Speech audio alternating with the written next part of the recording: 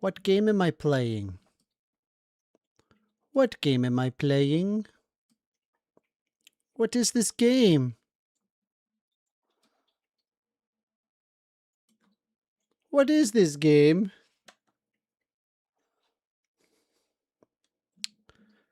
What are we doing?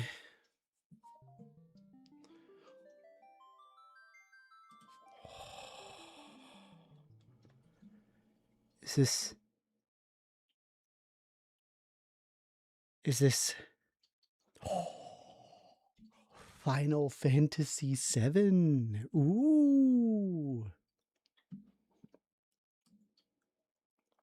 I feel like it has gotten to a point where you either immediately recognize this game or you have no idea what this game is at all. Back in the day, you were not a gamer unless you recognized this game. Like right from the gate. But now it's gotten so old that not everybody remembers it, you know? Like the Zoomers, they're just like, what is this? What is this sword? They have no idea what that sword is. Is that Halo? Is that Master Chief? All right, hold on a sec. Let me gotta let everybody know that I'm streaming. We're taking calls today. Is that? I'm taking some calls. All right, give me a second. Let everybody know. And everyone. Streaming live.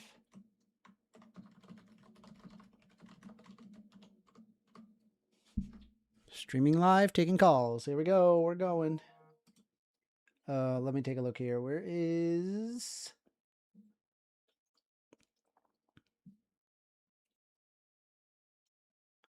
I think we're good. All right. Let's just get going.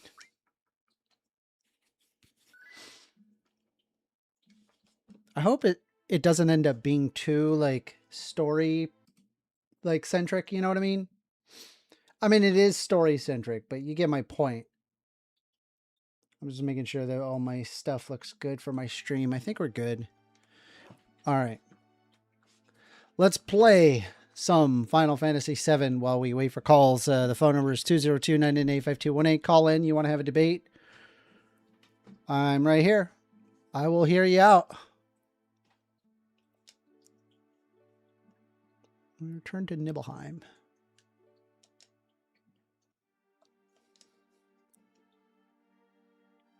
Biggest building in Nibelheim. The villagers used to call it Shinra Mansion. Long ago, people from Shinra used to live in that mansion. Okay. There be the people.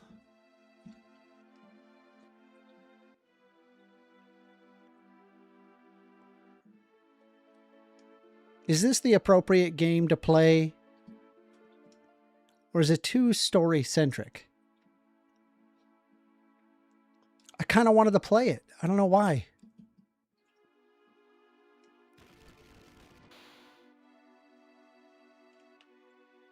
All right, so I'm controlling the character. We're moving it around.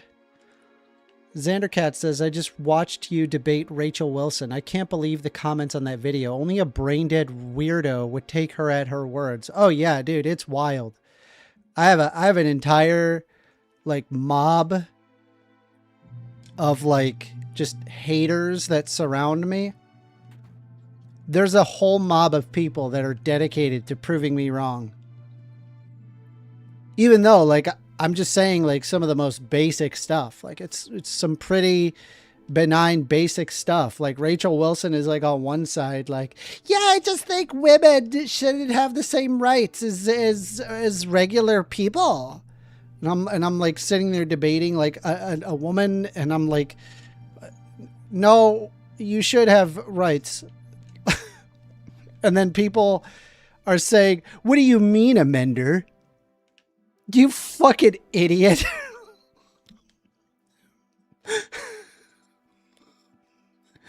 You fucking idiot. Women aren't equal. Don't you know that discrimination is good, Amender? Don't you know that the fall of the West is coming?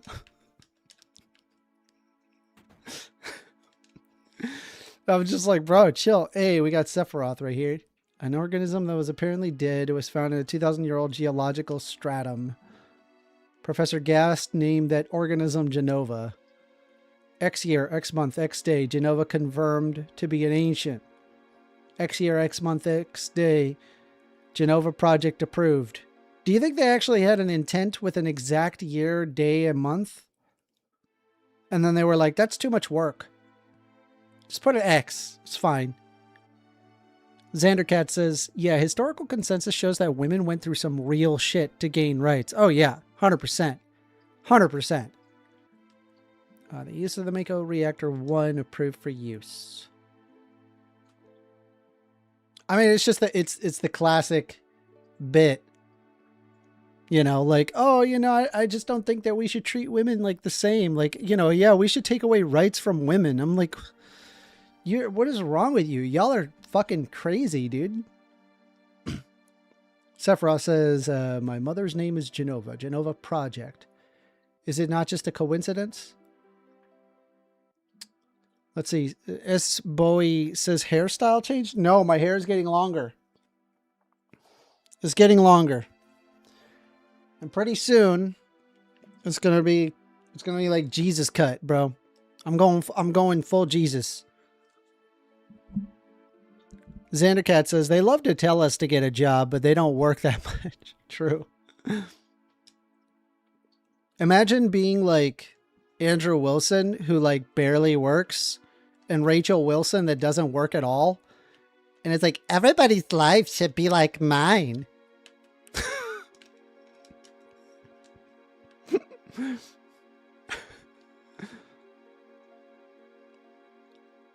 What does Sephiroth say? Let me be alone. Okay. You know there's a hot topic around the corner, right, Sephiroth? You're gonna talk to something here. So I was talking to my friend about Final Fantasy VII. Come over to my house. They saw me playing this game. And they were like, what is this old game? What is it? It's so old. He didn't sound like that, but you get the point.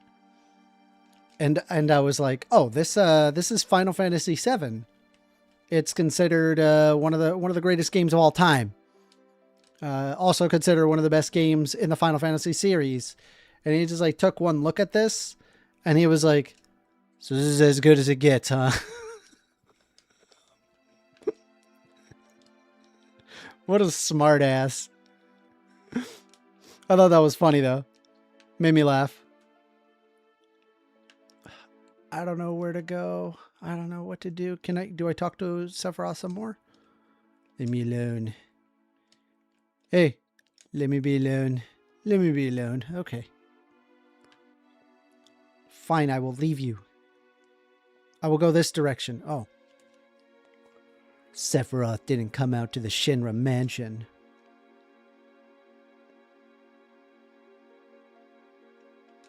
He's reading all the books.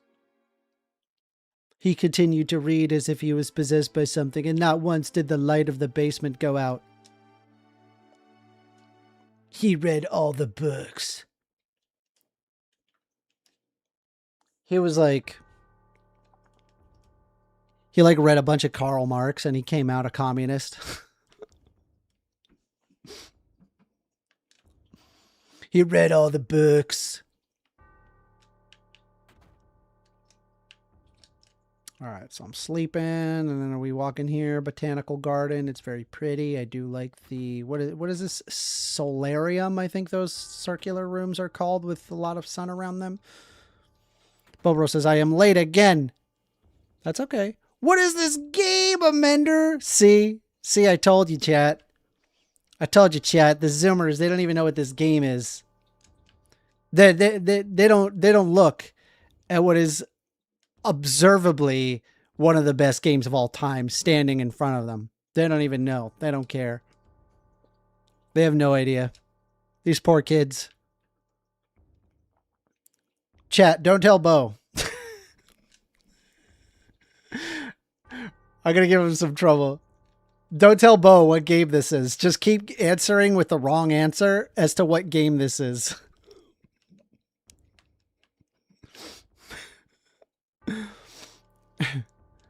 This game, this is Legaia. Yeah. Actually, no, it's not Legaia. It's Quest 64.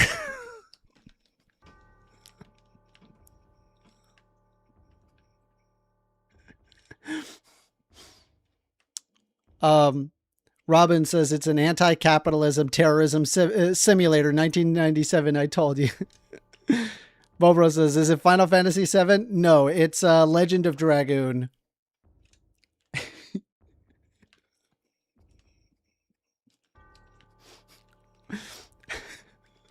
Just kidding. It's Chrono Cross.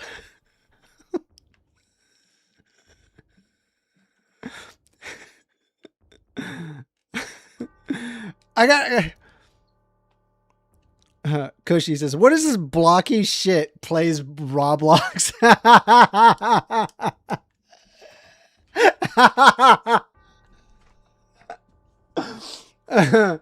Robin says, also, Quest 64 was based, not gonna lie. Oh, yeah. I never played Quest 64, but I remember looking at that goofy-ass haircut that Quest 64 character had. We gotta talk about that haircut. Because I was like, bruh, like I think I was like 12 and I was just like, dude, that ain't right. Hold on, let me see if I can pull up Quest 64 real quick.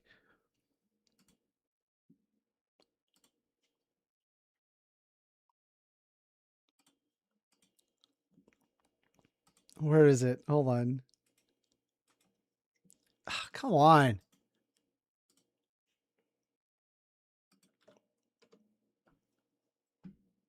Here it is. Hold on. Bro, what is that? What do they do to your hair?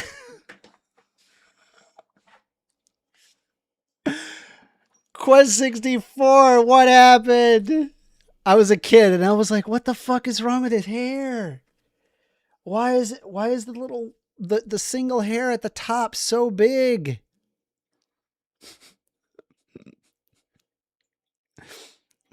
Oh, it's so funny. Robin says, First Amendment, you should explain the plot of the game up until this point. LOL. Okay. All right. I'll do my best. So you're in a group. You're in a group of people. And the group of people, they are environmental terrorists. You are part of the environmental terrorist group. They have something that is analogous to oil, and it's called Mako energy.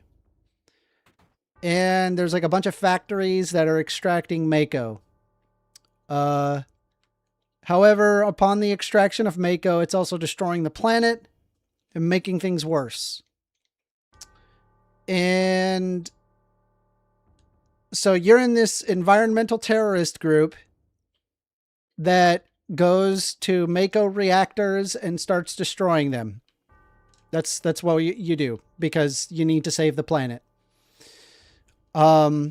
You're destroying all of the Mako energy cells, and the president that extracts the Mako is called Shinra, and Shinra is apparently really evil, really bad. They decided to destroy a bunch of poor people's houses and the platform fell because they wanted to stop the environmental terrorists.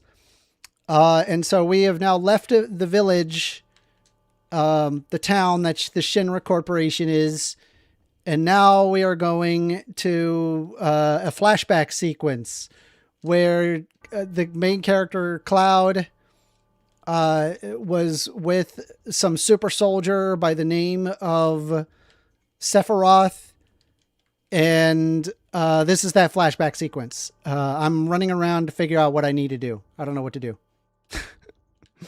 There you go. That's the whole thing.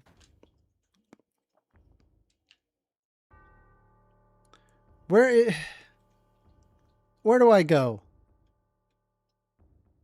Por favor. Robin says blowing up reactors, which is bad. Is it bad to blow up the reactors? I thought we were doing the right thing. Don't spoiler this game for me, because I have not beaten it, and I want to beat it. Do I talk to these people? There's nothing that'll harm the town, right? Why?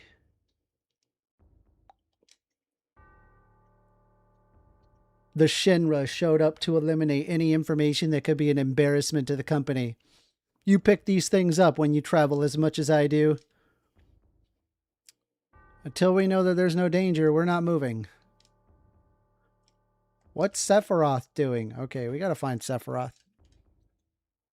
In my honest opinion, it's kind of bad overall. Probably. Bobro says, so you're just a terrorist, Amender. So yes, in this game. Yes, I am my character, the character Cloud is an environmental terrorist. Like unironically, he's just that. All right, here we go. I think I walk in here. All right, we go down here. Let's go back and talk with Seffy Weffy. Let's see how he's feeling down there.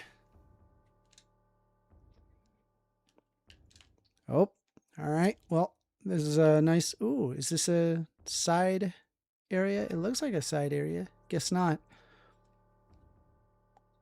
Call ice, Lamau. That's funny. Ha ha ha. Says Sephiroth. Oh no. Who is it? Traitor. Traitor? You ignorant traitor, I'll tell you. This planet originally belonged to the Cetra. Cetra was an interrent race. They would migrate in, settle the planet, then move on.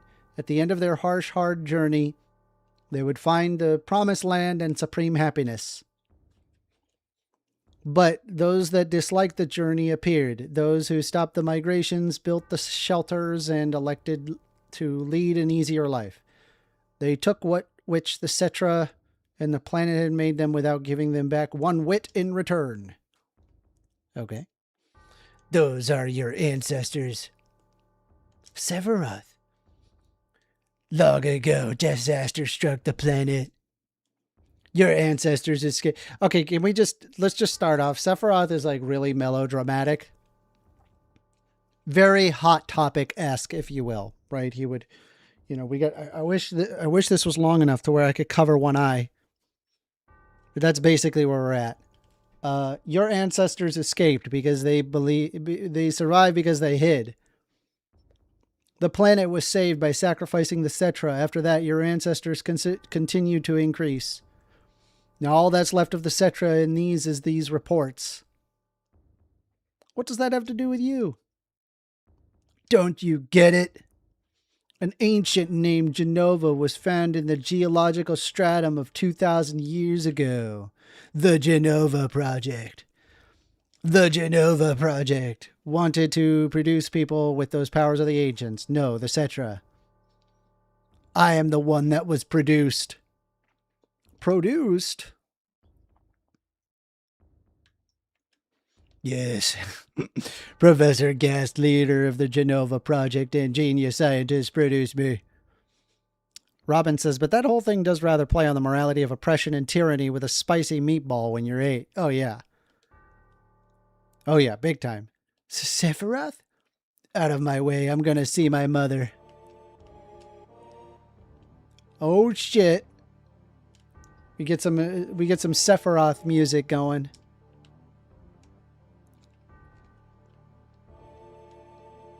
We got some of that Sephiroth music. Anyway, so I decided that I was going to play this game because I had gotten the Final Fantasy VII Remake on Steam. It was on sale. And I was like, I'm going to play it. Yay. And then I was like, but I never beat the original Final Fantasy VII. I mean, I played it a little bit, but I didn't actually beat it. And I was like, man, I need to beat that game.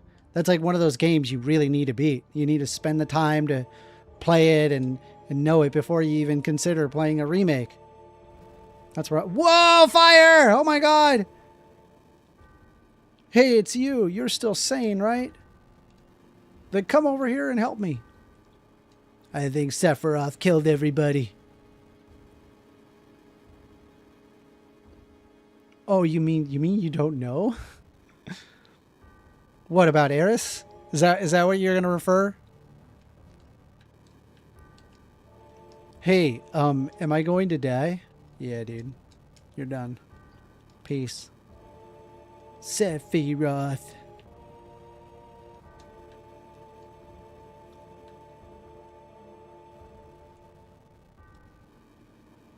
What do I do? Terrible. Sephiroth, this is too terrible.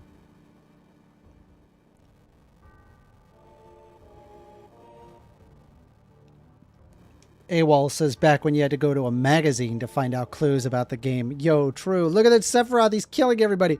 Whoa, cinematic. Cinematic. This is kind of cool. I'll take it. It's kind of cool. This would have been fire if I was a. That would have been like, whoa, this is a really cool game. That is a Mako reactor, by the way. We are also taking calls. Phone number is 202-998-5218. You want to call in, have a discussion, we can do so. If not, we're going to continue playing some Final Fantasy VII. I hope you guys enjoy. I am not a good player. I never claimed to be a good player. I'm just a regular player. I like playing lots of video games, especially old ones. Sephiroth? Sephiroth did this to you, didn't he? Sephiroth, Soldier, Mako Reactor, Shinra, everything.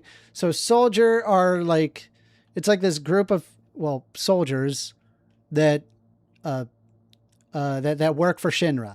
There you go. And apparently Cloud is a part of that. I hate them all. Hello. Hello. We're going to go over here now. Oh no. Mother, I am here to see you. Please open the door. How could you do that to Papa and all the townspeople? Robin says they advertised it like it was going to blow your nuts off. Yeah, I mean, it's a pretty cool and intense game. Like, no, Tifa, no, Tifa gonna die. We gotta stop Sephi Weffy. Are you okay, Tifa? You promised that you'd come when I was in trouble. No, I'm dying. Uh-oh. Uh-oh. Are you gonna put him in one of the reactors? Hopefully not. Don't do that.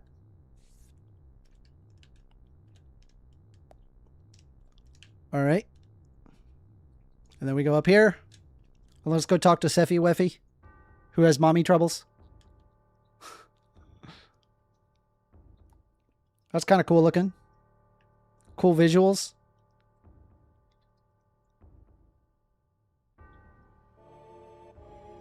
Dun, dun, dun. Dun. Mother, let's take this planet back together. I've thought of a great idea. Let's go to the promised land. Sephiroth, my family, my hometown. How could you do this to them?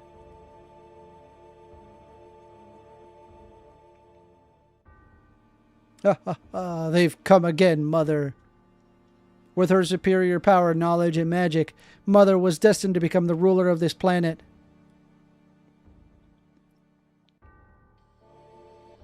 But they Bobro says, we went from these graphics to near photorealism in less than 50 years, or maybe 50 years. He thinks this game is 50 years old. Bobro.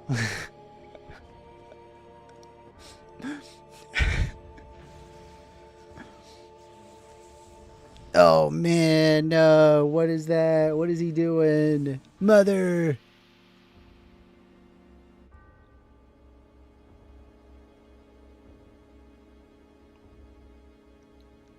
Is that allowed to show on Twitch? What about my sadness? My family, my friend, the sadness of having my hometown taken away from me.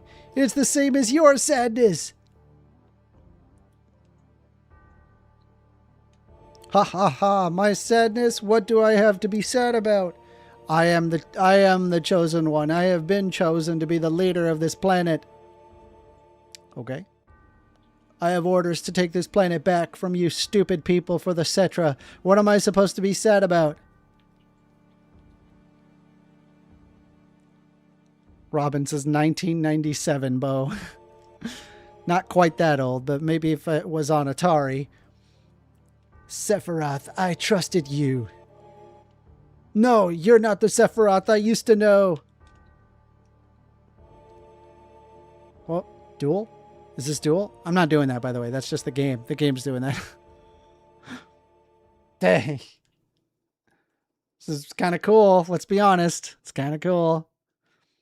And that's the end of my story. Wait a damn minute. Ain't there more? I love how, like, they gave Barrett jive. I don't remember. Like, it's written. They wrote in jive. What happened to Sephiroth? In terms of skill, I could have killed him. I couldn't have killed... Okay, yeah. I could not have killed him, yes. Official records state Sephiroth is dead. I read it in the newspaper. Shinra Incorporated owns the paper, so you can't rely on that information. I want to know the truth. I want to know what happened then. I challenged Sephiroth and lived. Why didn't he kill me? I'm alive too. Seems like a lot of this doesn't make sense. What about Genova? It was in the Shinra building, right? Shinra shipped it from the Nibelheim to Midgar. Did someone else carry out after that? It was missing from the Shinra building. Sephiroth? ... Damn! Don't none of this makes sense. See? They put it, they typed in the jive. I'm going, gone. And I'm leaving the thinking to you. Yo, Cloud, let's get a move on. Right. Let's go. Yo, come on, let's go. All right, let's do it. Oh, brother. ... Cloud? How bad was when Sephiroth cut me? I thought you were a goner. I was really sad. The ancient Citra, Genova, Sephiroth, and myself. Let's go. Barrett is waiting. Let's go. What a fascinating story, says Red the 13th. Oh, by the way, we have a lion. This is... this is just, I don't know, Steven Universe, I guess. We have a lion. Access to menu and select PHS, which can only be used on the world map or a save point. Okay. Will put us in constant contact with each other. We'll be going. Okay. Yeah, it's so we can select our party. 20 gil of light at night. No, move on. We're good. Then FF8 came out with this 3D scene transition and it made everyone junk their pants. It's true. It did. They did. Let me see here. So we have... Yeah, so here's the PHS, but we're not there yet. I think we gotta be in the world or whatever. Tourists, huh? There's some things you should know that could come in handy when you travel around the world. Want me to tell you what they are? Sure. Let me explain how to use the world map. I'm good. I really, it's fine. I'm sure I'll figure it out. It's okay. I'll figure it out. It's fine. No, nope, I got it. Thank you. Yep, thank you. I'm good. Listen to me. Just because some guy in a black cloak walked east toward that grassy field, and he's got this killer sword, and he's looking real scary. I heard President Shinro was killed, and his son Rufus, the new president, was badly hurt. And I bet that is news to you. Hey there, pretty clued. Okay. The famous floating city, Midgar. Just once I'd love to see it in person. It's pretty shit, bro, not gonna lie. Robin says FF9 didn't have that, but it was a more traditional game for the serious, more like 5 and 6. Then 10 happened. That's a story for another time. Dude, I loved Final Fantasy X. That's my favorite Final Fantasy by a long shot. Mother Cricket says, video games are for losers. Okay. And here you are watching someone play a video game. What does that make you? Yeah, you can always call in. All right, let me see here. Peacemaker? Peacemaker. What is a peacemaker? Let's look that up.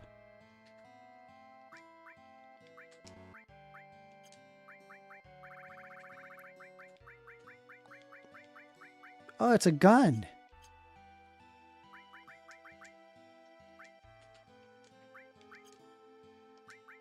Does Tifa use gun? No. Who used gun? Who used gun?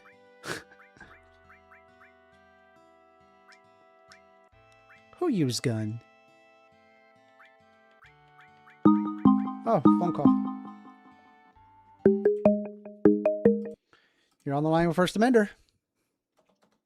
Hello, sir. I'm here to debate a woke liberal. What's your name? My name, like on Discord? Or whatever you go by. My name is Max. That's my real name. All right, Max. What you want to talk about? Yeah, we could choose any number of topics, I suppose. We could do gay marriage or abortion or immigration. What are you into? We could start with the first one, gay marriage. What are your thoughts on gay marriage? Yeah, so I'm an Orthodox Christian, so I approach gay marriage from a traditional Christian perspective, which is that marriage is between a man and a woman. It's a religious institution set up for the purpose, for two primary purposes. The first one would be the creation of children, of new life, and then the second would be like the joining together of the souls of the two partners. Yeah, I mean, you could do that. What's your position? I just think people should be able to decide what they do with their life. And so if you have like a gay couple, they have a right to get married. Yeah, but I think we have to consider that, like from my position, a position of Christian ethics, homosexuality would be something that we shouldn't encourage as a society. So to instantiate like their right to marriage through the law, that would be a form of encouraging homosexuality. No, I mean you could choose to not do that. Choose to. Yeah, you just don't do the thing that you don't like. Oh, like choose to not be gay? Yeah. Yeah.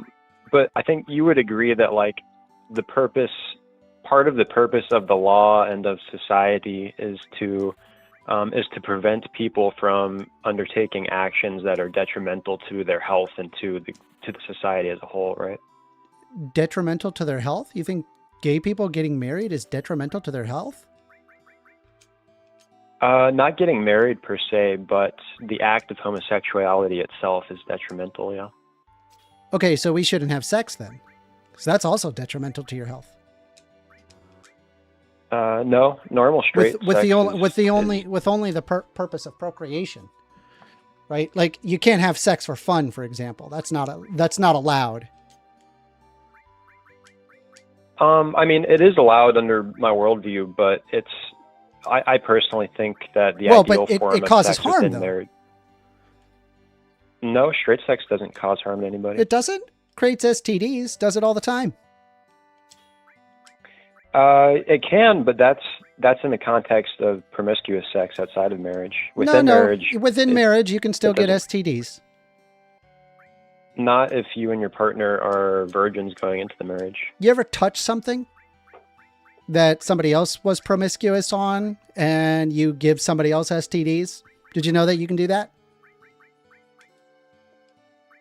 Touch something like an object? Yeah, like, there are things that there are STDs that exist. Yeah. So nobody should be having sex unless for the express purpose of procreation, in your view. In order to maintain logical consistency, you would have to agree to this. No, and that's the fact that you can contract an coming in. Why don't you help me out then? Because it doesn't really make any sense for me. It's not logically inconsistent for me to say that. Well, first of all, I think that you can have sex within marriage for the purpose of pleasure or satisfaction. But you were arguing on the basis you were arguing under the basis of harm, right? So I'm pointing out that you should not, because you would be causing harm to another person. You should not be having sex. In fact, you shouldn't even be getting into a car because it's harmful. No alcohol, no getting in cars. In fact, you should probably be in like a plastic bubble. Well, because you're arguing that that having gay sex is harmful, albeit it's harmful to a minor degree, to a very tiny amount. So I would assume that you would be perfectly okay with things that are also minorly harmful, such as getting in a car, and that we should ban that as well, right? Because that would be logical. That would be logically consistent. Or are you just like arguing on the basis, or are you just arguing on the basis of homophobia? You know, you don't actually have to abide by any of these things. You could just let gay people be gay, and they could just like live their life, and then you can live your tradcon life. What's wrong with that? Well, you're making the same argument as if I said, you know, just let people be heroin addicts. I'm pointing out the logical inconsistency in your position, right? You were arguing on the basis of harm, but really that's obfuscating the fact. The fact is that you're just there to use your religion to want to control people. That's what you're doing. Right? You don't actually care about the harm thing. You'd rather just subjugate groups of people, because if you were concerned about harm, you'd probably look at things like global warming and be like, well, that's a problem. We should probably do something about that. Right. Or you'd look at things like, hey, maybe we should be spending less time with guns, or maybe we should spend less time with being in cars. But you don't argue any of those things, do you? You don't know my position. You don't know my position. Do you argue any of those things? I don't think those are actually relevant to the topic that. Okay, so you're epistemologically, epistemologically, you actually have a contradiction within your worldview. Right, because you're concerned about harm. You haven't demonstrated any. I have. You're concerned about harm, and I'm giving you options of things that are even arguably more harmful, such as getting in a car. And since that causes more harm, since you want to ban gay sex or people being involved in promiscuous sex, you'd be perfectly okay with banning things like cars, because it's more harmful than just promiscuous sex. No. Why would you not want to ban something more harmful? That's totally absurd. Why would you not want to ban something more harmful there? Well, first of all, you can't even. Why would you not want to ban something more harmful there, bigot? Hold on, let me speak. You first of all, why don't you answer the question? Why don't you ban something more harmful? I'm answering the question. Let me speak. All right, go for it. You got this. How do you demonstrate that getting in a car, for example, would be more harmful than having promiscuous gay sex? Well, people don't usually die from having promiscuous gay sex, but you do die by being in a car. People die all the time. Yeah, literally day in and day out. Well, HIV is actually completely preventable. And there's also the fact that you can have straight sex and get HIV. So that's beside the point. Why don't you want to ban something more harmful? 99% of people who Hey, how about you answer the question? Of new HIV cases are Hey, buddy. Why don't you answer my question? Why don't you ban something more harmful?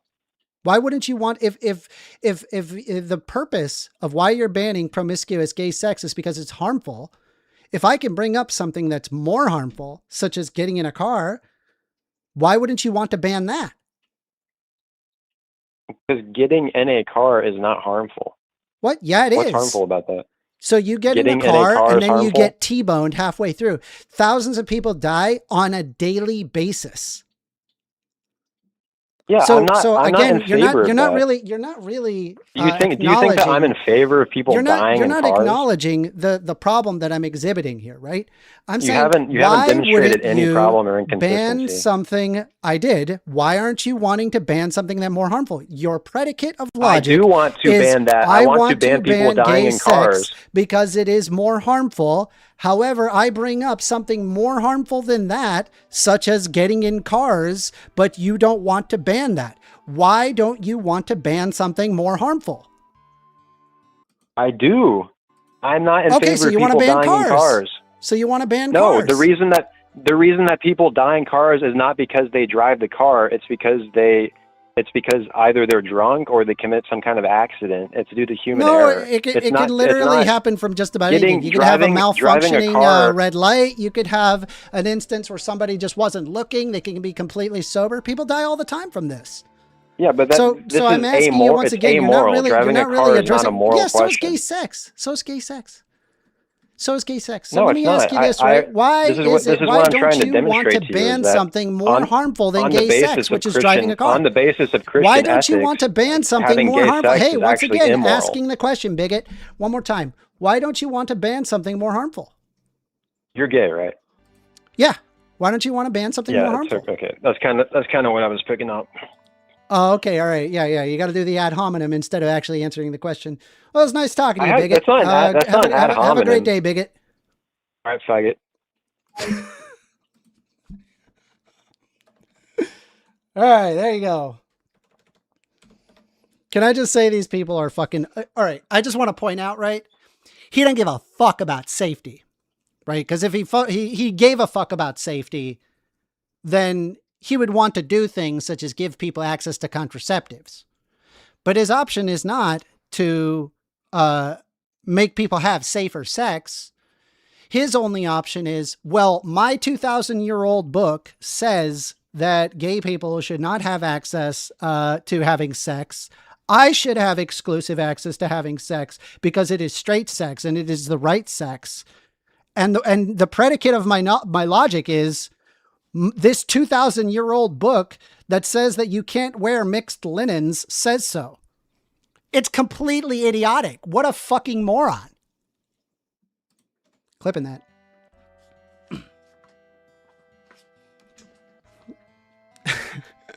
Technicalist says, I don't need to have sex insurance.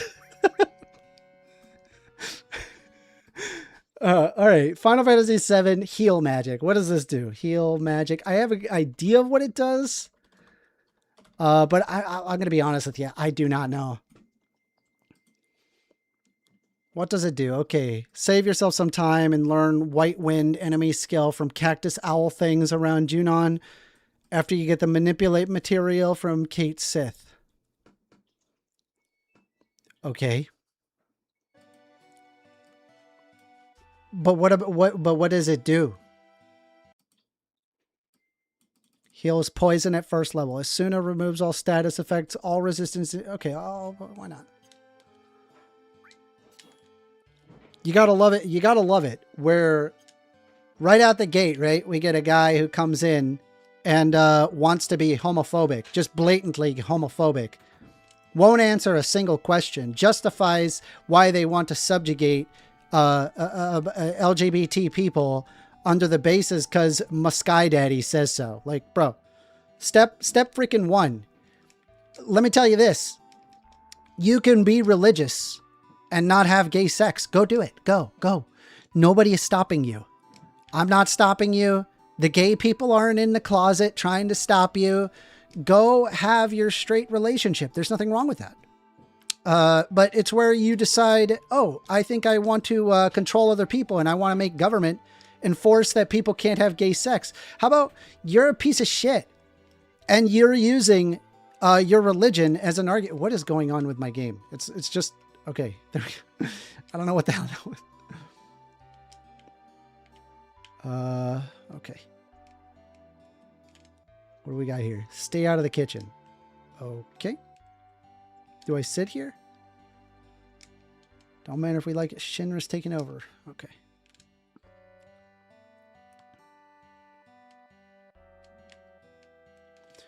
Robin says it resists blocks status attacks, boss. Yep. That's kind of what I assumed it did. I wasn't sure there. Let's see. Is it true that Shinra made a monster? Sure.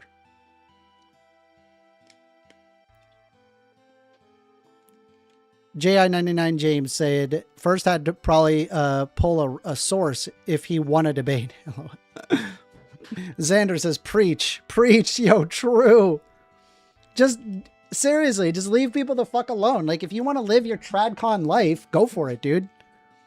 But I think you, like, suck if, like, you're using your religion. Like, you're basically no better than, like, an Islamic extremist that wants Sharia law in the United States. Like, go fuck yourself.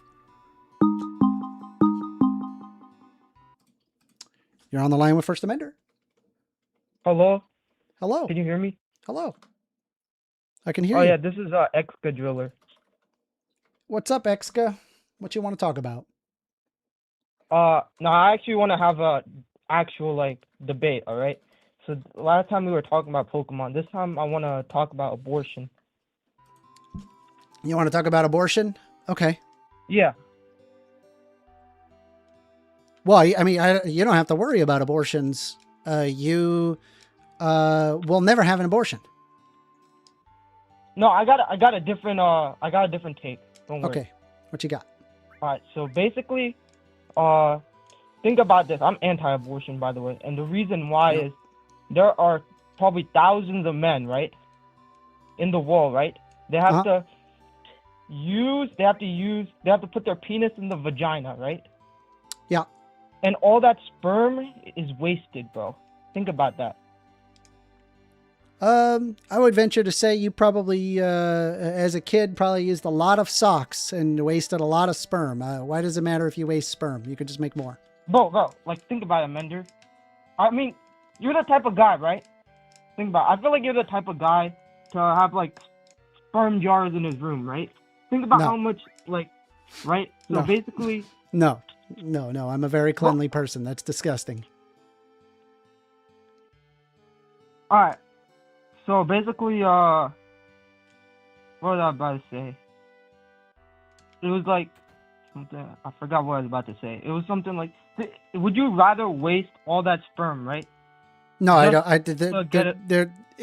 It's sperm. Sperm is not that valuable to me. I could just make more. Yeah, but think about it. The marginal cost is greater than the marginal benefit. I have no idea where you're getting marginal cost or benefit from sperm. Nah, I'm just trolling, bro. Is there anything you wanted to talk about? Nah, I'm good. All right. Good talk, Exka. All right. See ya. Bye-bye. That was a weird call. Sperm. All right. We are taking calls. Phone number is 202-998-5218. If we get no calls, no problem. I'll just play some more Final Fantasy. Right now, I'm kind of like exploring everything to see if I get anything. I believe I got to go east to follow Sephiroth, I guess. JI99A James says, that was awful.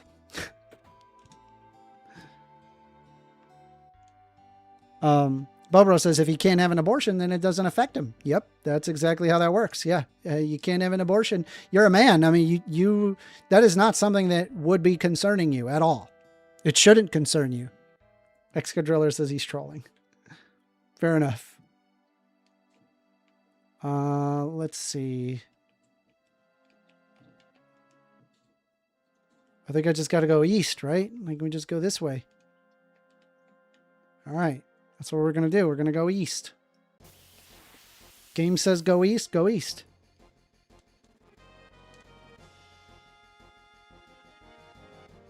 Dude, look at these motorcycle dudes. Kind of cool. Let's see, can we steal?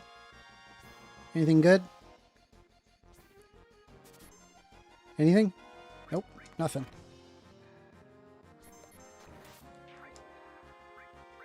Big shot.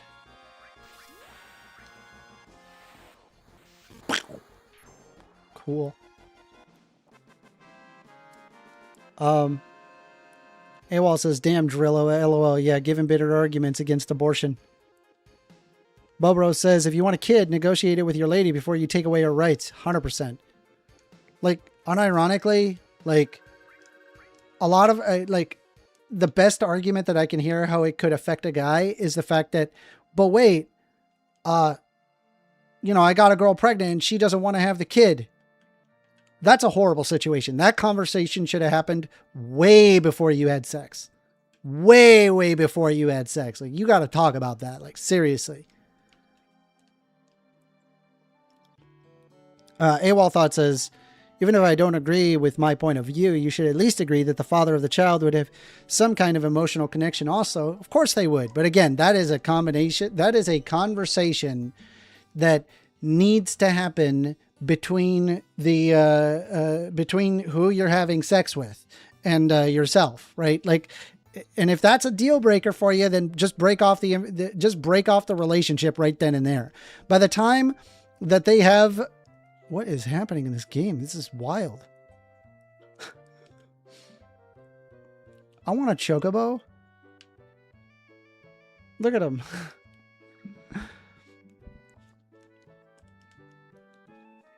Let's see. Centrist Perspective says, I'm curious about the different sets of morality systems people use. May I call in a bit? Sure. I don't know what's happening in this game. Chocobo. Chocobo is I got a choco mog materia. Okay. What does that do?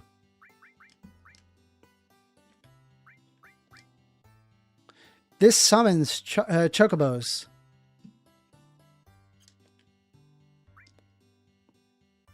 I say we give Tifa the choco mog materia. Sounds awesome.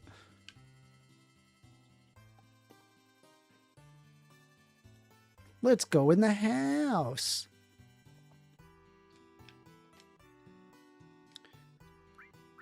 Yeah. I don't know what I just said yeah to.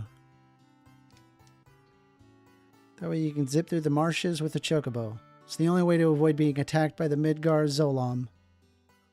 Midgar Zolam? It's a serpent-like creature that's over 30 feet tall. It picks up footsteps that enter the marshes. And then, bam, it attacks. To avoid that, buy a chocobo at the Chocobilly Chocobo Farm.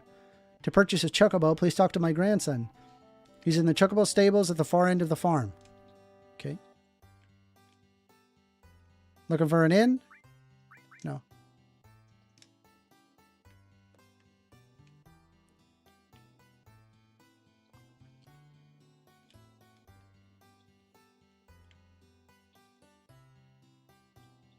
Can I go in here? No. Can I go up this ladder? No. All right, let's go into the farm, the barn, I guess. Robin says, I think part of the problem is that with the outlined hypothetical is that people aren't being truthful with themselves or with their partners. The problem goes deeper than abortion anyway. I agree. Again, like, I just think the mother is the one that has to go through that. And it really just should be up to the mother to decide if they want to undergo the life-threatening procedure that is a pregnancy.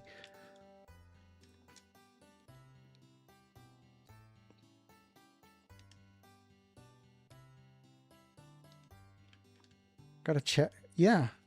How do I catch a chocobo? That's a good question. Always appears with it, but you won't be able to catch it because of the monsters. That's why you must defeat the monsters first before you catch the chocobo. And then?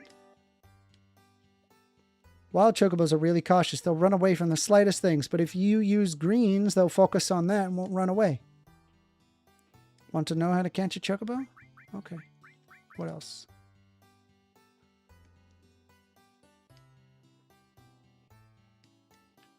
Okay. All right. GI99 James says, I couldn't imagine having nightmares or the emotional toll of having an abortion does to somebody. 100%. I'll sell you the chocobo lure for 2,000 gil. Sure. Why not?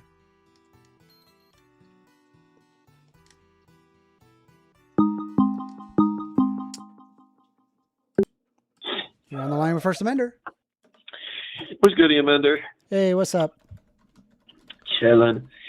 So, I did want to talk. I was curious, like, I was thinking about morality questions, but I am reading side chat, and I think it was AWOL or Jay. Yeah, AWOL said something interesting. He said, it also works in reverse. If the man is unwilling to have a child and the woman has a child, he is then on the hook for child support the rest of his life. Yes. So this is very interesting. So it's like, so the woman has the final say, and even if the dude doesn't want it and he's forced into it, she then is going to take money from him, basically. Yeah. Yeah, that's bullshit. Then. That's where it's like, then it's like, yo, if you're going to put a dude on child support, then it has to be 50-50. Like, you do not have a say anymore if you're putting somebody on child support. The child support only happens if you decide that you don't want anything to do with the child.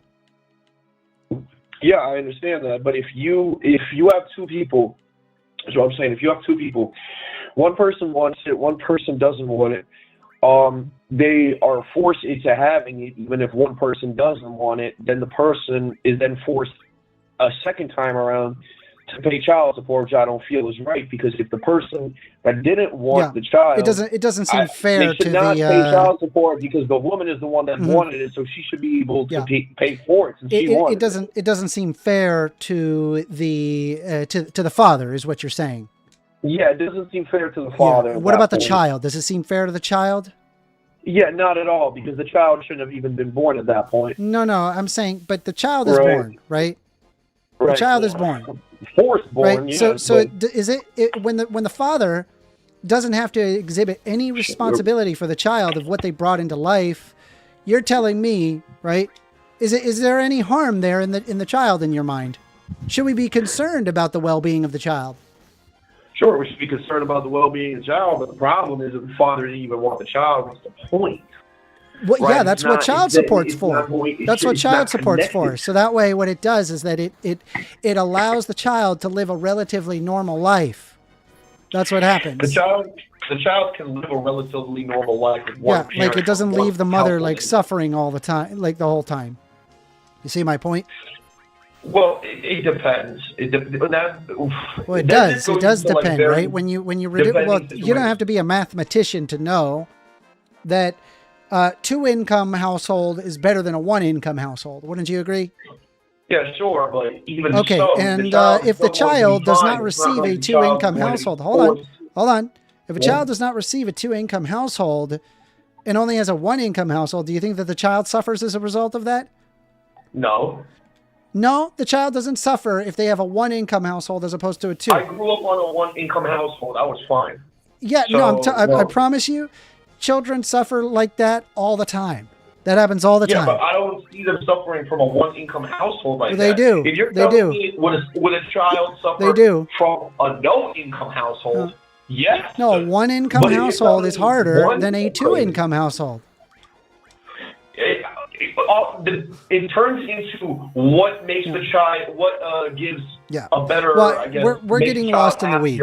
I think what you need to consider when it comes to any amount of child support, right? What a lot of irresponsible people do is that they associate the consequence on themselves and they only think about themselves. They at no point think about the well-being of the child. They want to revoke complete responsibility for their actions.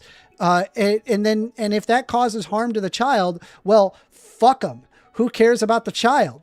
That's what a lot of parents think that is okay. And I don't believe that. I don't believe that. I think what should happen is that if the mother decides that they're going to have the child, the father needs to be on the hook for that, right? Because that would mean that there is less suffering upon the child. That's why. It's both people's fault, because at the end of the day, you're concerned about fault. I don't care about fault. It is. But I don't care about fault, Chaos. I don't care about who's at fault. What I care You of, what live- is the well-being of the child? That's what I care about. Right, but Who gives but a you shit just about who's said at fault? Who's at fault through this? You It's a said bunch that of like what do you think this is? Jerry Springer? if one person chooses to have the kid and one person doesn't, Yeah. it should be solely on the person. Yeah, no, what who chose matters to is have the kid's well-being of the child. responsibility It's a to take bad care of that situation. kid. It's a bad situation, but I'm saying let's make the best out of a bad situation and force people to have child support. Yeah, but you already forced the rights away from this dude to choose, and now Correct. you're forcing him again. Correct. The Well, woman's that's not what getting government forced into does. anything. Government the woman does just that all the fucking time. chooses, and she can choose a bad fucking decision. Now the child's born. Now the dude has to. Yeah. When she even specifically said, Yeah, don't for do the it. well-being of the child, they have to do that. No, Yes. not for the well-being of the Yeah, child. for the well. That's why Responsibilities child on the support. woman. That The is why woman child gets support absolved is of the all the thing. responsibilities. No, That's all I'm hearing. no, because what we want is we want children to live a relatively good life, right? And so having the monetary means necessary to survive is really important, right? Because you're talking about a compounding interest where over time, if the child is better taken care of as opposed to worse taken care of, this leads to better outcomes for pretty much everybody. And let's face it, right? At the end of the day, you're going to be old one day. And then when Sure. you're old that day, you're going to need those children to be able to live your life, right? Because you're not going to be able to take care of yourself. Nobody's going to be there to wipe your ass, right? There's going to be probably somebody's kid who got a degree in nursing and is now wiping your ass. That's what happens. Yeah, there you go. Yeah, and pull up to a nursing home. Yeah. I'm saying that's what happens. You get too old to work one day, and then someone's kid is taking care of you. Yeah, sure. But listen, at the end of the day, I'm just saying that I feel like we're not putting enough responsibility on the mother. See, you're in these stuck on the whole situations. fault thing. I don't care who's at fault. What I care is what's the best outcome for the child. That's not what I'm saying. I'm not saying. But whose you are. fault You're it is. I'm concerned. saying Your well, now I'm mind is thinking- no, wrapped up. Hold on. Your mind is wrapped up in the whole. Oh, the parents. It's their fault. It's this person. It's the wife's fault. It's the husband's fault. But when really, what matters in that moment is that child taken care of? That's the point of child support. Sure, but I would say that for the most part, even if a child would have a one-income household, they would be perfectly fine. But it depends. But they'd be better off with a right? two-income. They would be better off with a Okay, two-income. yeah. So but sometimes things child don't support. pan out. But I'm saying that So yeah, child support. forcing child support isn't a good thing. I will explain why it's not a good thing. All right, If why you is child force- support not a good thing? Okay, I'll explain why forcing child support is not a good thing. Right? That's a key word, forcing. Yeah. Right? Yeah, no, I'm perfectly okay with the idea of forcing Okay. child support. Okay, the problem then becomes is the father will not want to be a part of the child's life. Yeah, that's If why you have child don't- support. Hold on. If you don't force him, the father will be more inclined to want to give child support. If anything, the goal is to make the father want to take care of his child, want to give child Yeah, support. this is so it he under can the be there aspect for the that, okay, child. if they want the to, court if they forced want them, to, then you don't he's not need to going have to child want support. to They do would it. just be there for their child. And it would be a two-income household. That's just a regular marriage with a kid. That's completely normal. I'm saying what child support does is that it puts whoever wants to abandon the child on the hook monetarily so that way the child can live a relatively normal life. That's what child support is for. It's there not to punish the father or the mother. It is there to ensure that the child lives a relatively normal life. That's why they do it. That's respectable, but the way I'm perfectly okay with it. Perfectly fine, What's but wrong? the way that people go about it and react to it is different than what it's intended. Yeah, people to look be. at things in terms of I can fault, like intend who's things at to be fault. however But that's they stupid. are. But if people are taking it in different ways and destroying kids' lives because of it, that's the problem, right? No, And people I look would at rather things have in a terms of father who's at want fault. to I mean, give child oh my support God. as opposed to People having look at forced things, for it. oh my God, people look at things in terms of fault, like who is at fault. And then they're like, well, I don't think I should be on the hook because it's their fault that they wanted to have a child. It is the most childish way to think about it, because at the end of the day, you're hurting somebody for your own freedom. And I'm not in favor of that. Okay, well, firstly, that's perfect. It's not even the case. Both That is the individuals case. put themselves in this position. Yeah, I'm they just saying did. that if I'm saying one that the individual- state says you are not allowed to do that. You have to pay for your child. Yeah. And I'm perfectly okay with that. I disagree with that. I feel like this is why we have children with fathers that are not there and paying bare minimum child support because they're forced into it, and this is why we have this. Yeah, issue. and then what do you think would happen So, if we had no we can child keep going support? down They'd it, pay but zero. it's never That's what going would to change. happen, and then children would suffer more. Like, why Well, I why is disagree that with the point? Like, hold on. Do you really I think that disagree that society? they're going to suffer more. Let me ask you this: would society be Sure. better? Would it be better off if there was if child support was no longer a thing? Would society be better off? Genuinely, do you believe that? No, but society would be better so off. probably if, do the whole child hold support on, thing, right? Society, no, I can't. Hold on. Society would be better off if child support was optional. There we go. Society would no, because what people do when child support is optional is not pay the fucking child support. That's not the case. It's not the Okay, case at you're going to all, have people actually. who do pay a child support, and then people who go, nah, fuck that, I'm not going to do it. So yeah, that would be the case. There would be less people paying for child support.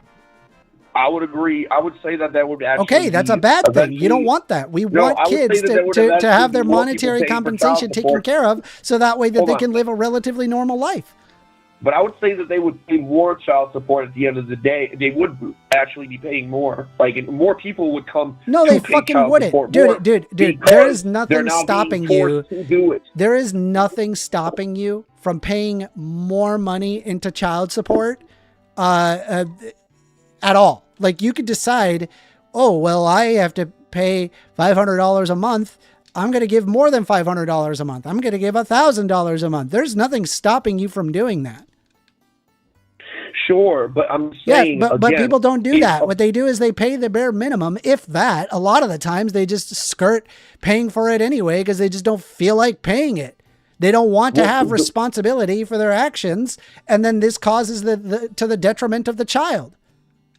The reason, if I would guarantee you that people would actually have that mindset of being like, yeah, let me pay $500, let me pay $1,000, if people realize there was a choice.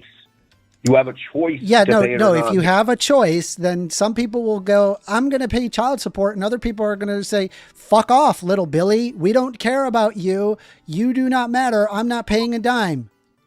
We can disagree. We can agree to disagree on that because I personally think No, what would that's happen not an is- agree to disagree. Think about it. Think about it Do for a we second. have If any you of your give studies people that the that's happened? choice, then what happens is people don't do it. They may not do it for a little bit, but then they'll all start All right. doing it more collectively. Why right. would they start No, doing it more collectively? No, you're wrong. Because Let's say- okay, well, I disagree with you. I'm Let's trying say to if I explain have why any feel like they action, would you it more do an collectively. action, X action. There's 100 people, there's an X action. You have to do this by law. Okay, there's going to be an X amount of people that are going to do that action, right? Out of the 100 people, right? Let's say it's like Right. 90 people, okay? And Okay. then the 10 people don't, they go to jail. All right, great, fabulous, amazing. Then you say, well, my argument is, what if it was the choice to do X action? Do you think that it would be higher or lower than 90? Think about it. It'd be lower, think right? that it Because would be- I think that it less would be people would lower choose to do the thing, because for- now you leave it up to people's choice to do so. Yeah, but hold on. I think it would be lower for a specific amount of time, and then it will go higher because people will realize. I have zero they do have a indication of choice, that. and their I have zero actions indication are of that. Actually, detrimental. I You don't have zero indication of that. Right? It's You- kind of you like don't it's have kind of any like faith in it's kind of like what society? we did. It's kind of like what we did with unions. That a similar argument was made regarding unions in the United States. Mm-hmm. They were like, well, people should be able to choose instead of like making it mandatory. And then what ended up happening is that there's just no fucking unions. That's what happened. That's what happened, right? Because when you leave it up to people and you don't have any like bite behind it, then all of a sudden people stop doing the fucking thing. Yeah. Yeah, but I feel like unions and children are a little bit different. I'm just But I saying don't as an know. example, like this is with Yeah, any yeah, policy. yeah. If you mandate something, more people are going to be doing that thing than if you don't mandate the thing. If you just leave it But I up would- as an option. But I think that if people are more attached emotionally wise to a specific topic, they'll be more inclined to do so. Well, no, they're not. There's going to be less people that will be inclined to do so. And that's proven. And I think by revoking responsibility upon the parents, And this, by the way, this counts for the mother as well. If the mother just like F's off and the father wants to take care of the child, the mother is on the hook for child support. It works both ways. I mean, right? This is because this is not there to punish men. This is not there to punish anybody for that matter. What it's there for is to ensure that the child can live a decent life. That's what it's there for. That's it. No, I agree. I agree with you for the most part, but the court system has been very skewed towards women in child support cases. You might have an argument to make there in 2008. It's 2025. That's no longer the case. I disagree. There are studies that show that is no longer the case. I will have to run through it, but I don't think so. But I don't know, because I really do feel like the courts would prefer the mother take care of the child as opposed to the father. But it depends. I'll go through the. It's entirely dependent on who ends up. What would be better for the child? This is another question regarding what is the best outcome for the child. Courts argue on that basis. They argue, hey, we're going to only take care of people on whatever the heck is best for the child. That's it, right? So if like the mother is like a crack addicted mother and then the father is like well adjusted and has like a home, they're gonna side with the father, period. Sure, but that's a very extreme example. Yeah, it's an extreme example. I'm just saying that's what happens, right? So, like, a lot of the times, the father ends up being more deadbeat than the mother, right? And the mother genuinely wants to take and has a more stable home. So then they're like, okay, it goes to the mother. The father has to pay child support. No, I agree with you. What I'm saying is, if both individuals, both parents, have a job, have a home, want to take care of the child more, the courts will predominantly align with the woman because they're like, well, both of them are equal. It's whatever. No, it's whatever. It's whatever is more beneficial to the child. That's what they do. That's how it works. That's the system. I don't know. No, that's not how. I don't know. That's what it is. That's how it works. I'll see if things have gotten better, and I'll go through it. Like you said, 2025 recently. I'll go through it. I'll see if things have gotten better in the court system. When I checked a few years ago, it was not good. So hopefully it has gotten better, and we're at a point where we actually do see and look for what's more beneficial for the child as opposed to being like, oh, listen, you're one, we're going to give you the kid. Now, a lot of fathers have had this. I know a lot of my friends have had this issue. So it's like, this is in the past too. So this is why I'm saying it's not recently. So I definitely want to dive a little bit more into that later on by myself. But no, good, very good conversation. Heck yeah. Yeah. Heck yeah. Good talk. Appreciate it. All right, you already know, brother. Have a great day. Peace. I'm gonna get a chocobo here. See if we figure out the chocobo. 13.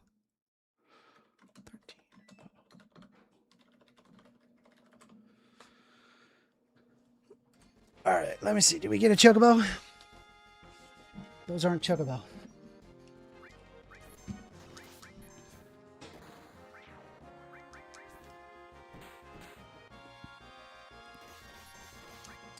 Let me grab some coffee. Give me a quick second. Just give me it won't take long. I'm gonna we'll play some Final Fantasy X music while we wait.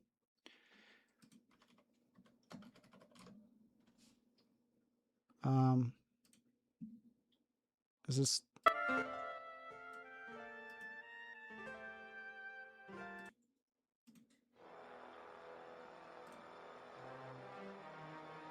Hold on.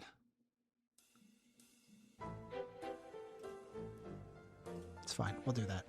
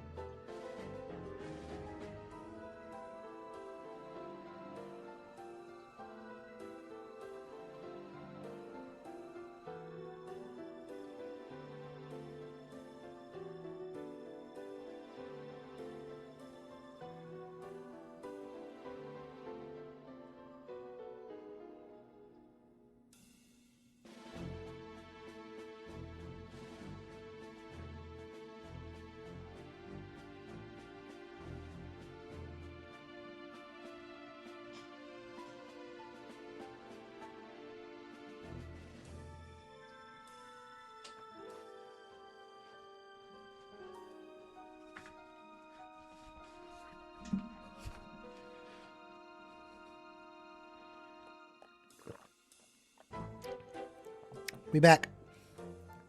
Excadriller says, why am I still anxious after that call with First Amendment? You don't need to be anxious. Why are you anxious?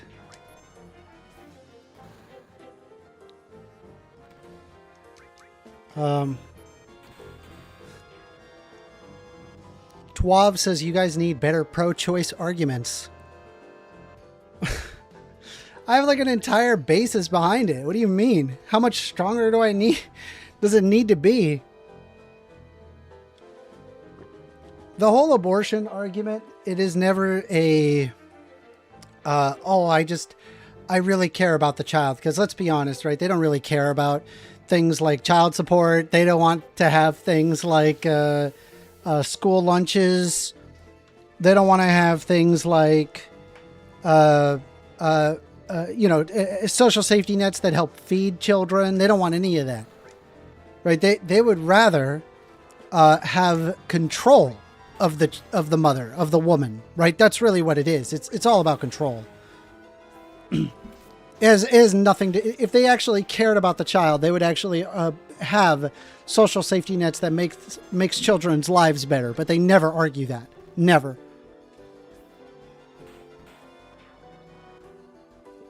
We got grass. Oh, sorry, the music. Let's see here. All right.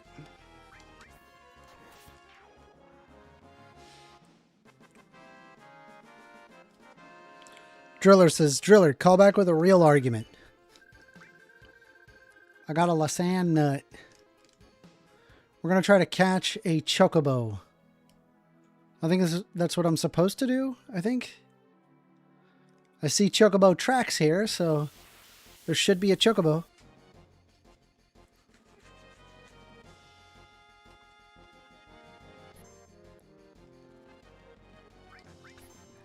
Those are not chocobo.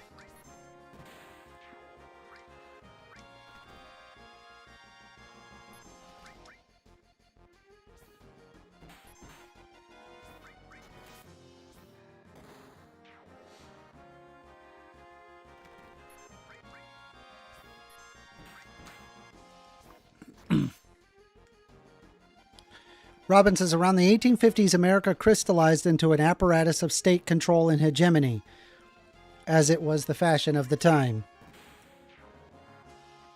Excadriller says, yo, was that chaos? That was actually good. Grenade bomb gained. Cool. I like that. We're going to keep rolling around here. I need...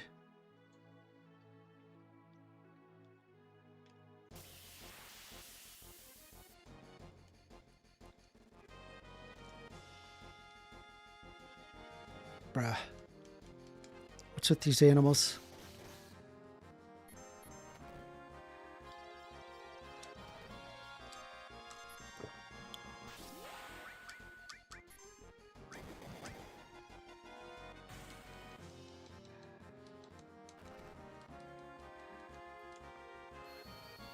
Aaron Clark says, Google how to tame a chocobo in Minecraft. Forever Rain says, Amender, what is your view on safe haven laws in relation to things like paper abortions? I have no idea what those words mean. I'll have to look that up, I'll be honest with you.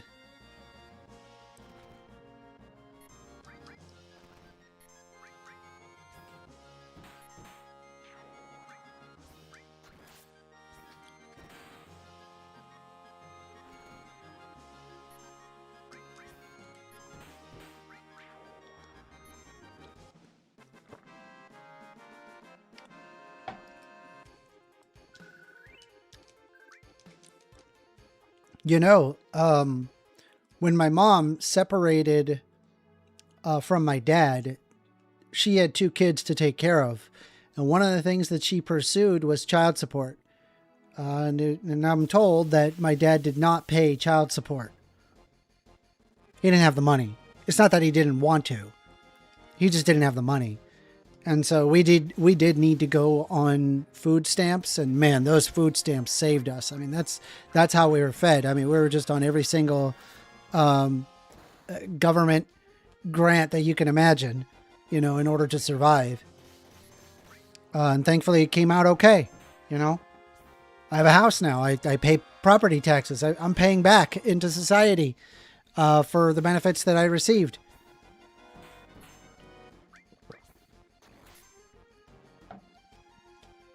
Robin says, question for the chat. Should the primary caregiver be made to work while raising a child?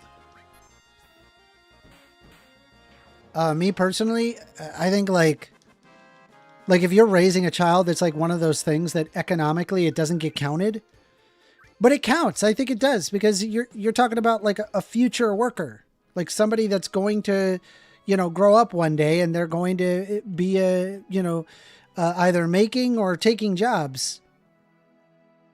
And I just think that we have to consider that.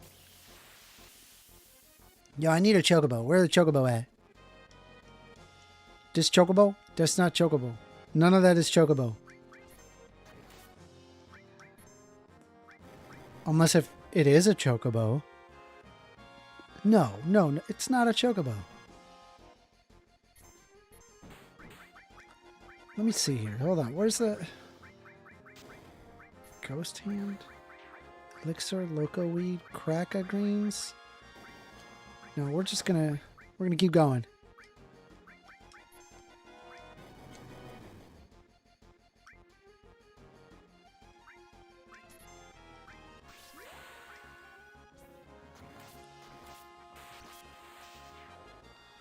Robin says the raising of the next generation should be the utmost concern.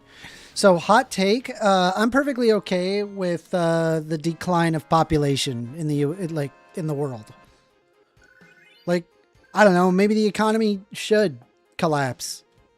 Like, if the only way that the economy grows is like infinite growth of people, I don't think that's sustainable. I really don't. Maybe it should collapse and we need to come up with a better system. Like, I'm just gonna be honest with you there.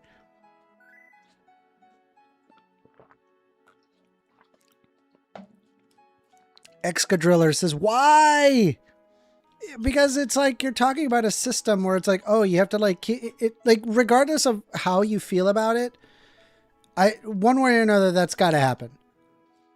It's not sustainable to keep growing the population endlessly and expect that it's going to be fine.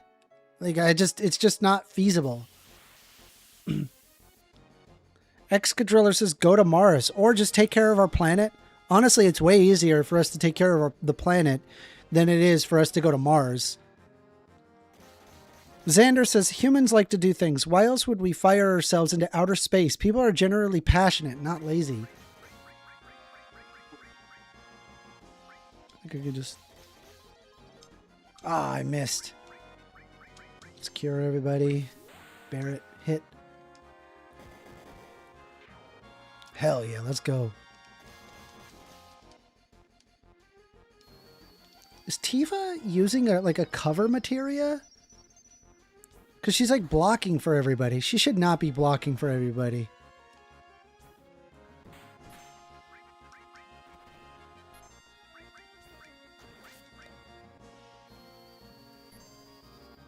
Robin says, we shit the bed about migrants taking jobs and entitlements, but not when it has to do with people being born.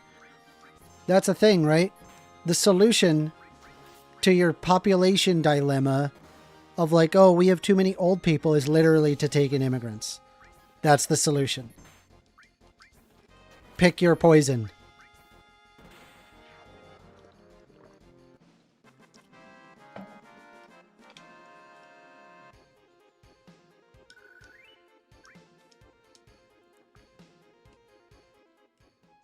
All right. I got to figure out what to do here. I don't know what to do. Let me look at the materia Tifa's got, because she's doing something here where she's like, she's got steel. That's cool. Yeah, she's got this cover. Look at that. It protects allies when attacked. I don't want that. I don't want her to do that. Oh, wait. This is the chocobo lure. This is what I need. Oops. All right. Now we can attract a chocobo, I guess.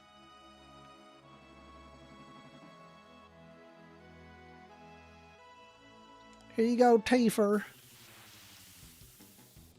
AWOL says, First Amendment, what do you think about punishment should be for somebody who isn't paying child support? I think that there should be a legal punishment, like monetary punishment or whatever, jail time, whatever is necessary. They should be paying child support. I'm sorry. Pay child support. Either be present for your child or pay child support. I think I got to use an item, right? I got to like keep it there. Hold on, let me see here. We're going to use cracker greens on the chocobo, I think. That's what I got to do. Enjoy the cracker green. Okay. Let's just make sure that we do not hit the chocobo. Okay. Good there. It even has chocobo music. I'm just making sure that I do not hit the chocobo accidentally. Wait, is it running? Is it running? It ran. Damn it. I need more of those greens.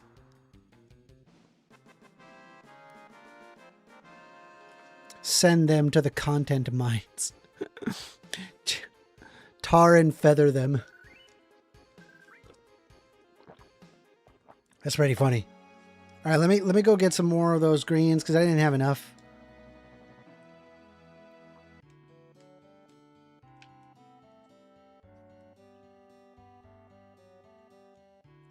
Buds McCool says, another day the stock market is doing great. The economy is doing great. America is top.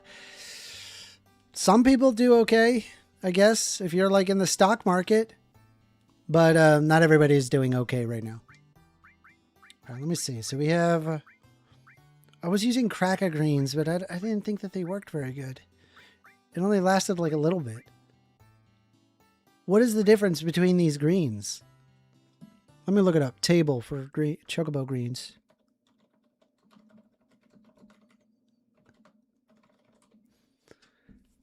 Greens. Let me look here.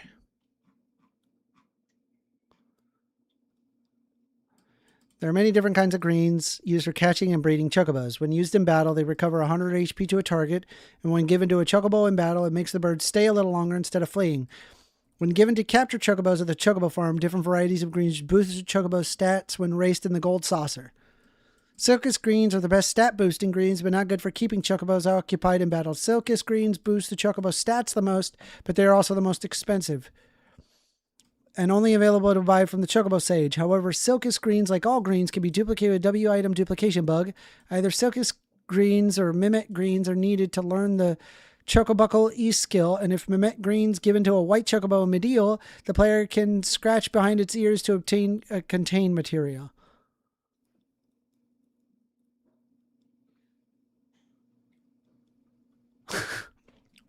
What?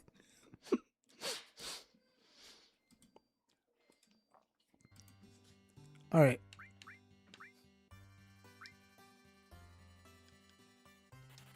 Let's just buy 5 of these. Let's catch a chocobo.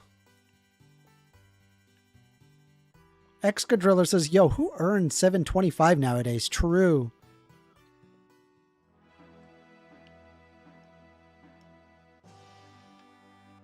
Let's catch a chocobo.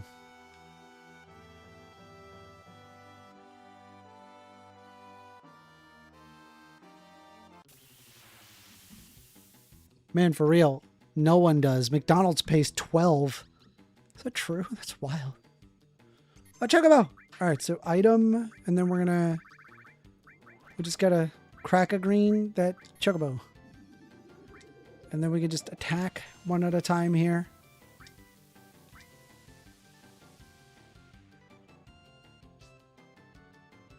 Here's your cracker green.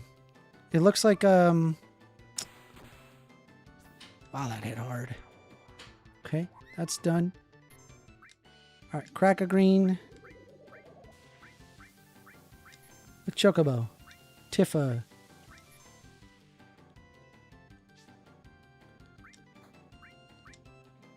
I'm just making sure that we do not hurt the chocobo. We're catching chocobos today.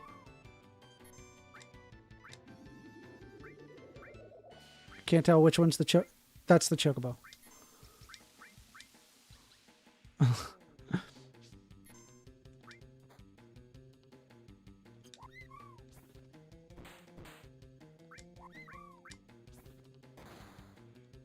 Is it gonna kill that stupid elephant thing?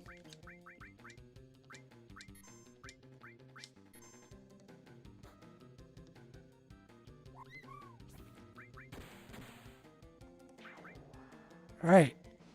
We caught a chocobo. Okay. All right, we got a chocobo.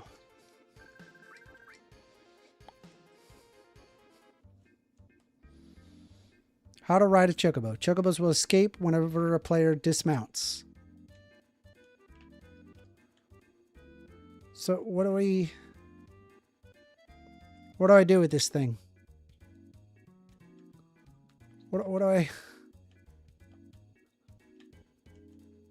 do I do with the chocobo?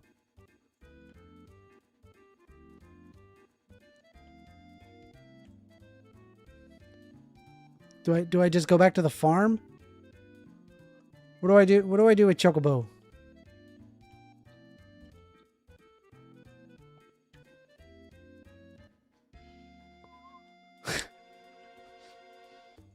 What do I do?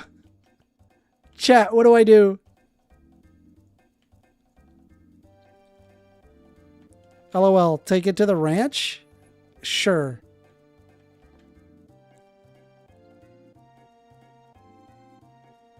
Boss, you can use it to cross the swamp and avoid the Midgar-Zolam fight. Where's the swamp? Is this swamp? Oh, shit. But I kind of want to do the Zolam fight. I want to fight that. That looks cool. Is it hard? Will I just like insta die? Is it like one of those fights where you just like insta die if you don't?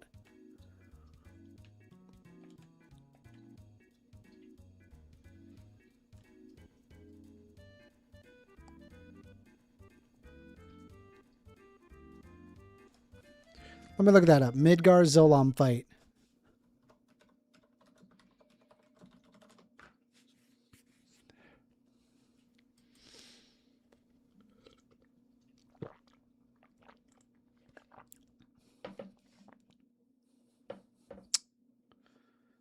You could probably beat it, but it does have strong attacks. Okay. I'm getting off the chocobo and we're going to give it a shot. Apparently my characters have sadness. Why are they sad? Why are they sad? Let's just use heal, I think. I think I can just use heal, right? Where's heal?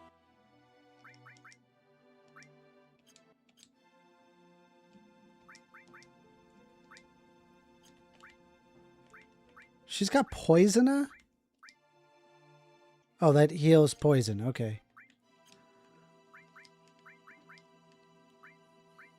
Fire and sense. I don't think I need sense.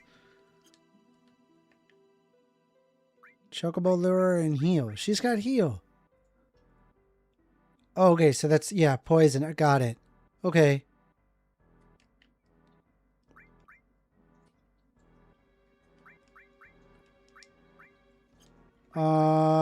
Yeah, why not? Let's just save and give it a shot. I mean, who cares? I die. By the way, we are taking calls. Phone number is 202-998-5218. Call in. You want to have a discussion, we can do so. All right, let's fight this thing. Yo, let's go.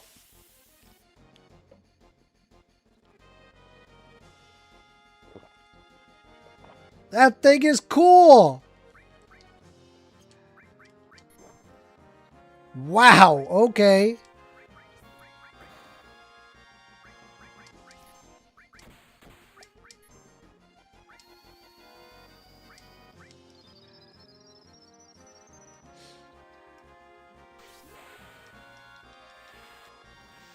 Boom.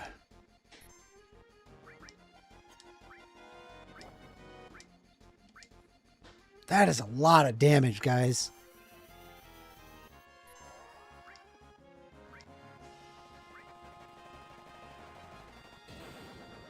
I like this.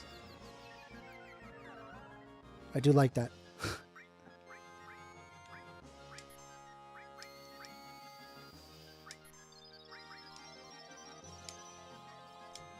Damn it. Bam. Man. God, that hits hard.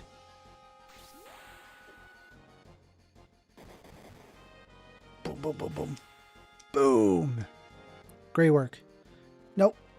What are you doing? What is that? I don't like that.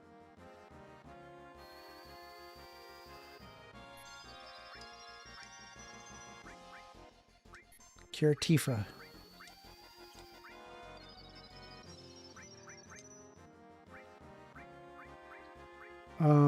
Can I even hit them at that distance?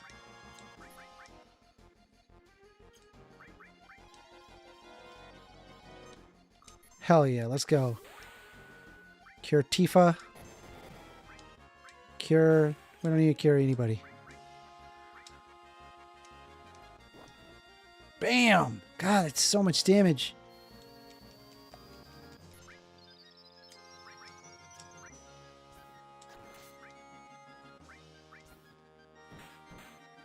We gotta cure Barrett. Dang.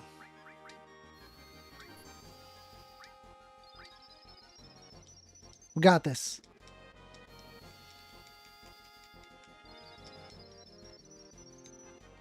We're doing it.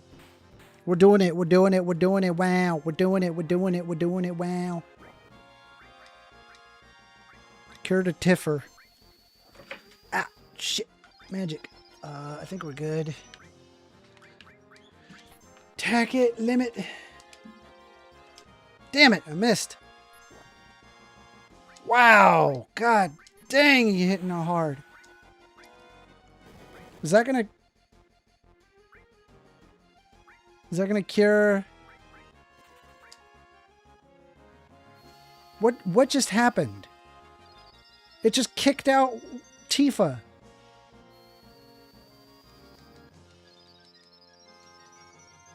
It just kicked out Tifa. Well, how do I get Tifa back?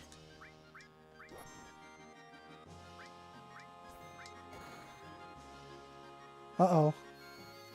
Where'd Tifa go? Chat, where'd Tifa go?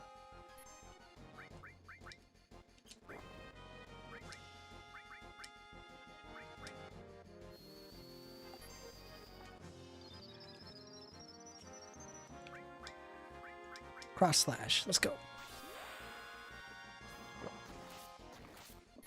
Where'd Tifa go? I need that. I needed the Tifa.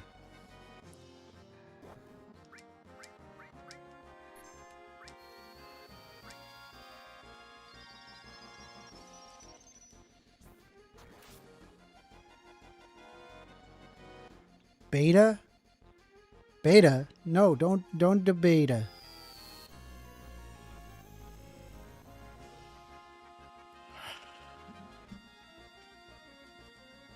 Bruh!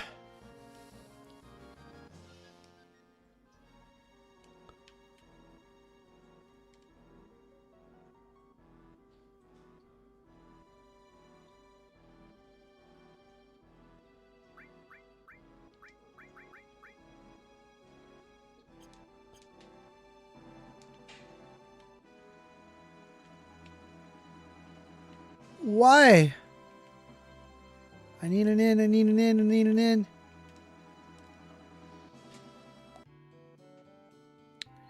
You learned that enemy skill though, right? It's so good. I have not done that. I need to make it into that inn.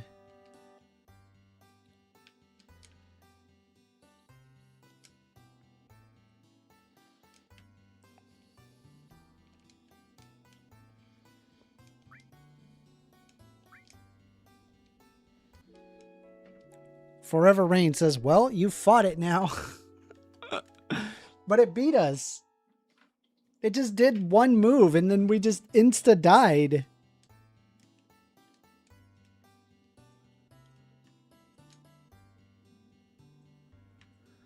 Wait, does boss understand how enemy skill works? No, I don't. I don't. Help. I would like to use it. Can I go back and use it on him? Can I learn the skill?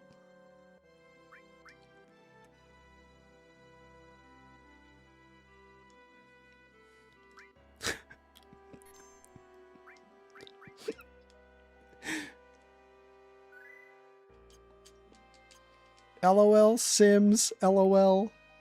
All right, hold on. Can I do enemy skill on this thing? All right, let's do it. Let's give it a shot.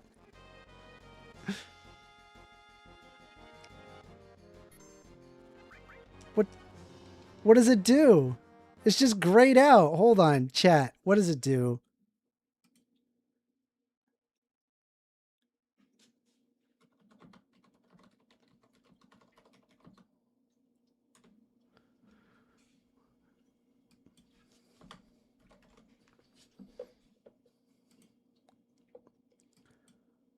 So when it's equipped, whenever certain enemies hit the character who has an enemy skill with certain attacks, you'll get the ability to use those attacks. Some are really powerful, like Big Guard with Cat's Reflect, which causes pretty much all non-damage spells to bounce back and hit enemies. The Barrier, M Barrier, which causes you to take way less damage in physical and magical attacks on the whole party.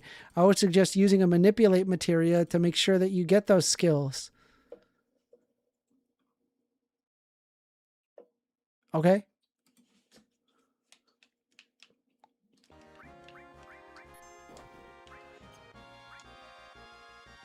Wait, can I like defend?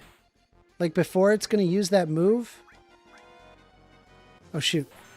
Cloud is like really low health. We're going to cure Cloud.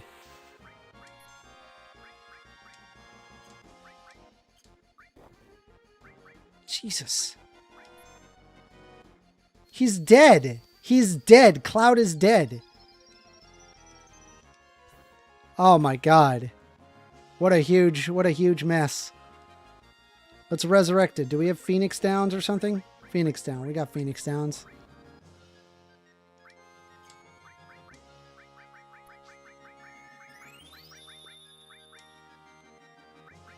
Let's do it on Cloud. High potion. Okay, good. Cure. Magic. Cure. Limit. Hell yeah. 2 years. Okay. Beat rush. Okay. Tech. Looks good. Somersault. Another 230. It's pretty good. 500 damage. Cross slash. I think I gotta like defend, right? I think that's what I gotta do. Just defend. And we'll be alright. When he does that, when he's gonna do that beta move.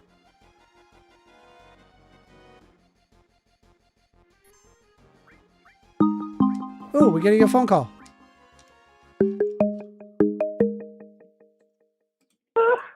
You're on the line with First Amender. Hey, Amanda, you need to start paying Bo, bro. Why? This dude is comedy gold, bro. Why is he comedy gold? What did he do? Check out the chat. What happened? So funny, bro. Oh, man. Oh, dude. Bobro's good people. Leave him alone. Yeah, bro, but he really should. You know, he shouldn't be calling the kettle black. You know, he's over there talking shit about people's intelligence. I think it's important for him to realize that, like, intelligence does not equal success. You know, me and you both know that, right? Like, obviously, but he doesn't seem to understand that. Like, excuse me, he's, because, you know, I'm a working man. AWOL's a working man. We do pretty well for ourselves. I mean, you're a very intelligent person as well. You do pretty well for yourself. So it seems to me like the thing that makes success is not generally intelligence. You know, it's generally like values like hard work, dedication, honesty, things like that. Would you agree with that? That hard work and dedication results in intelligence? No, in success generally, like hard No, work. And, no, there is zero dedication and correlation honesty. between success and intelligence. No, correct. That's exactly what I'm saying. Okay, yeah, I'm Literally, just I'm letting you saying know that that there are it's values not a that are- thing that Right. I actually verbatim said that. I said okay, that. all right, just making that- sure. and- okay, yeah. Intelligence and success are intelligence is not equal success. Rather, is what I said. Yes. And that like values like hard work, honesty, dedication. Those are more correlative for success, right? Well, a lot of it, like your zip code is a really high determinant of success, for example. Sure. But like I Shit. feel like if you live like an hour away from work and you're a hard worker and you're a bad motherfucker, you'll find a way to make it to work. You know what I mean? I think that hundreds of thousands of people. Because I personally travel about an hour away from and I live in a good neighborhood, bro. But I personally travel about a hour away to get to my jobs.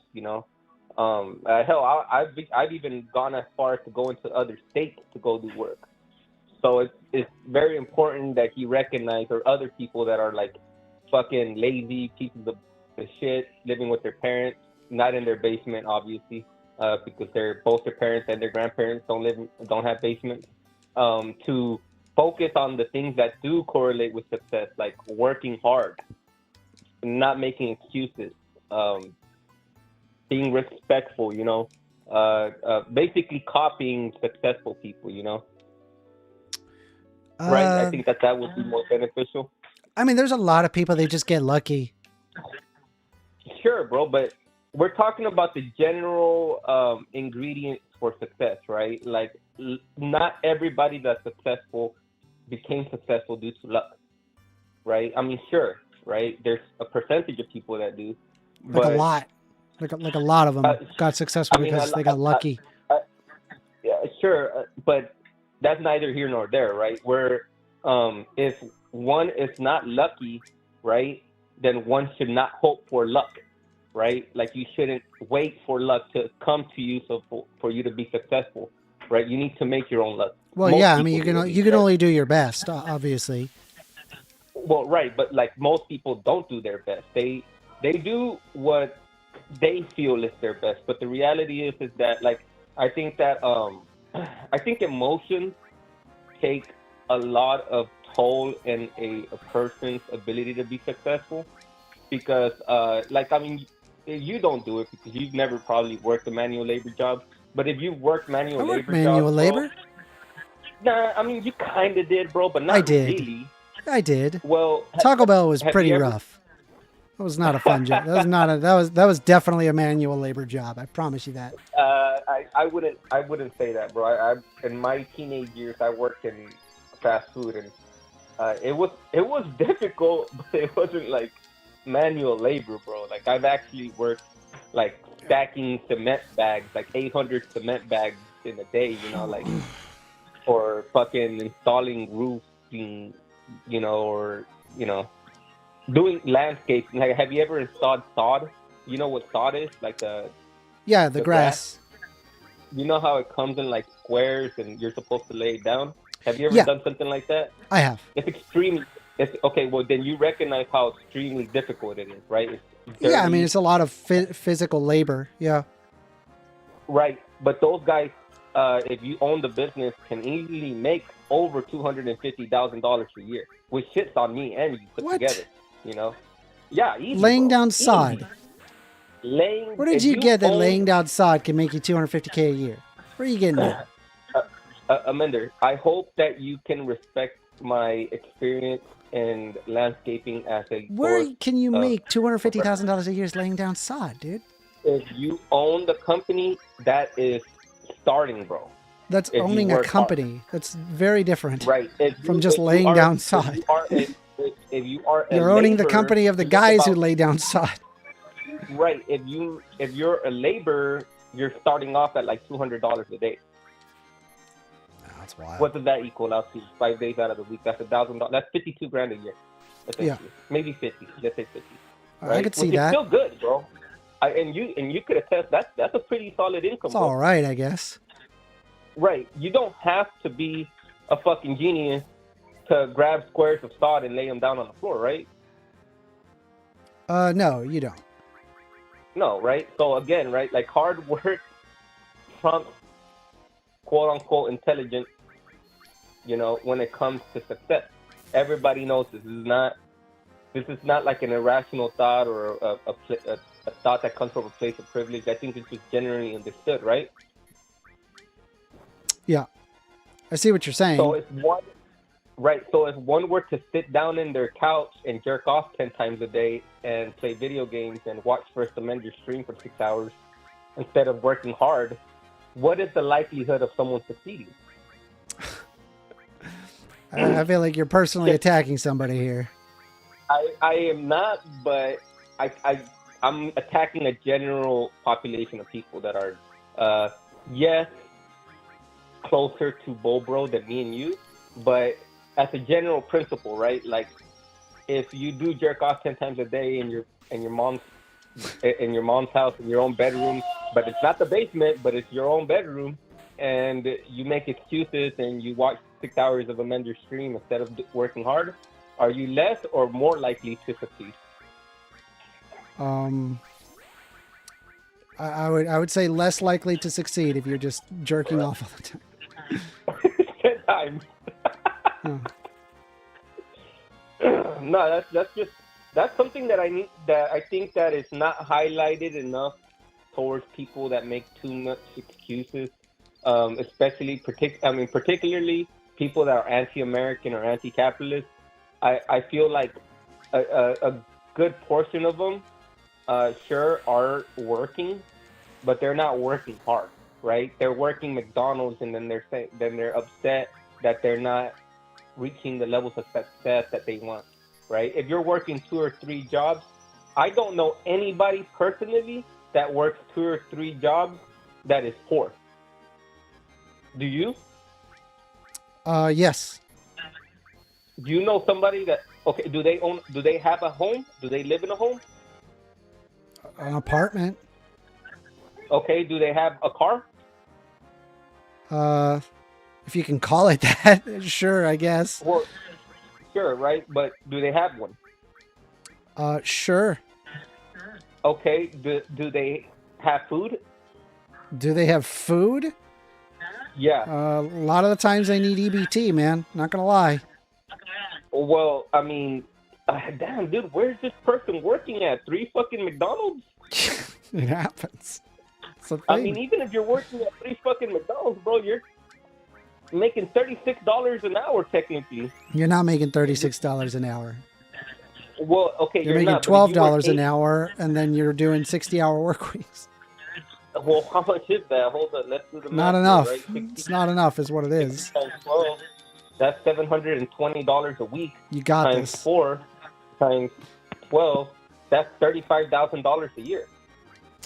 Dude, I am losing my boys, man. This sucks. I'm trying to beat this stupid snake, and it's just kicking my ass. I'm just gonna let it kill me. You're not playing that game the way Americans should be playing it, bro. With trainers and heating. Let's do a cure first, and then defend, because he's gonna do a point of it that I'm making, bro, is that, like, I'm tired of these fucking pretenders acting like they actually work hard or they're actually giving it an effort, but they really aren't. Because the people that I know that are working hard, and, you know, regardless of their level of intelligence, they're doing well, bro. I know motherfuckers that pick up trash that make money. You know what I mean? Like, I don't want to hear this excuse like, oh, I live in the middle of nowhere. You know? Like, I really don't. Because even there's a lot of people where they go through that, man. You're acting. See, here's the thing, man. Like, the idea, like, I get what you're saying, like, regarding the American dream, but I'm telling you right now, like, not everybody is living that American dream. 2025 is very different from, say, 1970s or 1980s. Wouldn't you agree? Oh, absolutely. Okay, and people are having a much harder time making ends meet now than they ever have been. Wouldn't you agree with that? I'll grant you this, right? Obviously, 4 years of Biden really fucked us. I get it. Dude, like, this is way before. This is not just Republican, Democrat thing. This is an everybody thing, right? we've over and over have favored the ultra wealthy and given more tax incentives and more tax breaks for the rich, from corporate tax breaks to corporate loopholes to executive loopholes that enable people to avoid having to pay taxes. And we've eroded away at the middle class in the United States. And we could observe that with the concept of unions having been eroded away.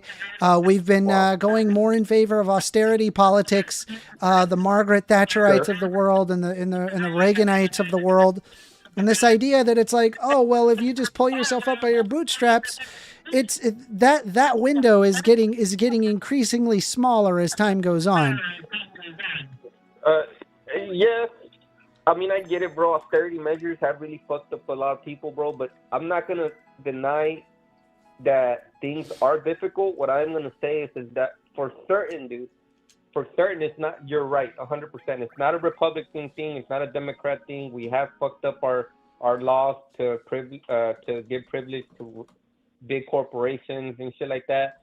But ultimately, bro, I don't think that like that is really. How do I say, generally the prohibiting thing that stops people from being successful. Although I will say that it is a very important reason why people aren't successful. Obviously, like you could work 3 jobs now and have a lot less than you would have if you would have worked 3 jobs 10, 15 years ago. But ultimately, at the end of the day, bro, if you don't work at all, you're not going to make any money. You see what I'm saying? If you don't, I mean, I get you. Like the problem is that people are working and they're doing what they can. It's now gotten to the point that you'll have 2 people that are working simultaneously, and it is not enough to afford basic living expenses. Sure, and I agree with you on that, bro. I mean, let's be honest, man. Insurance companies are fucking us, dude. Holy crap! Dude, big time, bro. Same thing with it. Like a lot of the banks are fucking us. Like, I can't tell you how much money I throw away entirely to insurance. It's one of the most annoying things. I hate it. Bender, you cannot pay more insurance than I do, bro. I have a family and multiple vehicles. Yeah, it fucking you know what I mean? sucks. Trust me, I get it. I need to have homeowners insurance. There's vehicle insurance. There's freaking insurance for health. There's life insurance. This is fucking insurance. Fucking, and some of this is not even optional. It's like, oh, you know, and then when you actually have a claim, they're like, well, we're not going to provide you the service that you've been paying for this entire time. We're gonna deny your claim. Oh yeah. It's sure, like, bro. It's honestly, like, in terms of like businesses, it's really brilliant because you make money on the basis of not providing a service. Yeah, it really is just gambling, right? Like it's one of the most annoying things ever, man. I hate it. Yeah, I mean, dude, I really just fucking called to talk shit about lazy people, bro, because it really is frustrating. But I 100% agree with you, bro. And I don't think that this is a Democrat created issue or a Republican created issue. I think this is just like one of those things that happens whenever people are fucking stupid, don't pay attention to legislation, and vote blindly, you know? Because for all the people that voted for Trump for the right reasons, you got to recognize that Trump is not the solution to the problem, right? Ultimately, Trump was just a person that is going to vote towards my personal interest. But the problems that face all of us are going to continue to happen because they're problems created by lobbyists, right? And lobbyists are not Democrats or Republicans. They're fucking people mostly from a specific group, you know? And those people are going to look out for themselves. You know what I mean? Whatever that may mean to you. So at the end of the day, fighting amongst each other over like politics and shit, it's not going to make a difference. The only way to solve this is to like either go the anarchist route, which is to destroy the system, or to actually like stop fighting amongst ourselves and start working together to try to put legislation that actually benefits everybody. You know, I would be for universal health care because I don't know if you know this about me, but I made you aware about it a long time ago. I'm okay with UBI. I have no problem with UBI, specifically because we make so much money in this country. you know, in terms of the federal government and the way they tax. Okay. Right?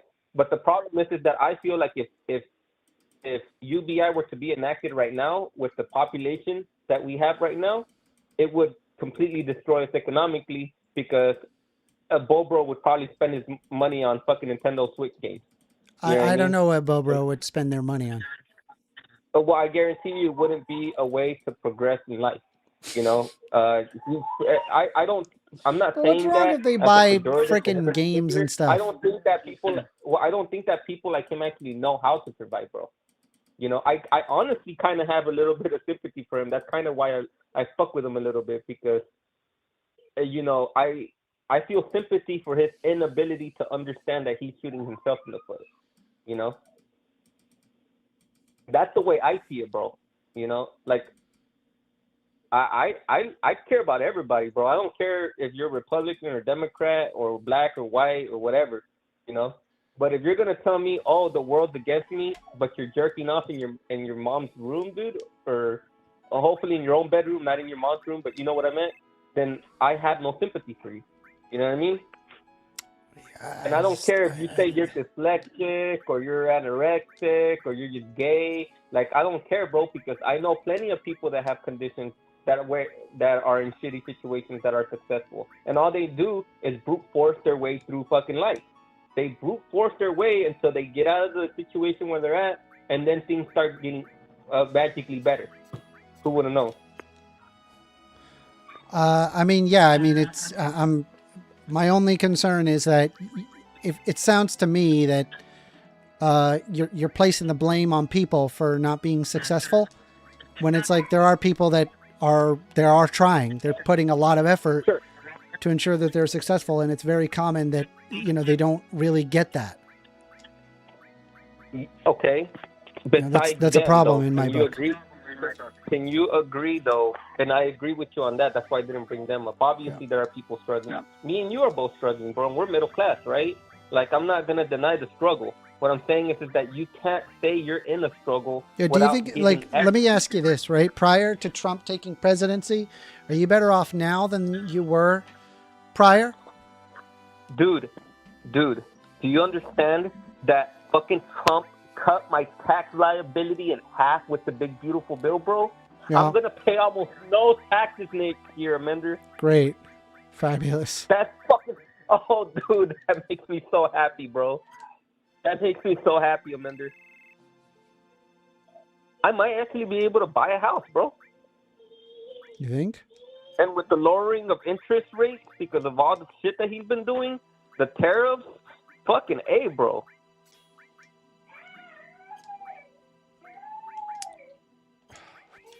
You know? Now, mind you, I agree with you, right? Like, you think that I'm better off right now? Well, only if I don't work. If I don't work at all, like Bobro does, shit, you're not going to see any of that benefit. You know what I mean? He's not going to see it. He's just going to be like, well, I'm in the same place. Well, most people don't own a business like you. Well, he can. I'm just saying, most people don't own a business like you. It's not, and it's not easy to run your own business. Most people are not successful when they're running their business, even if they know what they're doing. Correct. Okay, so you just give up? No, I'm not saying I give up. I'm saying that it's not feasible. Like, the answer shouldn't be, oh, everybody just start a business. It's not that simple. Well, no. It's incredibly naive. That's not the suggestion that I gave. The suggestion that I gave was get up and get a job and get working. You're not going to find me disagreeing that people shouldn't try or make an effort to make their life better. Okay, well, then we're not. See, this is why I fuck with you, Linder. Because sometimes you get like a fucking, like a sense of normal thought, you know, like where, like, okay, reasonably, you cannot expect people that are not doing anything to be successful. Thus, we should, like, hey, we shouldn't be, like, listening to them, right? Like, if they're complaining about things, we shouldn't be listening to them, you know, because they're actually going against your own values, Commander. Because if your thought is, well, these people are working hard and not making enough, and then you got these fucking assholes that aren't working at all in the same group as you, they diminish your message. And then people like me who are on the other side see those people complaining, and then we're less likely to vote towards your type of thing, because people are petty, bro. You might be offering a solution, but because people don't like you, they're not going to adopt your thoughts. And you could say, well, that's stupid, that's retarded, that's going against your own interests, but that's how people function. That's Yeah, I mean, I can't nature. control what other people think around me. I can just offer them what I believe, and then they can go home with that. Oh, sure, but I mean, ultimately, right? Like, as a person who's opinionated and intelligent and has reason, you understand that you need everybody on the same page to change a system that affects everybody. You can't have half of the country agree and half of the country not agree and expect things to change. You have to have everybody in agreement. And whenever you speak the way you speak, the way you phrase things, the way you frame the opposition, quote unquote, to what you're saying, you're essentially making enemies where they wouldn't be. You know what I mean? And I've told you this many times. It's the reason why people like me, who's a fucking hardcore conservative, can fuck with people like you, because I don't see you as my enemy. I see you as a person on the other side of the coin, Amanda. That's it. We're all on the same, we're all experiencing the same thing, but like, me and you don't tend to disagree on the critical values of things, except on the fringe of things. And ultimately, you're making enemies, not me, because I don't care. I don't care whether a person is gay or not. I really don't give a fuck. But you do, right? You care if people care, right? Which at the end of the day, you really shouldn't, right? It shouldn't make I mean, a like, difference to you, because where if somebody doesn't like gay people, I don't really care about that. What I care about is where they make laws that prevent gay people from living their life. That's what I care about. But see, again, I don't care right? if you Like, dislike gay people for whatever reason. Go ahead. There's nothing wrong with that. Go for it. Go be a fucking bigot over there. Like, you're not affecting me negatively. Well, look, man. You know what, dude? Look, I'll leave you with this, bro. First, dude, at the end of the day, we're all on the same team, right? You know that. We both agree on that. We're both Americans. We're trying to do the best. But it definitely is not going to get better if we have a group of people that are working hard, like me and you, regardless of political standing, being put down by people like Bobro, who does nothing, right? Like, everybody needs to work hard, and then once everybody's working hard and shit isn't getting fixed, then we can complain about the issues. Then we can come up with better solutions. But ultimately, right now, we're working with a handicap, bro. Oh, okay, baby, it's Cheeto. All right, man. Well, hey, listen, I got a jungle out here, bro. Tell Bobro to get a job at McDonald's. They pay $7.25 at least. At least, man. All right. Good talk. All right, man. Salam alaikum, bro. Peace. God bless you and your family and everybody else. Peace.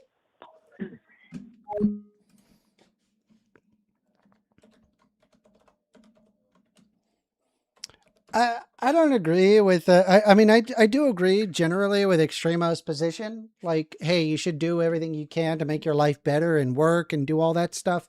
Like, having a strong work ethic is really important. The problem that I have is that what it is there's like a slippery slope there where it basically shifts the blame on, like, okay, the reason why somebody is poor is because they're lazy, right? Or they're doing something wrong. And it's like, they may not even be doing anything wrong, right? It could actually be the case that they've done things right, but it's just very difficult for them. They're just going through a hard time. Bro, did I just lose Tifa? Bruh, I just lost Tifa. That means he's gonna... How do I can't even get Tifa back. I lost Tifa, which means... Can I mind blow and just, like, take his stuff?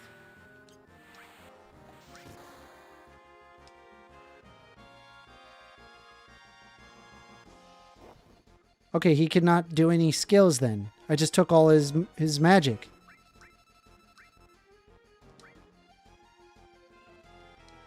He's got 1,200 health left. We should be able to kill him.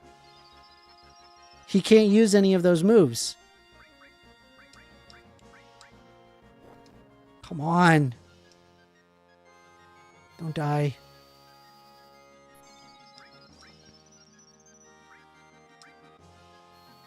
Don't die, don't die, don't die. All right.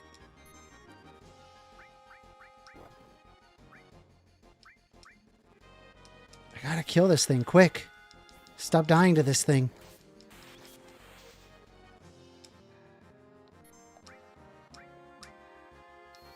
Cure.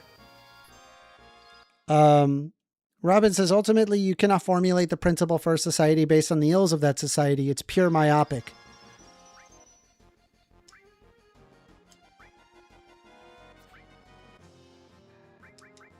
Should be able to attack him. Defend, I guess.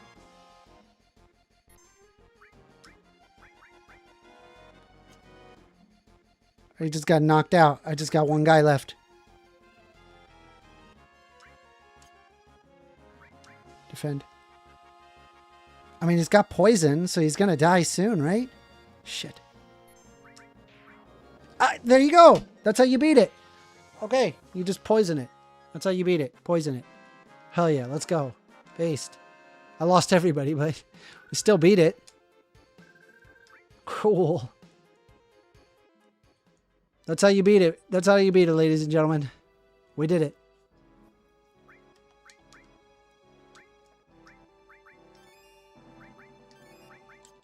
We're good. No more baddie.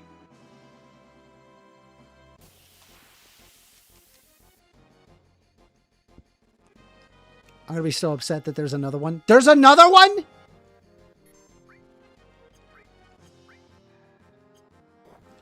There's another one? I didn't know that there were more. I thought it was like a boss.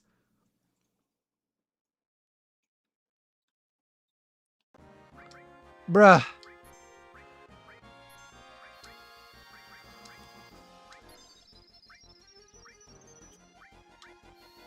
Just do bio, man, and keep just bio it.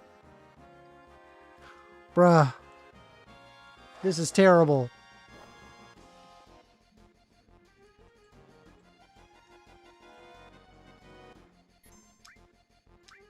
All right, it's got bio, so I'm just gonna cure everybody, I guess, and then just defend.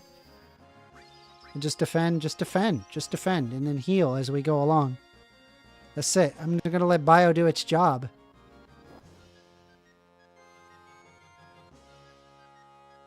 Yeah, he's just gonna keep taking damage. Cloud. Defend. Defend. Just let bio do its thing.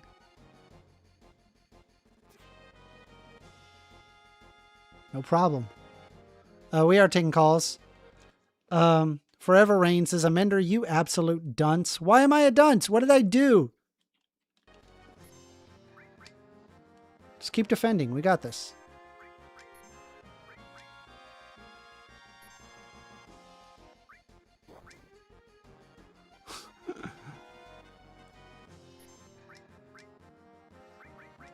No, I didn't mean to heal it. No, I didn't want to heal that fucking monster. Oh my god, dude. Why? Why? Damn it.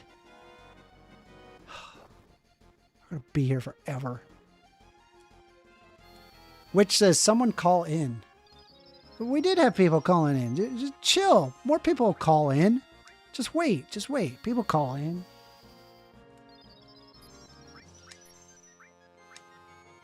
Just let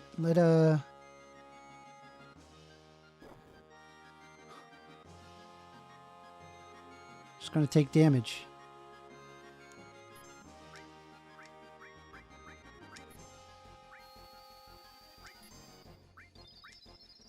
Just keep defending. We got this.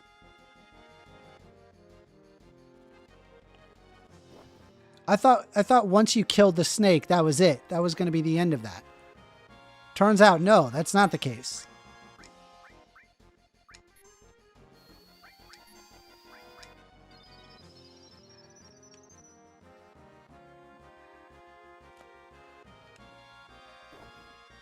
Bruh. Freaking wild.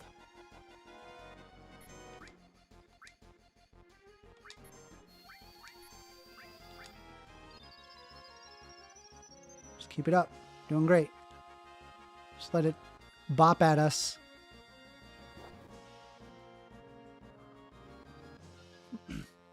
I need to use ether.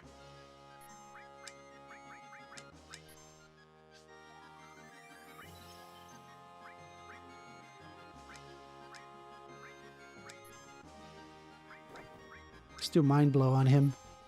And then use up his magic. Yeah, it's 348 MP cost.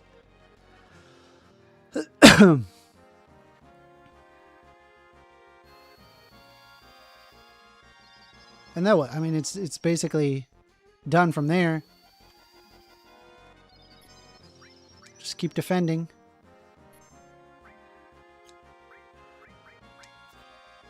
Miss.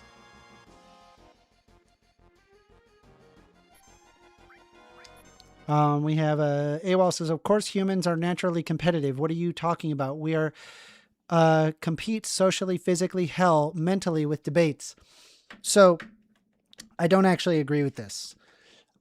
This comes from like an idea of like, it's a Western, number one, it's like a very Western thing to think, that we're like all naturally selfish and that we're here to compete with one another.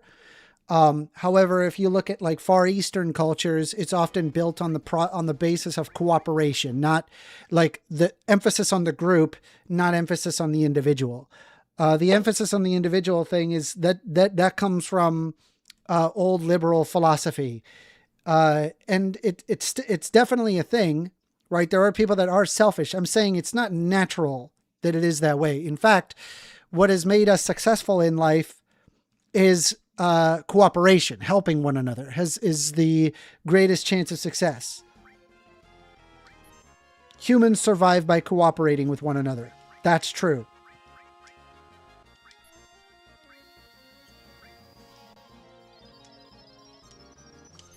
Why did I do that? Will that cause them to do that one move? I hope not.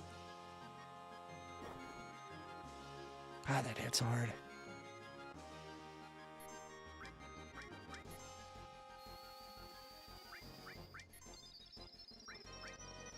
Just keep defending. It's going to send us off. Oh, bye-bye.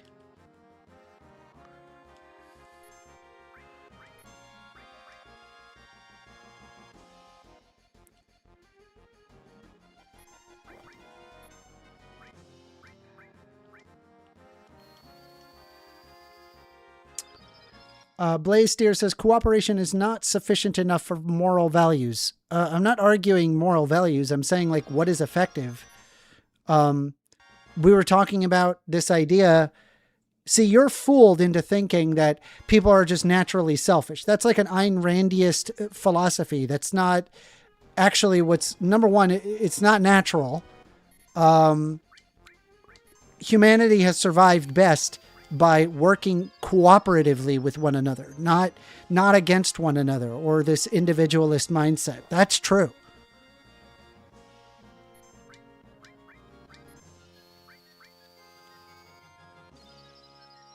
It's a total myth that it's like, oh, the individual. It's a complete Ayn Rand philosophy. It has nothing to do with reality. That philosophy is literally based on fiction books. Like it is, it really is. I mean, you could just read Ayn Rand. Ayn Rand is just, it's fiction at the end of everything. Like if you need, the only way that your philosophy lives is by effectively living a fiction. I'm sorry, man. It's just wrong.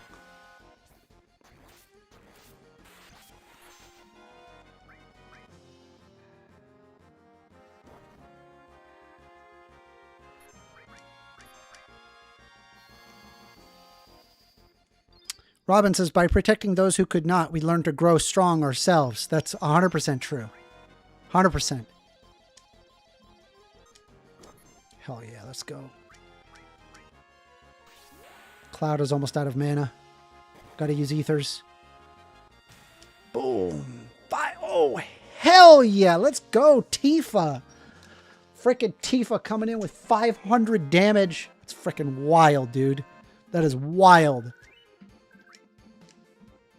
I beat it twice. I didn't beat it once. I beat it twice. All right, now that we know that the things that you fight here, it just respawns. We're going to just give it some ethers and let's heal. I think we're good. Get the hell out of here. Get out of here. Hell yeah, we did it. All right. We did it. We did it, chat. Who needs a chocobo? I don't need chocobos. We just fight that thing twice and be done with it. Definitely get the chocobo. It's easier. FYI. We are taking calls. Phone numbers 202-998-5218. Call in and you want to have a discussion, we can do so.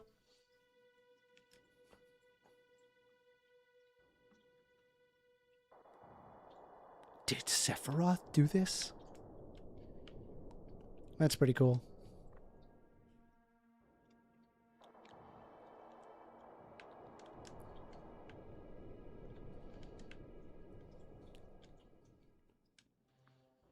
Bobro, talking to excadriller here.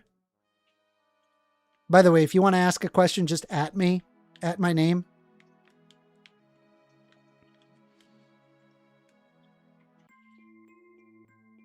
So we're in a cave now. That's where we are at. All right, let's do it. Cave time. Cave. I am not worried about anything that we fight now. Now that we killed that thing, I'm pretty satisfied that we're going to be able to murk just about anything that comes our way.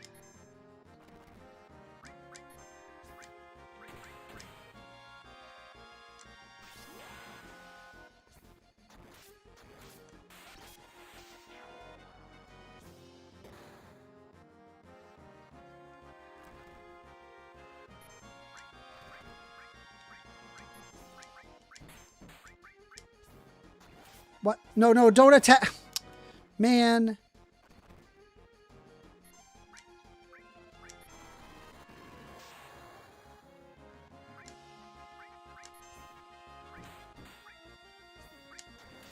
They have a lot of health.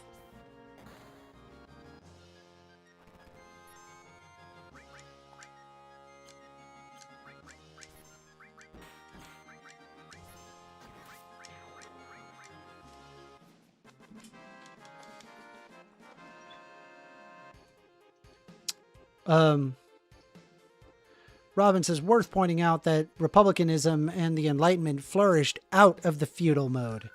Yeah.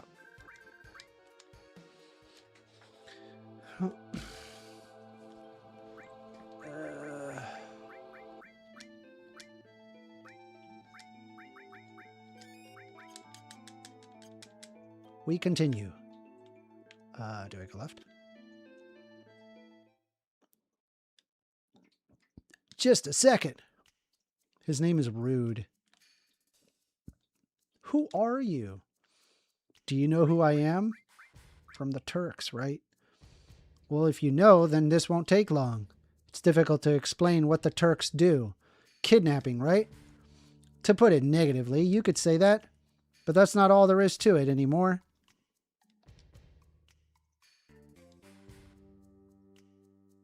Sir. It's all right, Rude. I know you do not like speeches, so don't force it. Airwall Thought says, if I strive to be the best lawyer in my law firm, that's selfishness. To some extent. But, I mean, you should be aware that law firms that are working together as a team is going to be better than you as an individual being like, I'm going to be the best in my law firm. And, like, what does that mean? Does that mean, like, you step on other people to get ahead in life? I'm saying, like, the idea of, like, this selfishness being okay, that's an entire Ayn Randiest philosophy that is only able to prove how good it is on the basis of a fiction book. Like, that's just how that works. Meanwhile, if you act cooperatively with one another, that 100% is much better at propagating the survival of the species. I'm the newest member of the Turks Alana, thanks to what you did in Reno. So it's a complete myth that it's like, oh, it should all be like individualist. I just don't agree with that. We are taking calls though. The phone number is 202-998-5218. Want to debate a woke liberal? I'm right here. In any case, our job is to find out where Sephiroth is headed and try to stop you every step of the way. Wait a minute. It's the other way around. You're the ones that are getting in our way. Elena, you talk too much. Mr. Tseng? No need to tell them about our orders. Sorry, Tseng. I thought I gave you other orders. Now go. Do not forget to file your report. Oh, right. Very well. Rude and I will go after Sephiroth, who's headed for Jinan Harbor. Elena, you do not seem to understand. Oh, I'm sorry. Go. Don't let Sephiroth get away. Yes, sir. Reno said that he wanted to give you after the injuries after you gave him healed. He wants to show his affection for you all with a new weapon. Alpha Eagle says, Turks, what do? Shock their dogs and push communism. I did not know Hassan was an FF.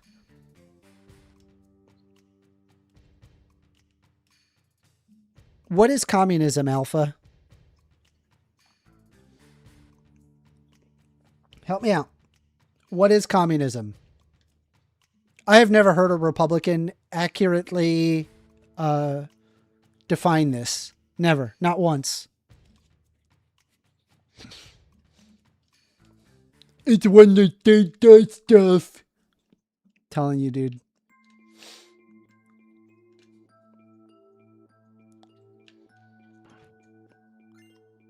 Revived elixir. Retrieved elixir.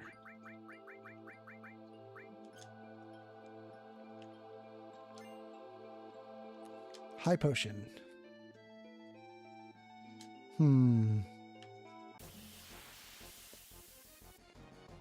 I know what communism is. So does Rain, and I'm sure Robin knows this as well.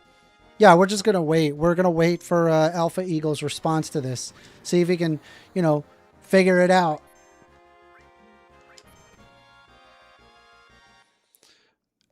Denoise says sterilizing children and turning half your population gay is definitely not a sustainable civilization.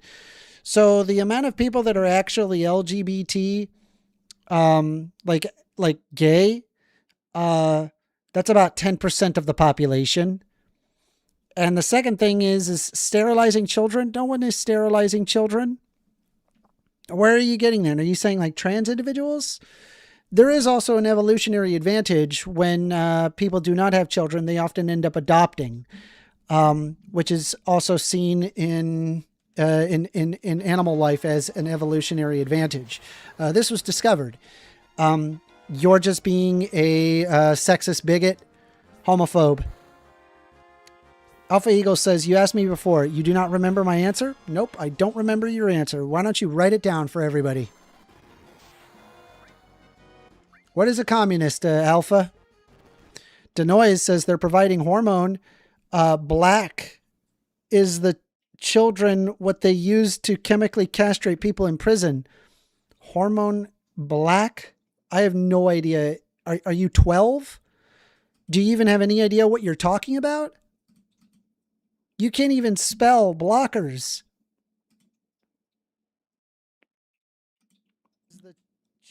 Let me see here. Who is talking to us? Let's find out.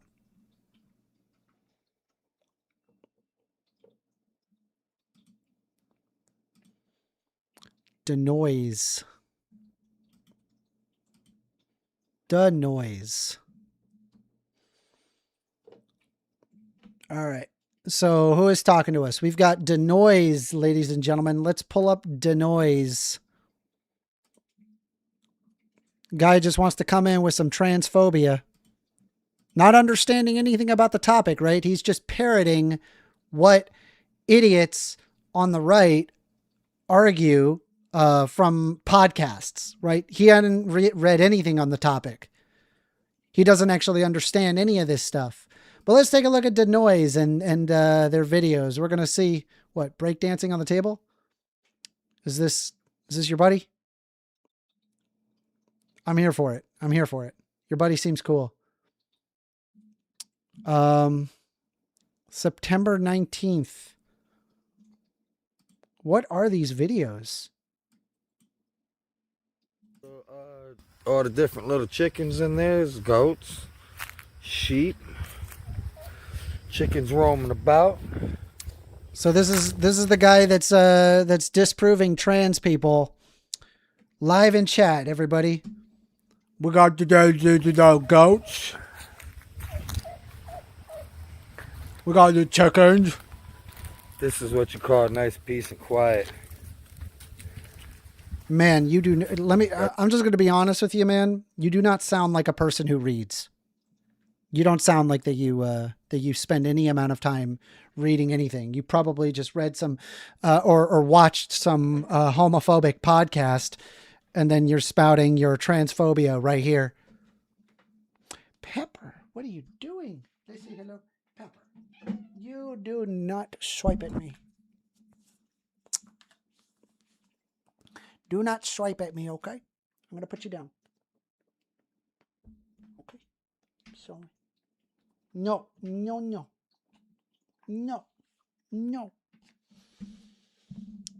All right. Alpha Eagle says, well, it looks like communists have short memories. Number one, I'm not a communist.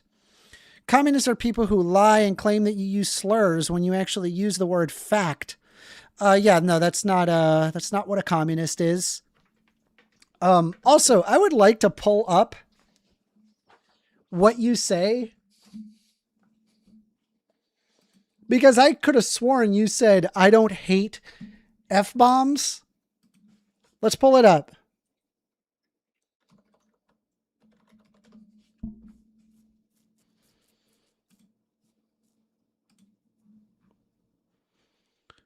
Let me see. Where is it? See how anyone can see. I also have, same attraction, that's fine. I just think that we have gone a long way in the negative direction in this country, where we act as if the most important part of your identity is what you do in the bedroom. It doesn't mean that much to me, but if you ask from a perspective as a Christian and conservative, I don't agree with that lifestyle, but I imagine you agree with a lot of what we talk about, right? Strong borders, strong country, and for that, we welcome you into the conservative movement. Can I get a hat? Yes, you can. Now, I don't see how anyone can see that video and think that Charlie Kirk was a homophobe, unless you're a dishonest person and you hate facts, but again... You're a dishonest person and you hate facts, but again, the left-wing people hate facts, but I'm going to be honest with you. I heard F-bomb. Again, that's what I heard. Hate facts. Charlie Kirk. Wait, no, hold on. I don't even think this was the part. Hold on. Even though Charlie Kirk was good friends with Candace Owens as well as other black political commentators, but of course, the left would say that these people have internalized racism. Now, here is a video of a random black person in Charlie Kirk's audience who proves these white. I love, by the way, you didn't actually refute anything of what I said, Alpha.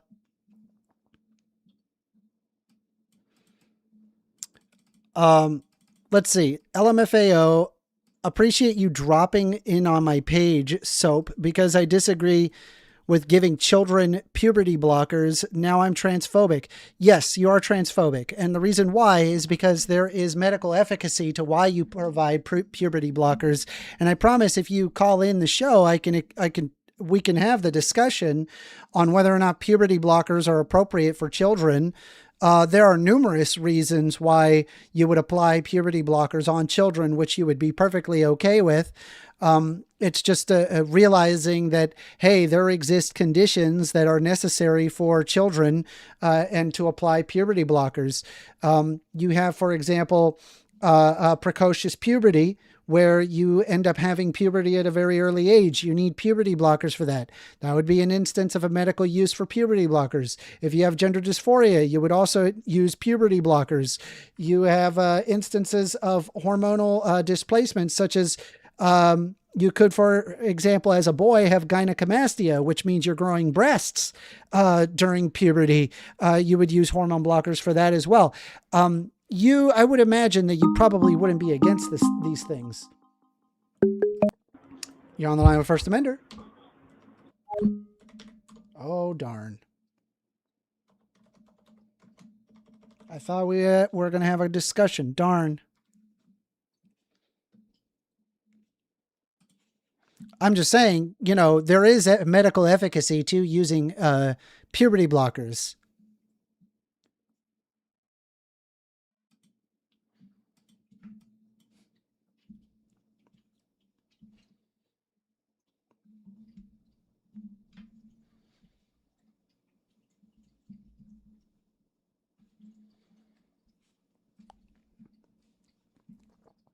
Denoise says children are not old enough to make those decisions. Yeah, that's correct. That's why you need a doctor as well as the parent to decide.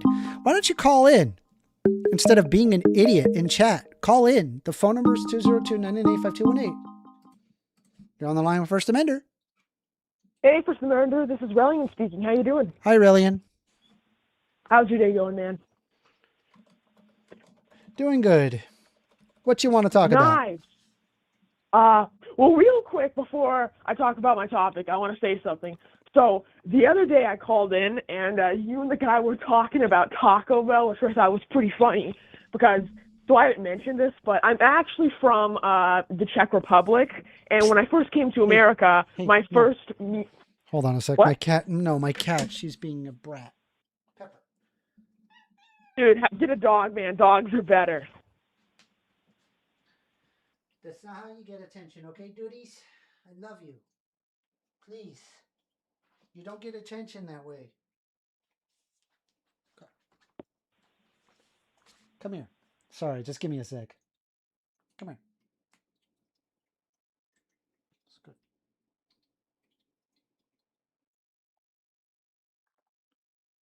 Good. All right. Anyway, sorry. What did you want to talk about? Well, so I know that I was harping on the whole incest topic a little bit ago, and I do want to talk about homosexuality, but I want to bring up just one more example about like an incestuous instance, and I promise I will stop talking about it. Is that okay? Why don't you just bring up your topic and then we can have a discussion about it? Of course. So I want to talk about, I want to go back to homosexuality, and I want to clarify a point I made, and I couldn't clarify it as well that time. What does homosexuality have to do with incest? Well, it doesn't have to do with each other so much, but it's just that the same arguments that people make for homosexuality could easily be made for incest. And if incest is wrong, what exactly makes homosexuality right? Well, no. So the problem isn't whether or not you think homosexuality is right or wrong. The question is whether or not that you, by merit of the state, as in a politician or a Supreme Court judge, they should be the arbiters as to what consenting adults do in the bedroom. And that's the problem there. Like, you can disagree with homosexuality all you want, but just because you disagree with homosexuality doesn't mean that homosexuals can't get together and be homosexual. Yeah, so to be clear, I'm not saying that. I'm not saying that there should be a law. Okay, yeah. So then the whole concept of like talking about incest or homosexuality is completely irrelevant. No, it absolutely should be because It's completely irrelevant. I don't think because that they at should the be, end of the day, punished. that's for consenting adults to make that decision for themselves. It's not up to you to decide what consenting adults do in the bedroom. Okay, First Amendment, I think that it's wrong, but I don't think they should be able to get married. Yeah, either. I mean that's fine. There's nothing stopping you from thinking that it's wrong. Okay, well, so First Amendment, I want to have a debate with you and to see what you think. Yeah, like, no, I'm framing the argument in where the argument actually is. Okay. Right? Rather than talking about the morality of, we can go back and forth on that all day long, right? Because the morality of some people, they're going to apply some Christian moral ethic, and I'm going to apply secular humanism, right? We're just going to agree to disagree.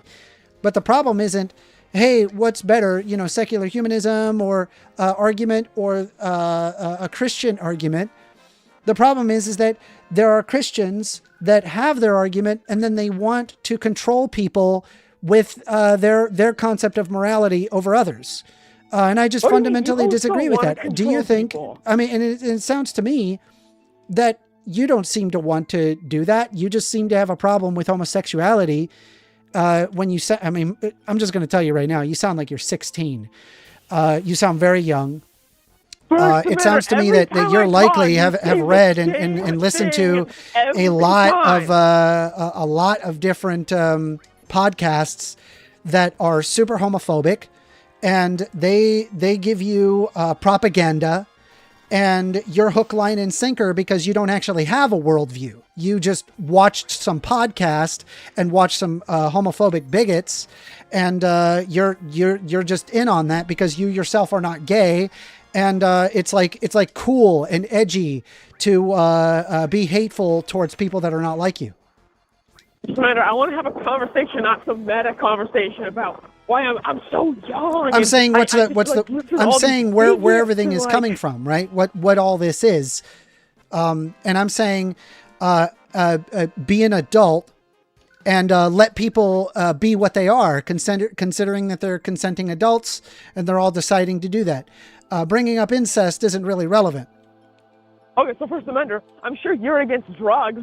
What's wrong with a consenting adult being the dealer and a consenting adult being the guy who's buying the drugs? What's wrong with that? They're consenting. There's substantial negative market externality. Okay, what if I told you that? And also, this has nothing to do. You could decide that these two things are wrong. Again, like there's nothing. The problem is whether or not that the state should be the one making that decision, and it doesn't sound like that you're in favor of the state doing that. Well, are you in favor of the state controlling people of what they do in their bedroom? There are, I mean, okay, so First Amendment, if I have 1847... Are you in favor of what the state does in controlling people in their bedroom?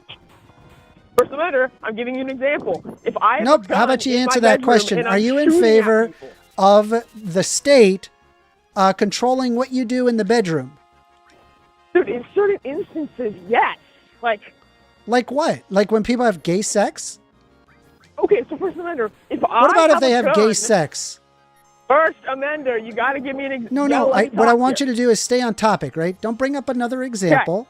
Don't be stuck on some nonsense, non sequitur. Answer the question very simply. Do you think that the government should be involved in when one guy wants to put it in the butt of another guy, or two girls want to scissor? Just curious. Okay, so are you asking me, do I think should the government come in, enforce what you do in the bedroom with other consenting adults? Okay, are we talking like taking them to jail and like holy shit, them, or dude? What? No, I just want clarification. Should the government? It's the simplest question. There are different. Just answer the question. Dude, just clarification means should the government control what people do in the bedroom? To a certain extent, yes. It depends on what it is. Like what? Okay, what would be an instance where what you're doing in the bedroom, that should be controlled? Okay, so First Amendment, I've kidnapped, let's say someone has kidnapped someone and they're torturing them in their bedroom. What about that? None of that considers consenting adults.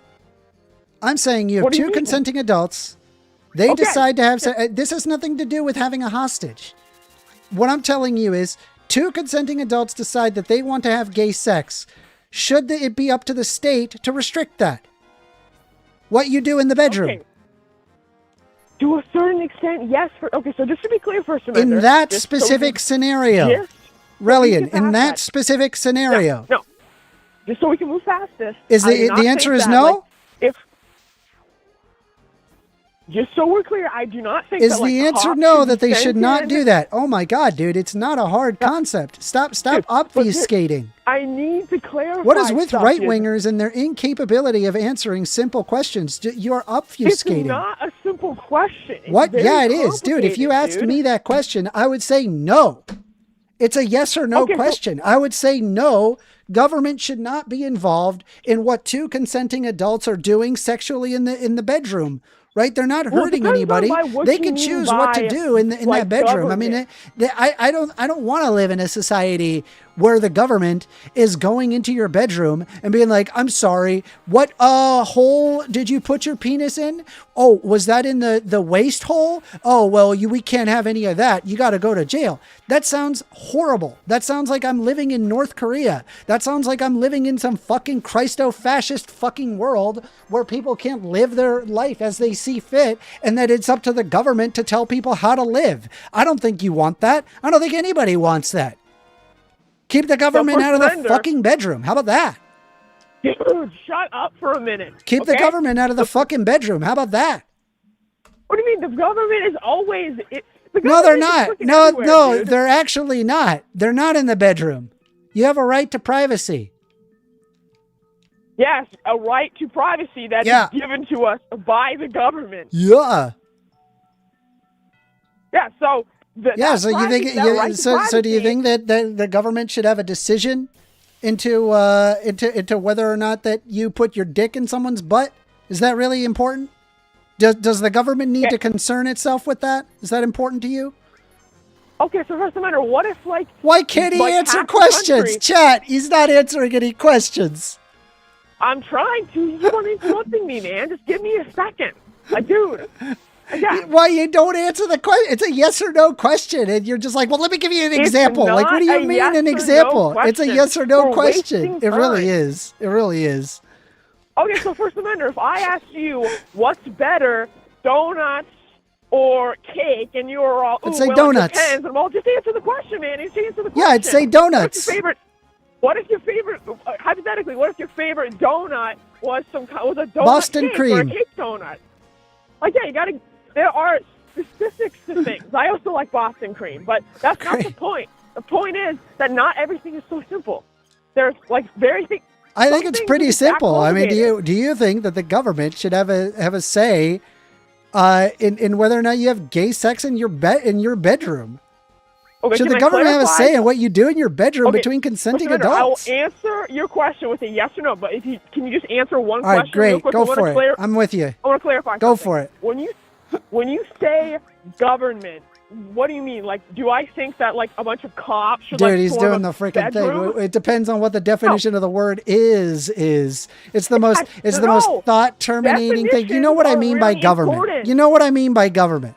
Come on. Okay, so I don't have to sit there and define government. You could look at the colloquial definition of government, and we don't have to involve ourselves into a fucking civics class, right? Why don't you get the fuck out of your dumb semantics and just answer the fucking question? Are you talking about the cops? So first amendment, fine. Yeah, the cops is part of the government. You fuck. This question is so easy. Anybody can answer this question. First Amendment, if you were talking Chat, about... I just want to let you know, if you can answer this question, you are automatically smarter than Relion. You are automatically smarter than... All right, chat. All right, hey, chat. The government... Chat, very simple question. Hush for a second. Hey, chat. Hold on. Hey, chat. I have a quick question for you, okay? And just answer the question. Right? The question is simple. Should the government have a say in what consenting adults do in the bathroom? Yes or no? Just very simple. Very simple in chat, if you could for me. Yes or no? Should the government have a say in what consenting adults do in the bedroom? I would love to see the yes or no here. Let's see if we can figure out if people are smarter than Relion. All right, here, we're going to go back to Relion. All right, go ahead, Relion. Okay. Great. So, well, we've already confirmed that Bobro's smarter than you. He said no. He's answering the question. So awesome. The dude who thinks exactly what you think agrees with you. Congrats, dude. No, they could even answer a yes and they'd be smarter than you because at least they're answering the fucking question. Dude, I did answer the question. You're not answering the question. You're saying, let me come up with an example. It depends on what your definition of the word government is. How do you know what the definition of the word is? You see the problem? You're not answering the question. Just answer with a simple yes or no. For me to ask. Answer with a yes or no. Okay, yes. The answer is yes. How about that? Okay, the government should tell people what to do in the bathroom, in the bedroom between consenting adults. Cool. You want to have a nanny state that checks every single bedroom and controls people's lives. And I don't want that. And I guess we just have to agree Dude, to you're disagree. making such a It was good talking to you. It was good talking to you there. You're the one making the argument. You just said it yourself. You want the government to control what consenting adults do in their bathroom. You would rather live in North Korea. I would rather live in the United States or any other Western democracy where we don't control people for their choices. Can we get back to this? This is just so obnoxious, dude. It was good talking to you, Relion. I'll talk to you later. You have a great day. I have 15 minutes left. It hasn't been 30 minutes yet, dude.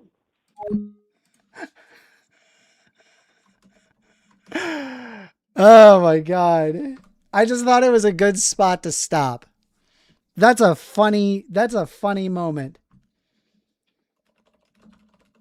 Control.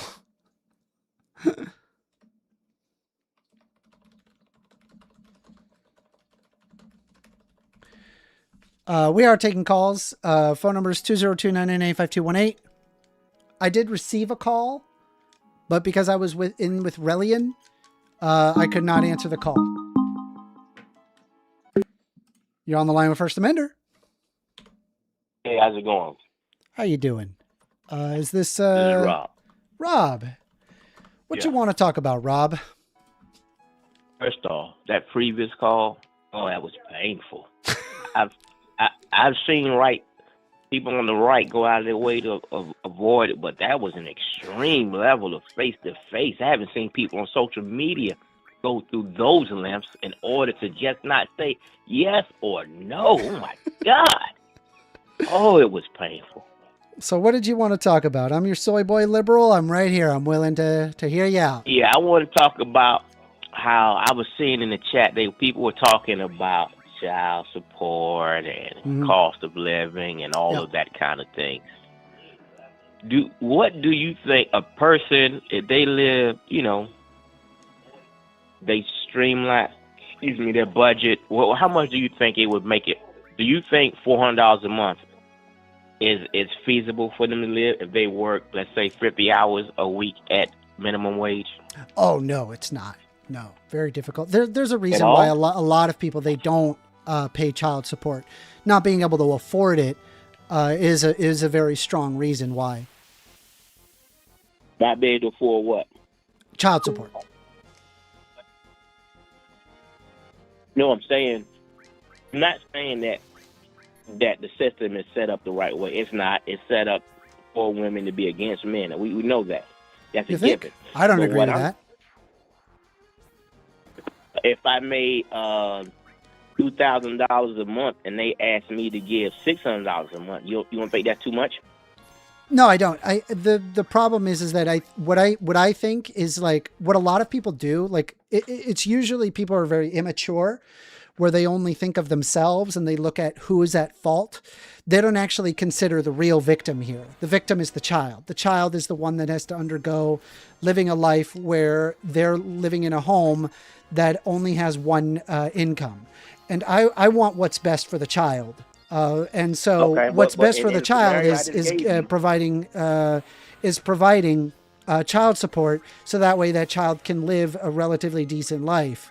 And if that means that the father or the mother, whoever is abandoning the child, that they have to live a lower quality of life, I'm perfectly okay with that. The child is more important.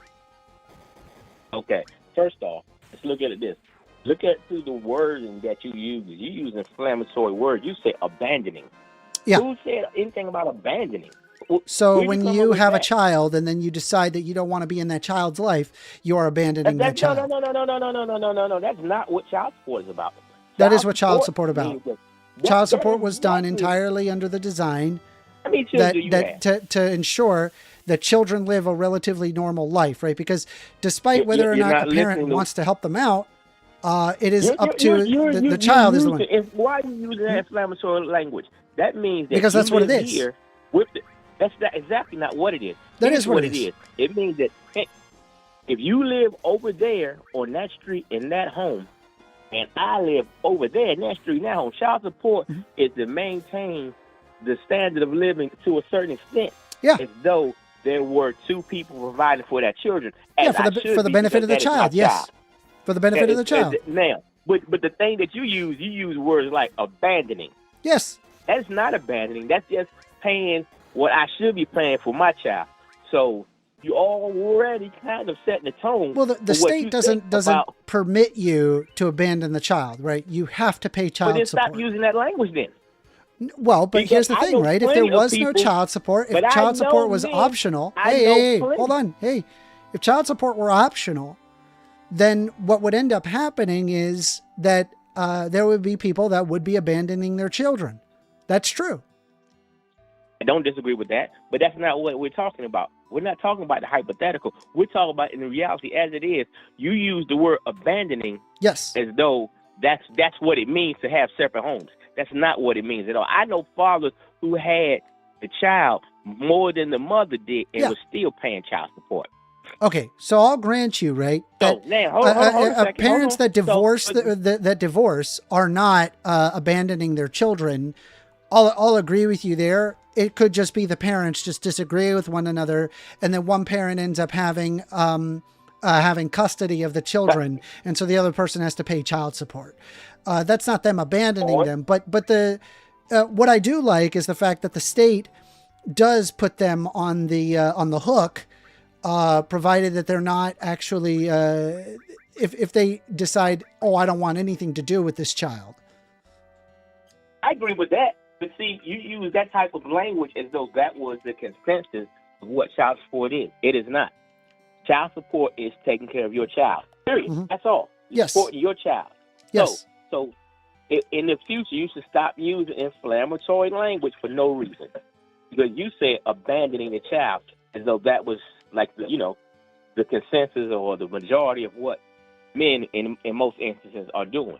No, I don't think most men are doing that. I'll tell you that. Well, I don't believe that most men are abandoning their children just because they divorced their wife. Good. Or, you're using it specifically only for married people. Or not married. It doesn't matter. The point, they're having a child. Okay, good. Okay, so do you see why I had such a problem with the word abandon? Yes. Okay, good. Good, that's big of you to, for you, that's good. Now, and you think that if an adult male makes $2,000 a month, which is only, $2,400 a year, which is not a lot of money, agreed? Hold on, how much are they making a month? $2,000. Okay, if they're making $2,000, so that would mean that they're making $24,000 a year. Right, not a lot of money, correct? Correct. Okay, so now, do you really think that, remember, they're doing child support, and the other parent is also supporting the child? Does it take, it does not take $1,200 a month to spend on your child. It does not. Would you agree with that?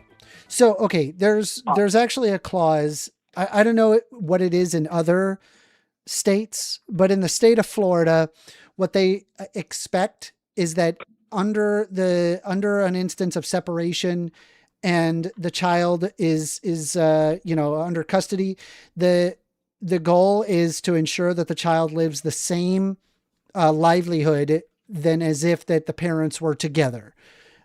So for example, if you have like a father that is, making is a multimillionaire, and then the mother is making like $1,000 a month, then and the mother now has custody of the children. Well, the child support would cost a lot. It would be very, very expensive for the multimillionaire. Let me ask you something. Who in their right mind would give, unless the father is unfit, who would give a child to someone making $1,000 a month? $1,200. It could be that they're not a fit father. That's what I'm saying. That would be the only reasoning. Yeah, they would have to be an unfit father. Yes. Exactly. So otherwise, that child should go to the father, correct? Probably, yeah. I mean, if they're perfectly capable, yeah, then it would go to the father. Yeah. Okay, so now, again, like I said, $24,000 a year, and the mother makes about the same thing. And why would $600 be an appropriate amount of child support? I mean, I'm perfectly okay with the way that they adjudicate these things. I think $600 a month. I would just see like, okay, well, what is the typical deliberation on how they determine how much it is? I'm sure there's like there's probably some math involved there. Let me see if I can pull that up. But I'm asking you said, but regardless of the math, you said you're fine with it. I don't know the details, so I don't have an opinion on it. But no. But I gave you a scenario. You said you were fine with it. Well, let me take a look here. So, but you didn't say that though, right? Yeah, I mean, like I said, I don't know enough about the exact math involved and what are the cases. So I would have to just read up more on it. You're going by what the law said. I gave you the exact math. I said $2,000, $600 a month. That was the exact math. You were sounds good. Sounds good to me. Okay, so now in that scenario, is the other parent also provided $600 a month to take care of that child? I don't know. Because maybe not. I don't know. They're not. You just told me it was not $1,200 to take care of a child. I mean, they could be spending $600. They could be spending $800. They could be spending $400. They could be spending $400 and have EBT food stamps. I mean, it depends on the scenario. But if you make $24,000 a year, why would you be spending so much on a child? It doesn't take that much to raise a child.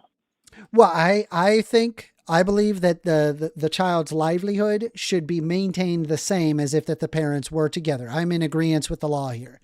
I think it is a good law. I think it is a just law. I think it is appropriate because ultimately the victim, in my opinion, is not the parents here. And this is not done under the basis of punishing parents. This is done under the basis of what is best for the child, because ultimately what makes your society is the children that become adults.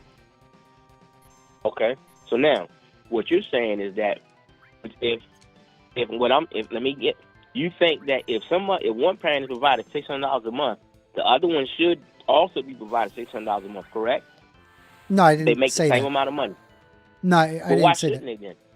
I'm saying that one of them who is taking custody of the children, the person needs to pay child support in order to ensure that the child lives the same livelihood as if that they were together. Suppose they were never together. Suppose they were never together. Well, then you would calculate what their livelihood is and then determine what life that they likely would have had, monetarily speaking, and then provide child support for the child. Okay, the scenario I gave you, that would be $40,000 a year. Is that the... I said they both make about the same thing, 48. Okay. So, yeah, I mean, I have $500 a month. Sounds about right. I said 600, and I said sure, that was just 600. Why not? One parent. Why not? One parent. Yeah, why not? One parent. Yeah, and then the other one takes the 600 and spends what they do on their kid. That's not realistic at all. It is realistic. We do it all the time. As a father, I can tell you it is not realistic. Okay. What would you do? That is not what happens. You don't spend $600 a month on your child. What would you do? You would spend grocery, and then you would pay your mortgage or your rent, and you would pay your light bill, your electricity bill, why don't we? You would pay for the sake of the hypothetical. What is the how much is food a week?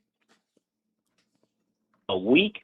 Mm-hmm. For me and for a child, let's say it is $175. 175 multiplied by 4, right? Because we're talking about per month, right? So 175 multiplied by 4. That's about that's about $700 a month. Let's reduce that. Let's say it's 175 one week, and the rest of the weeks it's about $60 to maintain when I run out of stuff. So you're saying So it's 60 times 175 3, and that's 60, 180 60 and then 60? 175. Why would it be so low? When Because is if it like I pay for myself when it comes to and I don't buy expensive things. $175 a week is about right. That sounds about right. For if you're talking about two people, easily 175 because I'm spending at least $100 a week on myself. So 175. So now you add a child to that mix. Yeah, 175 is very realistic. So 175 times 4, that's $700. Well, there are 3 people in my household. One of them is a child, and I still don't. So it's probably closer to 200 a week. I don't spend 175 every week. I don't. What do you spend? How much is it a month? Would you say? I would say closer to $350 a month. $350 more or less. For 3 people? More or less. 3 people. What are you buying? Hamburger Helper? No, if I spend what are you buying? 175. If I spend 175, this dude's eating week, beans and rice next left week, and I'm right. not going to spend 175 again, right? 350. I spent 350 on myself. How the hell are you getting by? Well, you splurge then. I don't splurge. I mean, you splurge. I buy stuff. I buy good chicken. I buy meat, sausage. Right. I buy veggies. Chicken. I buy ground turkey. Yeah, I buy regular meal foods and cook them too. But what I'm pointing out to is that so if I spend 350 and so you got 350 and then what else you got? You got rent. How much is the rent? Is it 1,500? Is it? I don't know. Let's say 800. 800? Where the hell are you living? Where it's 800? Well, I this dude is living like you're living like it's 2007. No, okay, how about this though? Now, here's the way you should do it. Because if she has a 2-bedroom apartment or whatever, and because of the child, and because she housed the child, she has primary custody. Yeah, it's probably an extra. Much is $100? Well, extra, like let's say if you're talking about going from a 1-bedroom to a 2-bedroom, it's probably about $300 or $400 extra. Right. No, it's about 100 to 150. No, I mean I can pull it. I can pull that up in the state of Florida. I mean average is probably about $200-300. It's definitely not 3. I can't say what Florida is. Where the hell are you in? Ohio, Kansas? But let's say that in each, I mean, let's make it 200. An extra 200? Okay, so 200, and then what else we got? Probably an extra 60 on electricity, maybe another extra 60 on water, gas, sewage. Mm-hmm. This is just including the kid, right? It's on sewage. $60 extra for no water, gas, sewage. All utilities. 60. Okay, let's make it 60. Again, now that extra room, that 200. So, as a co-parent, I'm only responsible for how much of that? Half, right? I'm only responsible for half of that, just in the kid alone, right? We're already like a month without accounting for anything else, such as like schooling or anything. We're looking at $670 a month. So already the 600 doesn't even cover this. Based on what? The kid. The kid costs extra. It's $100. If it's $100 extra for rent, right? For me, I mean for half. Remember? Yeah. I'm not the only parent. The other parent is also in this $200 difference, correct? The other parent is also what? Responsible for maintaining this child, correct?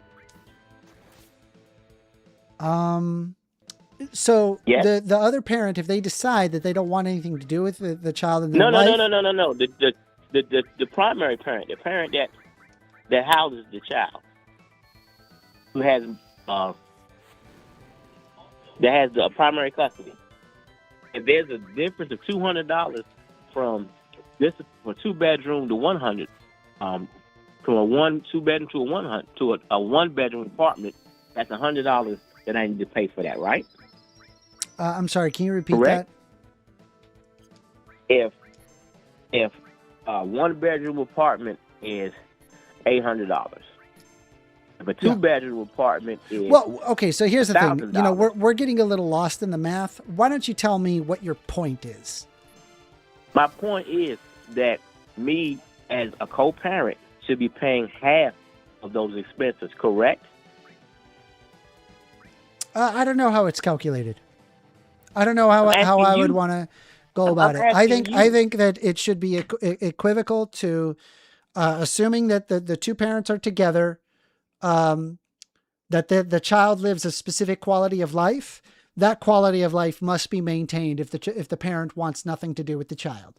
That's what I believe. But I've never. Whatever I've that never amount said ends that. up being, I mean, it could be an equal amount. It could be greater. It could be less. It's just dependent on making sure that the child lives a decent quality of living. But I'm giving you a specific example where the parents make the same amount of money, and the monies combined add up to $48,000. They make $24,000. Yeah, we don't need to get stuck in the math of it. I mean, we've been going back and forth on the math.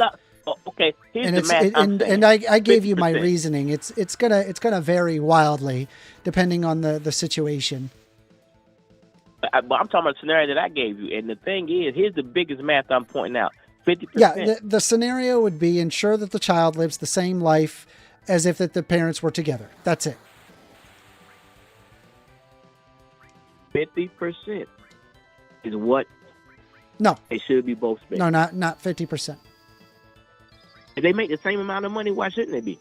Well, if they made the same amount of money, it would be 50%. Sure. It's this whole time in this example. That's all I've been saying, though. Okay, yeah, then we don't disagree. We agree. Okay. And and that was the main reason I said $600 for one parent is too much. It depends. Depends. I mean, that's again, maybe that's something that needs to happen in a negotiation. You're going. What is the general. average child support? I'm giving Average? you a specific, but I'm giving you a specific number. $2,400. I'm $24,000 a year. You wouldn't have to pay, but to you that was still fine. I just kind of want to gauge and see what you think was a fair amount.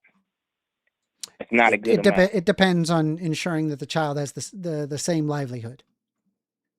If I make $24,000 a year, $24,000 a year, you want me to give up $72,000 of that to take care of a child.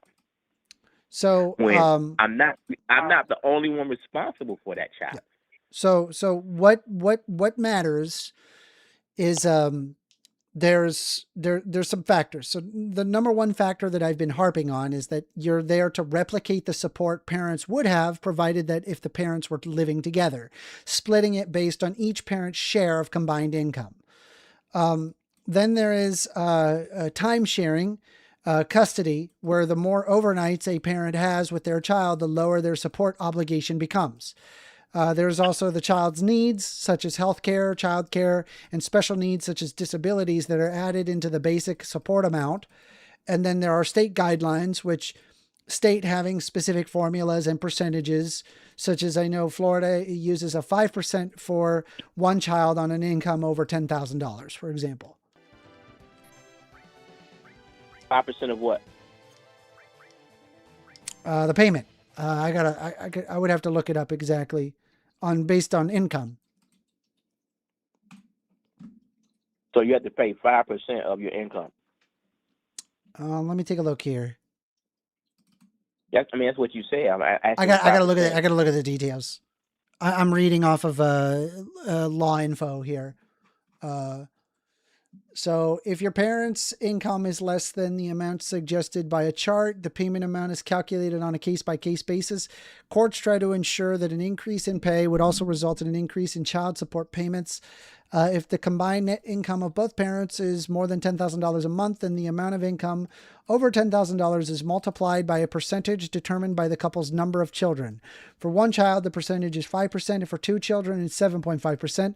This amount is added to the child support amount of the suggested by the chart. Where's this chart? I'd love to see this chart. Now you see what you're doing? What? You're telling me the pre-existing details of what Florida is doing. Yeah. And That's I'm not what in I was agreement asking. with it.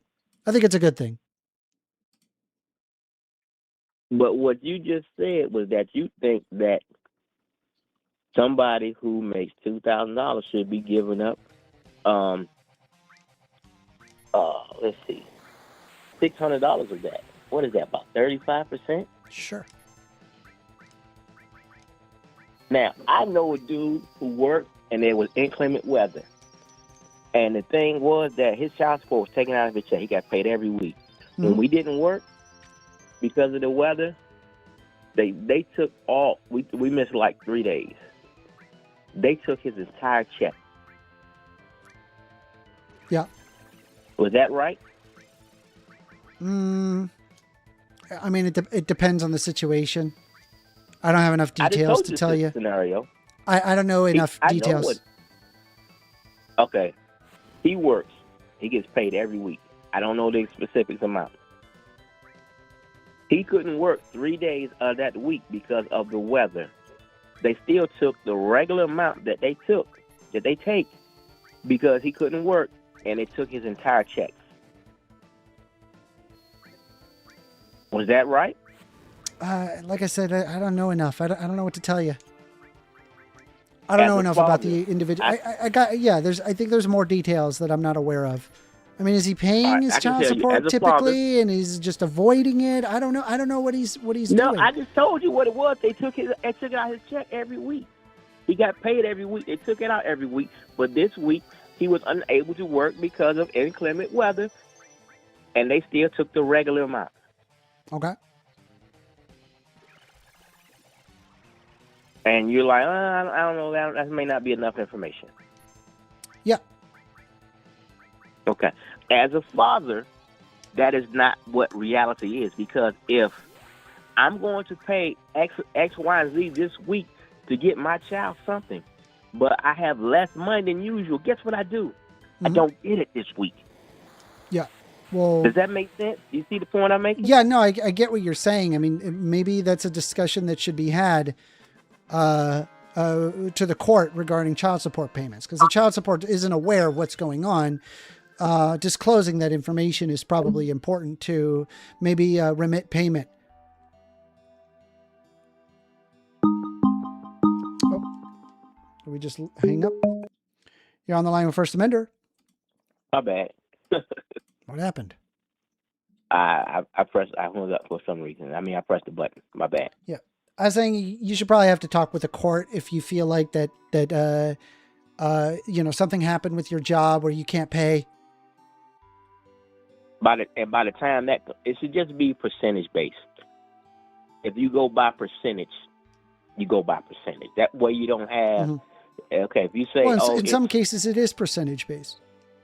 Right, but if it was $300 a month, a week, and then $200 a week, and they say, he didn't make, but if you go by percentage, and it's usually 200, that percentage equals to $200. Now you can't get that because there's less money. So now you say, okay, so now instead of $200, maybe you only get $80 because of the amount that's in his check. All I'm saying is that in real life, you just sit there and said that it does not take $1,200 a month to raise a child. If that's the case, why should one of the two parents be paying $600 if it doesn't cost $1,200 to raise a child? Okay.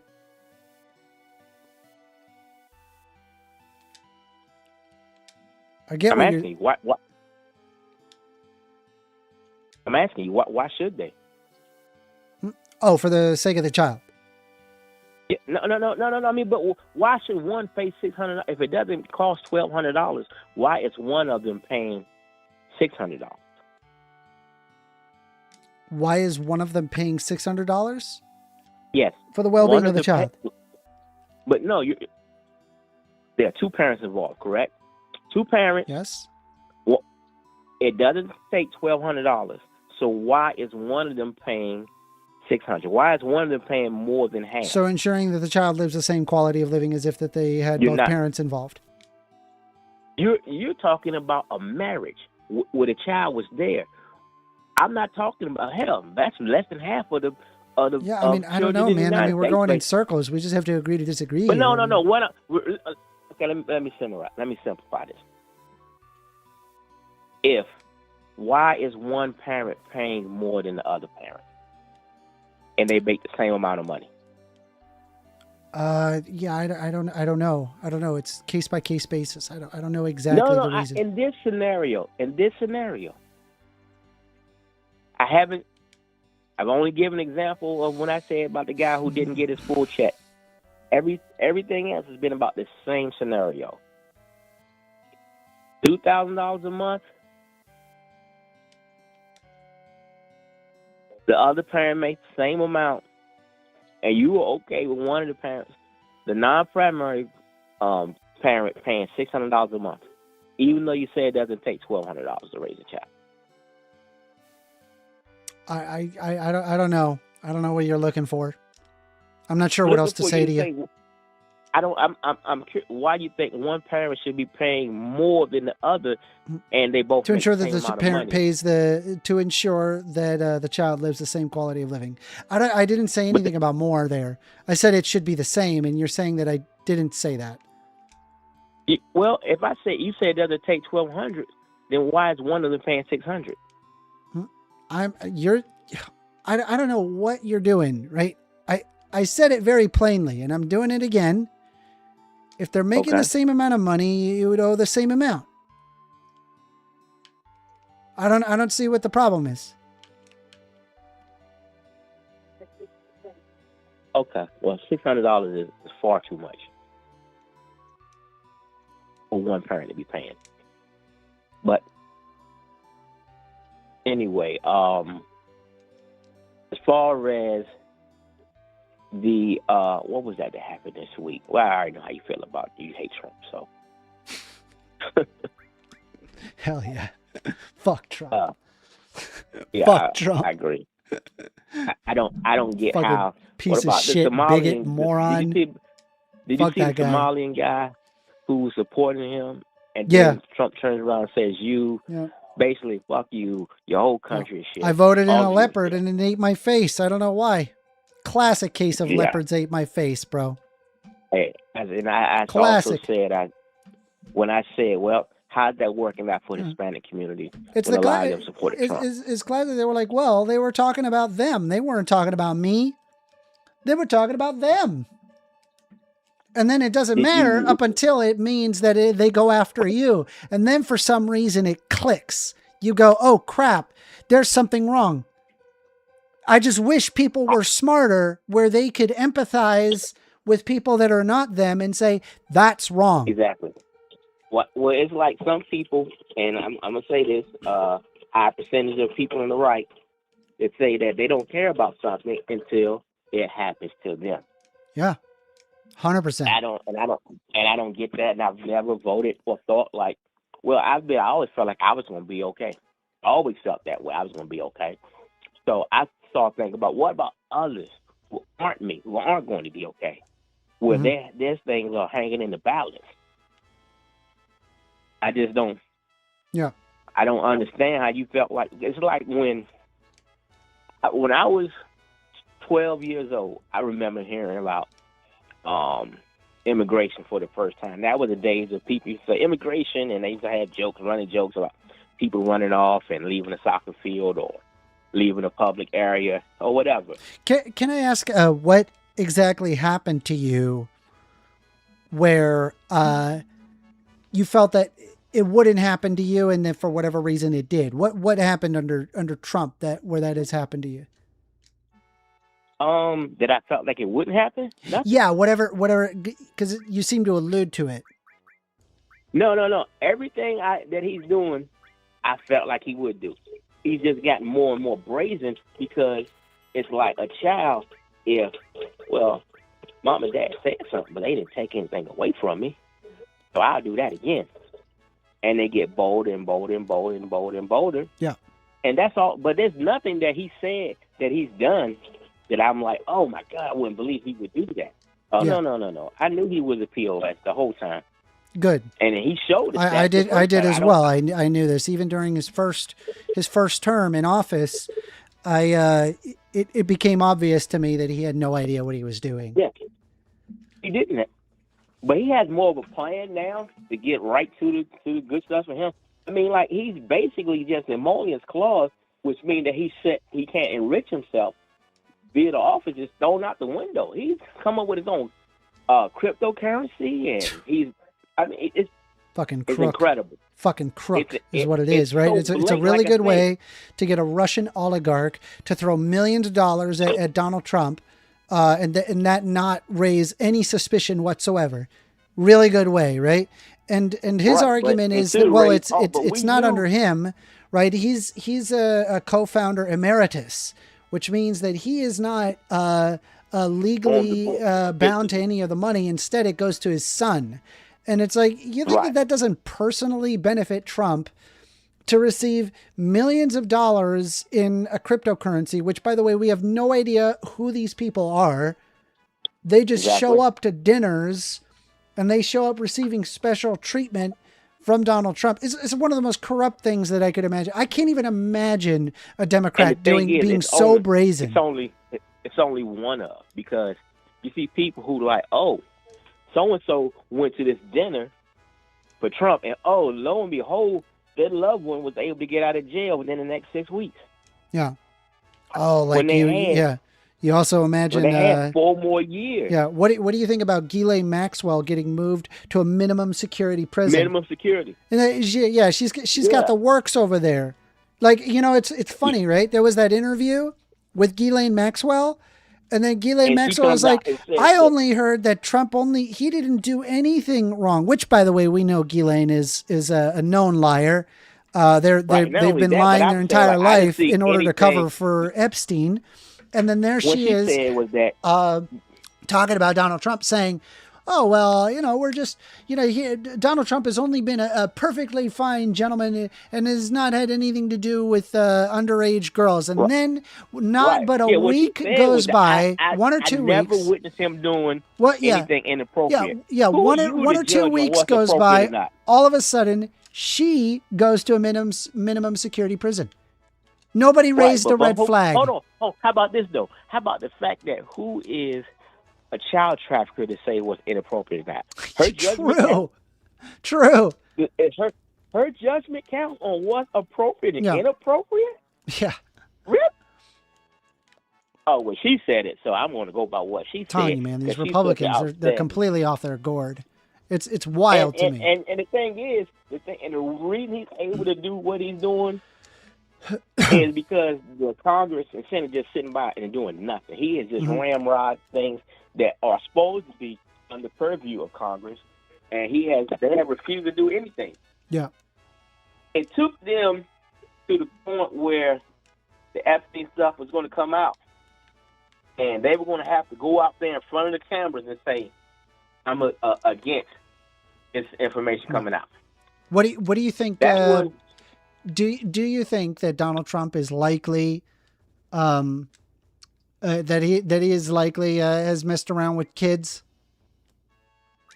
Well, I'll say this: once he became the Republican nominee the first time, there was a report that was filed. It said that there was a woman before we knew who Epstein was.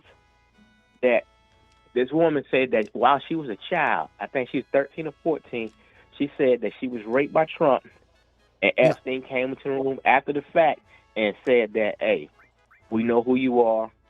Your family will suffer for you if you tell anybody. Yeah. That's what the girl said. Right. Yeah. And that was filed then. Mm-hmm. That was filed then, like I said, before he became president the first time. So I'm going to say yes. Yeah. And like I said, that was before we knew who Epstein was. Other than, some people know, I don't know if the government knew or whatever, but the general public had no idea he was the worst pedophile in history. We didn't know. Yeah. So I'm going to, based on that information that I knew when it happened in real time. Now, I did think that the timing was suspicious, that when he became the Republican nominee, this comes out. Yeah. I thought that was a little suspicious, but that's when it happened. So based on that, and now when you look at the more and more we find out about him, when he sits there and brags about him sexually assaulting women, going into little girls, not little girls, going into teenage girls' dressing rooms while they're getting them, while they're in different states of undress, he can no longer receive the benefit of the doubt. Yeah, no, I think I'm with you there. He gets 0 benefit of the doubt. So once that was the case, I'm going to have to go back and say yes. Because like I said, initially, I was like, well, never a Trump supporter at all. Part of me goes, is that at what point do I hear a Republican say 15 is old enough? I'm being dead serious. They were saying that. I feel like that they will. They'll be like, well, Germany, they do it, you know. You remember Roy Moore? I'll be like, bruh. No. You remember him? No, tell me about it. That was the Alabama. He was running for office in Alabama, but he was like a sheriff or something in the town. He was known for dating these young girls. Mm-hmm. And they came, and it was like the people knew he was known for dating these young girls. Mm-hmm. You remember, during his first term, Trump's first term, this governor or something, not governor, but a state official. Trump had a bunch of experts around him trying to tell him what to do, and Donald Trump wasn't listening. Right. No, I'm talking about how that guy was in Alabama. He was saying that. But now they even showed some woman on Fox. I can't remember which one it was. And she was saying like how these girls were 14, 15, how disgusting it was and everything. And now she was saying, well, I've been reading the Epstein file. It wasn't like they were like 10, 11-year-olds or, softening the blow. Mm-hmm. Saying that, well, these are teenage girls in a sense. I'm not agreeing with it. I'm not agreeing with what she said. I'm not agreeing with it. But I'm just saying that, these are all 14 and 15-year-olds. I was like, what, that excuses it? Yeah. Classic. It's just wild. Yeah. Anyway, do you have anything else for me? Are we up to you? I was really, I just had the child support, and you kind of, I'm a little surprised. Well, no, I can't say I'm surprised. I thought you would go that way. Okay. All right. Take care, man. All right. You have a great day. Bye-bye. Mm-hmm. That was Rob, everybody. A good conversation. We did not have a bad one. We got a little lost in the weeds there with the math and all that, but I think they made their point. Woodworking Gunny says leftists are the ones who came up with maps to run cover for pedos. Yeah, I don't support maps. I don't know any Democrat that supports maps. I don't think that that's appropriate at all. I think that you're abusing children, and that's pretty obvious for me. I don't know what Democrat you're talking to, where they believe in those things, and if they do, they're disgusting people. It's very simple. I don't think that's okay.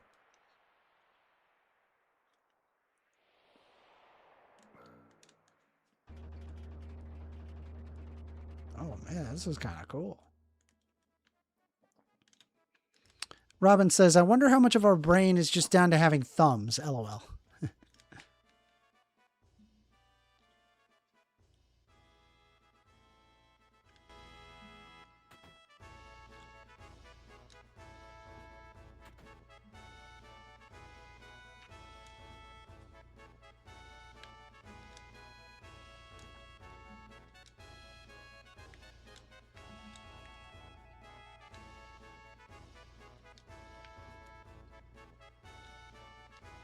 I'm coming to the room. Where are taking calls, by the way. The phone number is 202-998-5218. Robin says, I wonder how much of our brain is just down to having thumbs. I've already read that. I'm sorry.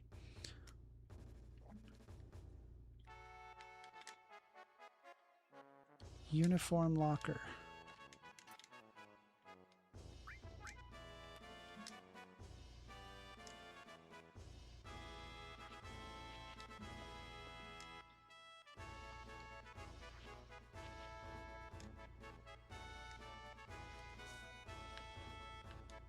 Hey, yo.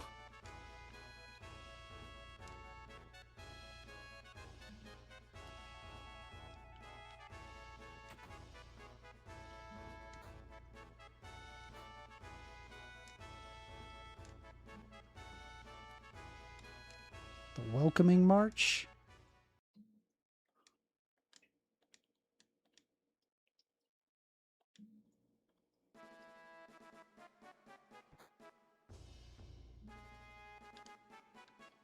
Keep in step. Once you're all shoulder your gun.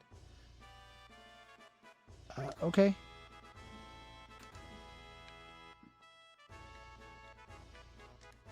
Oh boy. I feel like probably missed something there.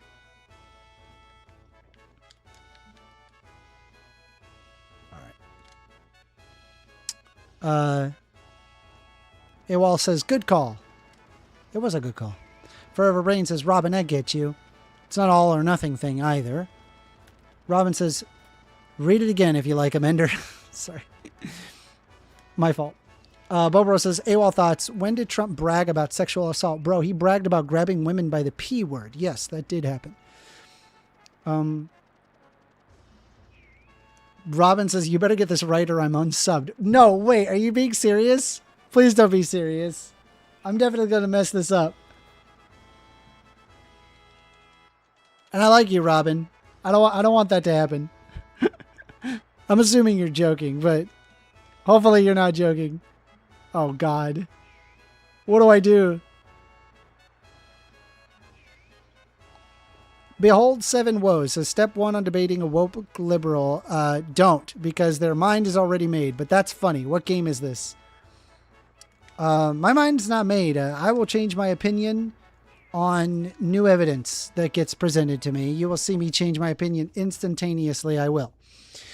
What game is this? This is Final Fantasy VII.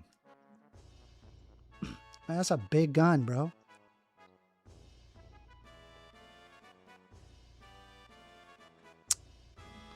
Robin says, I demand 99%. 99% of what? Behold 7 woes. Says, I'm also not being mean, by the way. Hehook2604 says, haha, when CNN tells you to. I don't listen to CNN. I don't watch any primary newscasting station. What I do instead is I read AP and Reuters, and I read books. That's what I do. All right, get over here, okay? Oh, this is me? Okay. I'm the one in the back. This is me. You see me circling around? That's me. Hurry. Rush over. All right, you first. Oh, jeez. Okay. Oh, my God. What? Just sneak into the back of the line with the opening? How do I... Wait, how do I do this? How do I... I don't know what I'm doing. This parade's going to be broadcast live on Shinra TV. If you look bad, the whole Juno army will look bad. Remember that and don't screw it up. Okay, jump in when I give you the sign. Just sneak in from the back. Don't mess up the row. And no matter what, don't try to go in from the front. Okay? All right, start marching. Oh, jeez.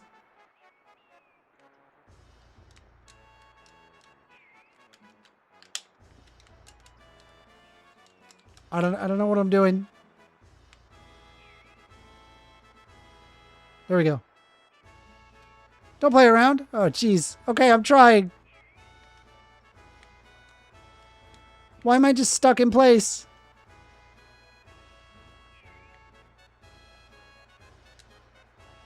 No, wait, I'm trying to get over there.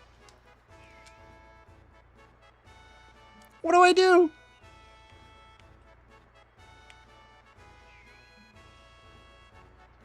Oh my God, dude. I don't know how to do this. I'm trying. Chat. Fall in line, soldier. I'm trying. I don't know what I'm doing.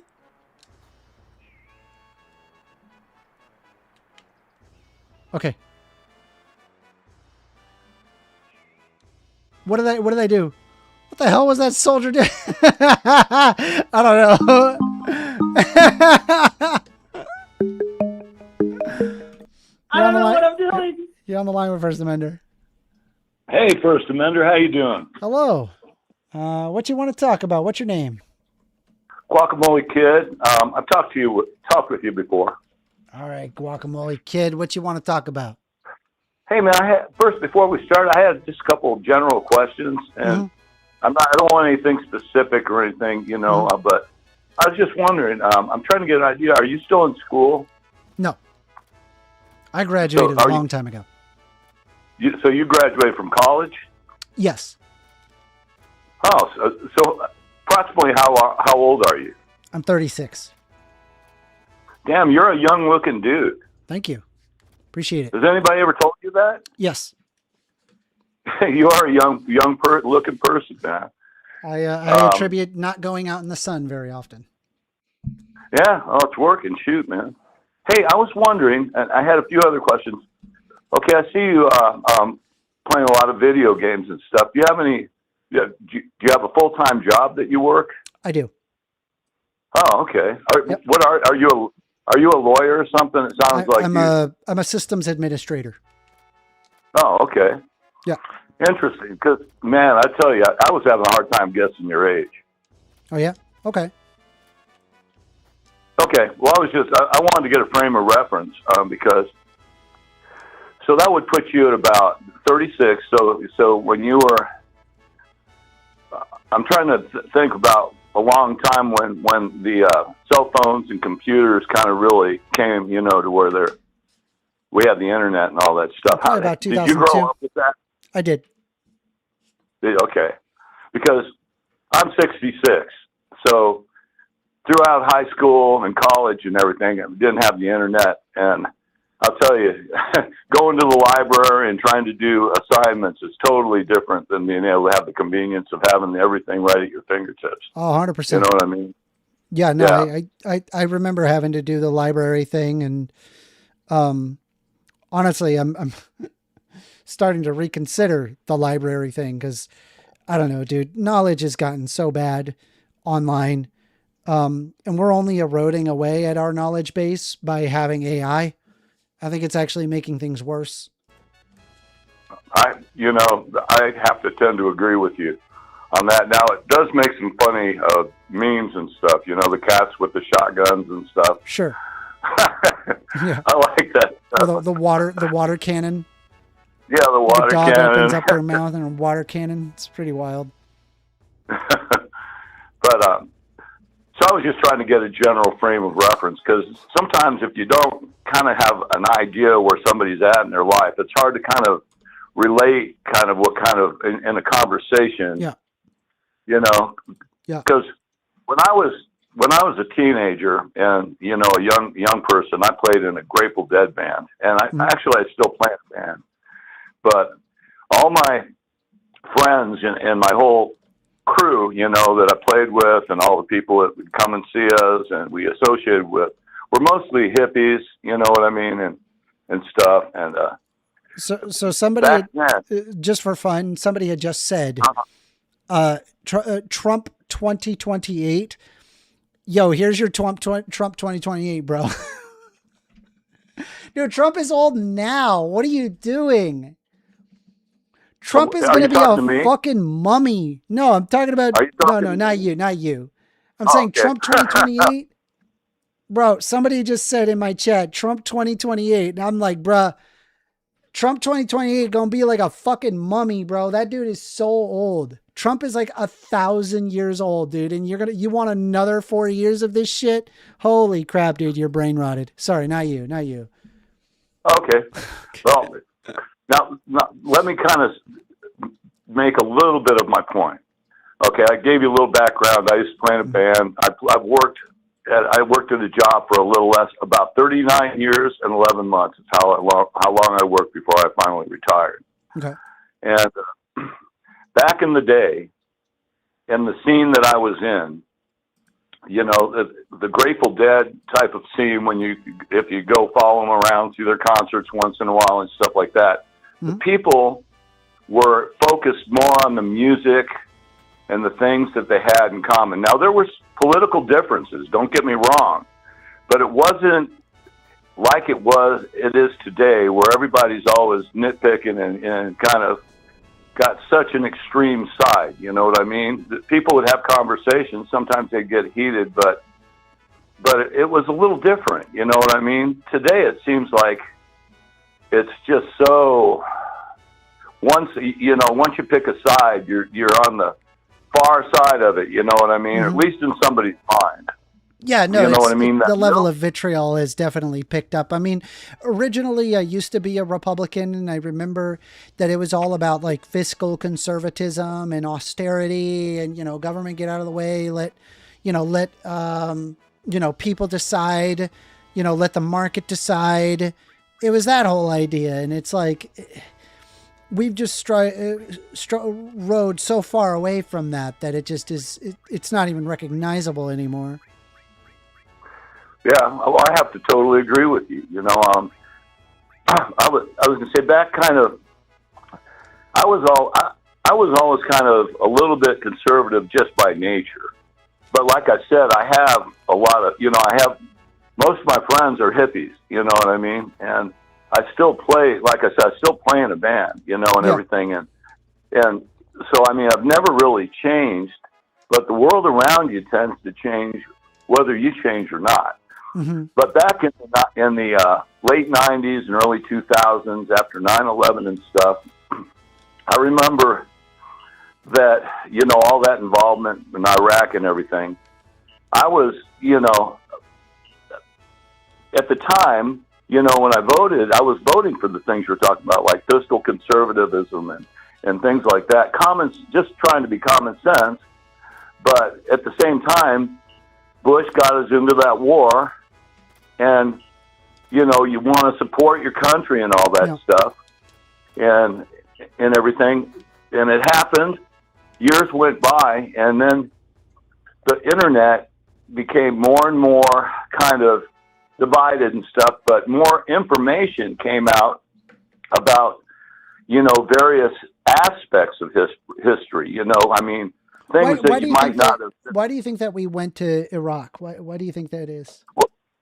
Okay, well, I will tell you, just let me kind of just finish that one thought. I was kind of, when that was all going on and everything, I tacitly supported it, but as time went on, I learned more and more about kind of the way the actual world works, I mean, it's not so cut and dried as Democrat and Republican, you know what I mean? There's more to it, and I really didn't know anything about Bush, you know what I mean? I knew he was a Texas oil guy and everything. I knew a little bit about him, but as time goes on, after I retired, I had a bad injury. I had just tons of time to do nothing but just study, and try to learn about kind of how we got to where we are, And when you look back in history, you can look at it a little bit more, less, in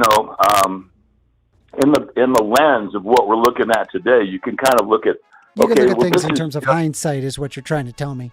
Right, hindsight, and I learned about Bush and everything, and one reason that I'm kind of politically, my view today is that it's not so much Democrat Republican. It's more of a worldview of whether or not you want to have a situation where you have a country that has like a constitution that governs itself, for better or for worse. I'm not saying anything's perfect or anything like that. It still have a lot of problems that you got to work through, but I'm what they call a populist.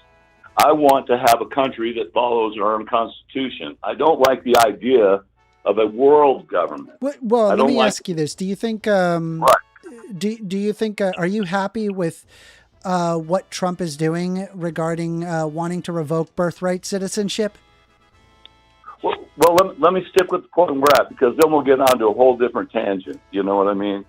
My point is, looking back at the Iraq War, and even looking back beyond that to what happened in Iran, by the way, with the Ayatollah. your microphone is cracking like a lot, like really heavily. Are you able to move your mouth away from your mic a little bit? It might help. Yeah, let me try something else.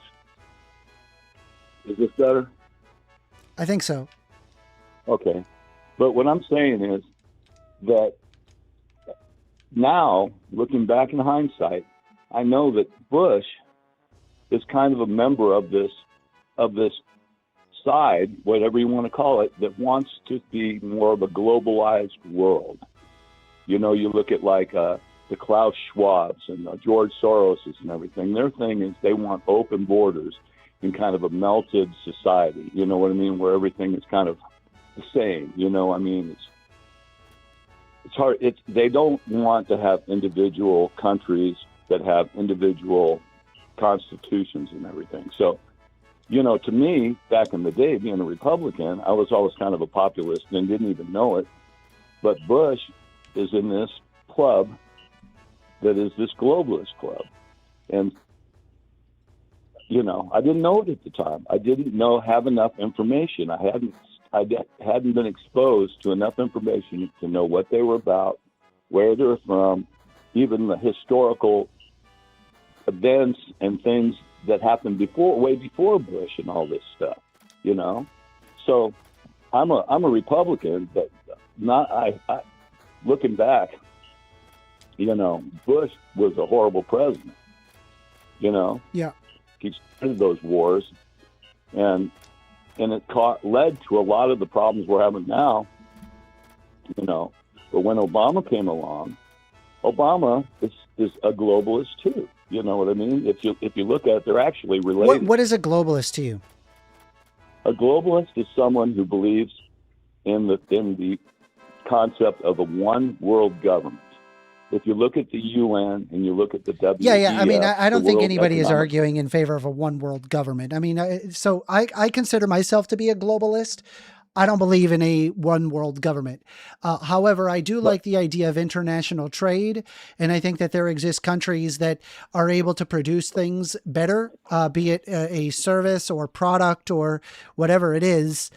And that you are able to look at opportunity advantages and trade with countries that have good opportunity advantages. So one good example would be like India has good farmland, so they're really good to buy food off of. China has good low skill labor sector, and so we could utilize that to improve our quality of living standard. Have you ever read A Wealth of Nations by Adam Smith? No, I haven't. Yeah, so like there's like a hypothetical where it talks about safety pins and just how difficult it is to just make safety pins. Safety pins are in and of themselves, like it seems like a relatively simple thing to make, but really when you break it down on what it takes to make safety pins, you know, you've got somebody that has to mine the ore, somebody that has to smelt the ore, somebody has then smith it, somebody who has to sharpen it, somebody who has to then make boxes, put them in boxes and have them available for sale. And that's just a simple safety pin, let alone all of the complex mechanisms required to, say, making more complex items.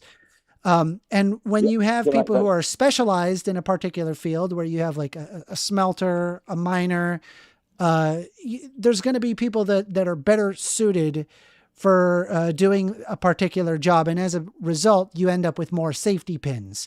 So when you're talking about like trade with China, for example, when you have low skill labor, they're actually able to compete much better than it would be in the United States, which is a service-based economy. They're able to provide safety pins to a much higher degree. And then it is through our service economy that people are able to make money and they can buy safety pins. As a result, you have more people that have safety pins than if we just closed off our economy and we only placed our emphasis on the United States. I think if you decide to like close off trade with nations, effectively going against globalism, you impact very negatively the quality of living standard of your country. I mean, this has been done multiple times. Okay. Multiple times in history. Can I ask you one thing? Can I ask you? Okay. what you just described as globalism is not what I'm talking about. Okay. They're the same word. So you're okay with the idea of, say, like, purchasing avocados in winter in the Southern Hemisphere? Yeah. You know, I mean, there are some things that okay. So I'm on board with you with your description you just gave. I'm a populist, but I want our country to be get along with other countries and do trade with other countries and have peace with other countries. You know what I mean? And protect ourselves from countries that might do harm. But the globalism that you described, and I agree with, is not what I'm talking about. The globalism, what I'm talking about is more, hold on, let me slow you down. In terms of the International Monetary Fund, that's literally what they argue. They don't argue that you can't be your own nation or you can't have your own borders or that there's an argument of a one world government. It's an argument of cooperating with one another for beneficial trade deals so all countries can benefit. See, and that's kind of where the point that I'm trying to convey is that I agree with what your definition of what you call globalism. That's, to me, just free trade and getting along with other countries. I totally agree with you, and I agree with the different aspects of how things are made and how they're processed. Blah blah blah. But what I'm saying is, the globalism I'm talking about is an ideology. It's been called other names before, but the ideology is that they want to have a tightly controlled one world government type of society. Yeah, it's total. I'm telling you right now, that's a conspiracy. That's a conspiracy position that nobody wants a one world government. Nobody. Yes, they do. Nobody argues a one world government. No, they do. They do. Not whether or not you think that or not, that realistically. is what. And even if they did want it, it's never going to happen because of basic ideological differences. What do you think all the mass immigration is about? What do you think the 20 million mass immigration? Do you think that's by accident? No, I think you have a mass. I think mass immigration happens where you have a shortage of labor, and the market speaks for itself, where people end up wanting to work. I think that you have war-torn countries that the United States has specifically destabilized, that then result in people rushing to our shores, looking to make a better life for themselves and their family, which results in the immigration problem that you exhibit today. That's what it is. That is what it is. But that's not what it is. It is what it is. No, it isn't. That's not what it is. The thing I described, the globalism ideology, is a one world government. The reason that we have those 20 million people come in is a soft invasion. Where are you getting a planned and orchestrated soft invasion. Bullshit. It's more conspiracy under the basis of it's more bullshit under the basis of wanting to argue a form of xenophobia that ultimately is there to subjugate minorities. Minorities, which by the way have that the United States has been personally liable for destabilizing nations. There's numerous South American nations that the United States has destabilized. We have also destabilized the Middle East under the basis of getting more oil. Government. No, it comes down to a level of supply. No, it was a desire to stop communism. That's why. Oh my God, dude! Stop talking. Within our government did that. Yes. All right. Once again, the Americans were concerned, specifically the United States was concerned in there being communism on the west side of the hemisphere. And that's why the United States had done everything in their power to meddle with elections across multiple South American countries, including the country that my family comes from, which is Chile. We have done so much effort to destabilize their nation for our own benefit, and we wonder why their countries are so destabilized. This has nothing to do with globalism. This has more to do with a hegemony of what is going to win, capitalism or socialism. That's what happened. All right, go ahead. I don't agree with that. Your explanation. Then where the fuck are you getting your information? Where did you get the information what is it? Triple parentheses they. Why don't you explain to me where you got that information? Look at the UN's charter. Right. Look at UN Agenda 2030. What is Agenda 2030? Where is that coming from? You don't even know what Agenda 2030 is. What is Agenda 2030? It's a list of objectives of the UN. Okay, and it's the same as the WEF. It's same as NATO. It's same as the EU. These people are all part of a crew that have an ideology of a one world government. Does Agenda 2030 argue a one world government? Look it up. Okay. So this is the United Nations Population Fund. Agenda 2030. It is an authoritative source, and it says on September 25th, the United Nations General Assembly unanimously adopted Resolution 70/1, Transforming Our World, the 2030 Agenda for Sustainable Development. This historic document lays out the 17 sustainable development goals, which aim to mobilize global efforts to end poverty, foster peace, safeguard the rights and dignity of all people, and protect the planet. Let's pull up the 17 sustainable goals. Give me a moment.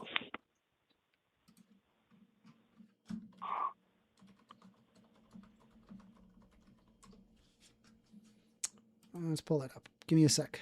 Okay, now let me say something while you're pulling it up. All right, so sustainable goals, the 17 goals here is, number 1 is no poverty. Goal 1, end poverty in all forms everywhere.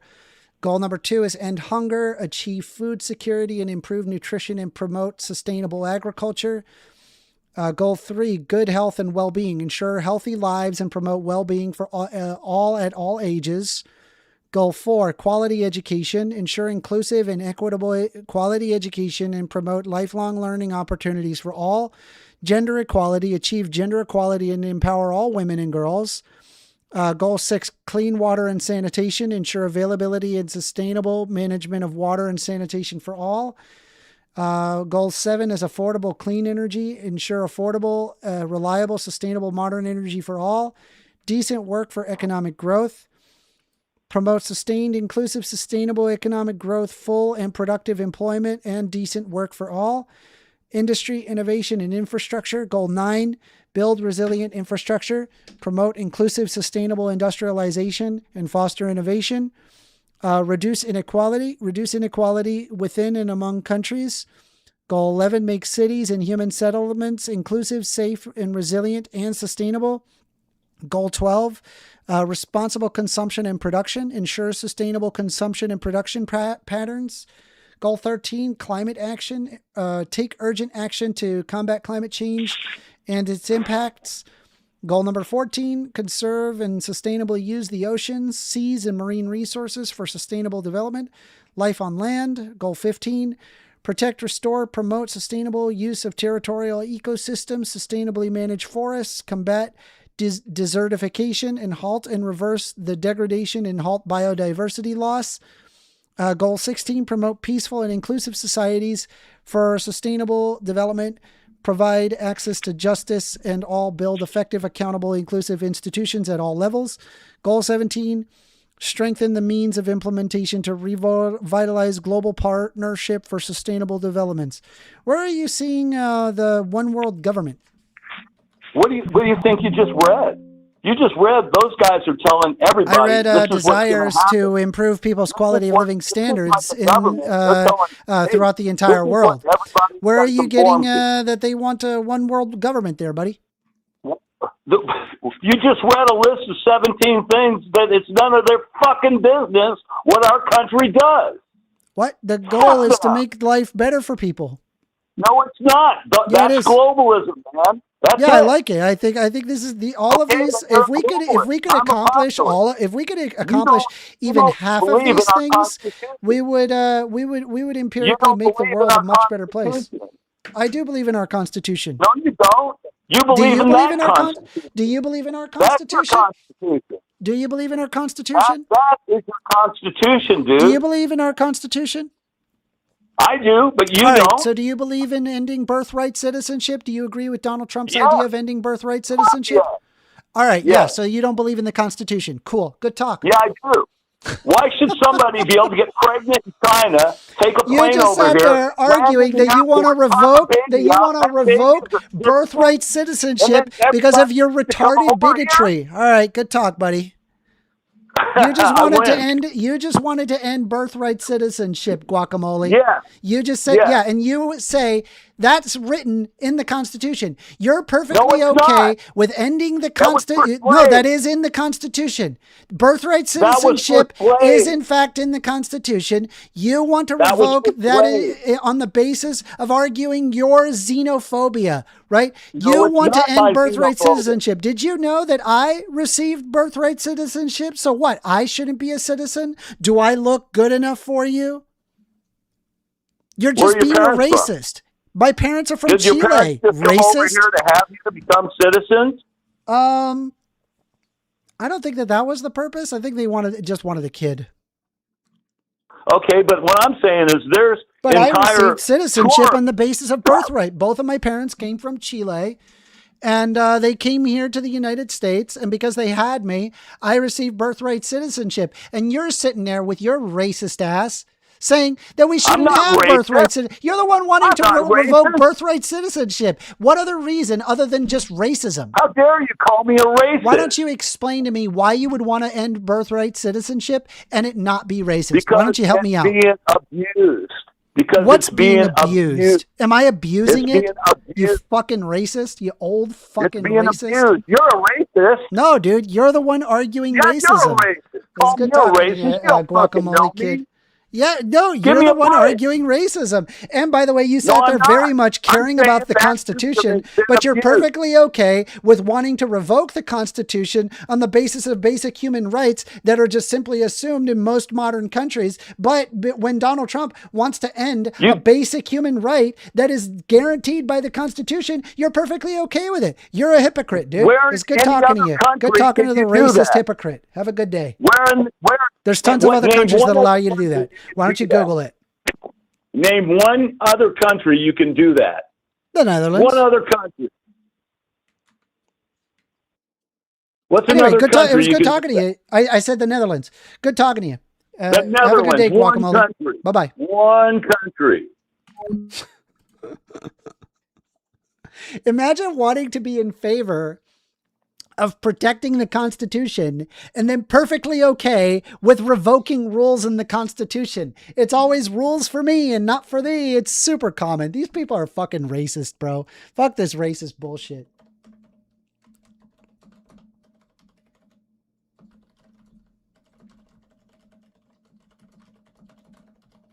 They want that one world government, bro. They want to get that one world government.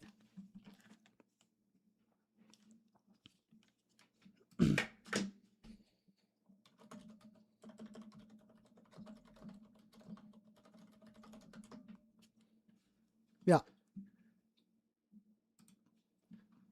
So I can give you a list of countries that have unconditional birthright citizenship.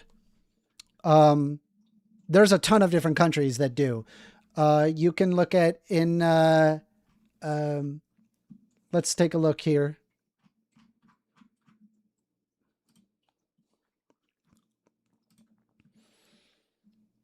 So here are the countries in blue that have unconditional birthright citizenship. You could see plenty of countries do. And then there's a certain birthright citizenship with restrictions in most EU countries, but still have birthright citizenship.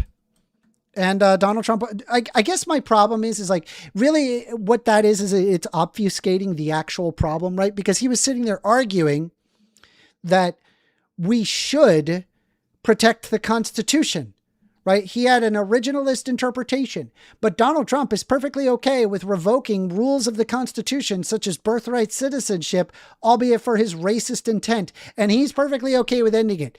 I got news for you, man. If you want to revoke the Constitution, but then at the same time want to protect it, you're a hypocrite. Sorry. Go be a hypocrite. I don't know what to tell you. It's just a hypocritical position to hold. I love the racism, though. It's wild how often that is. You sit there and just ask the most basic question.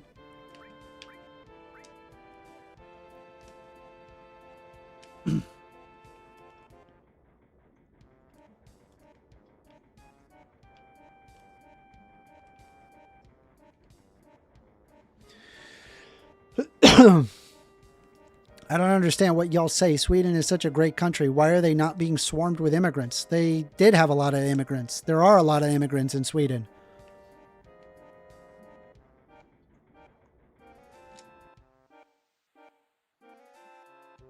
In fact, people in the United States, they're literally fleeing the United States because of how shitty it is becoming, because of racist fucks like that. Seaman, gotta have oomph. I'm tired. Something's missing.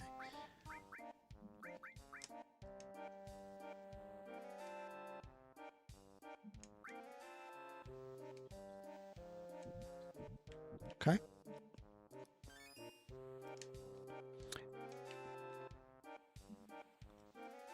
So we're going to save.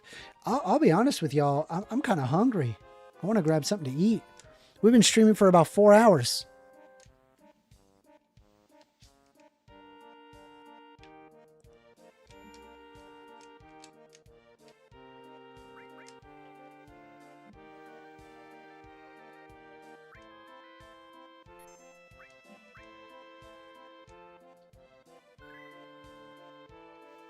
All right, I think we, wow, 13 hours into this game. This is a long game.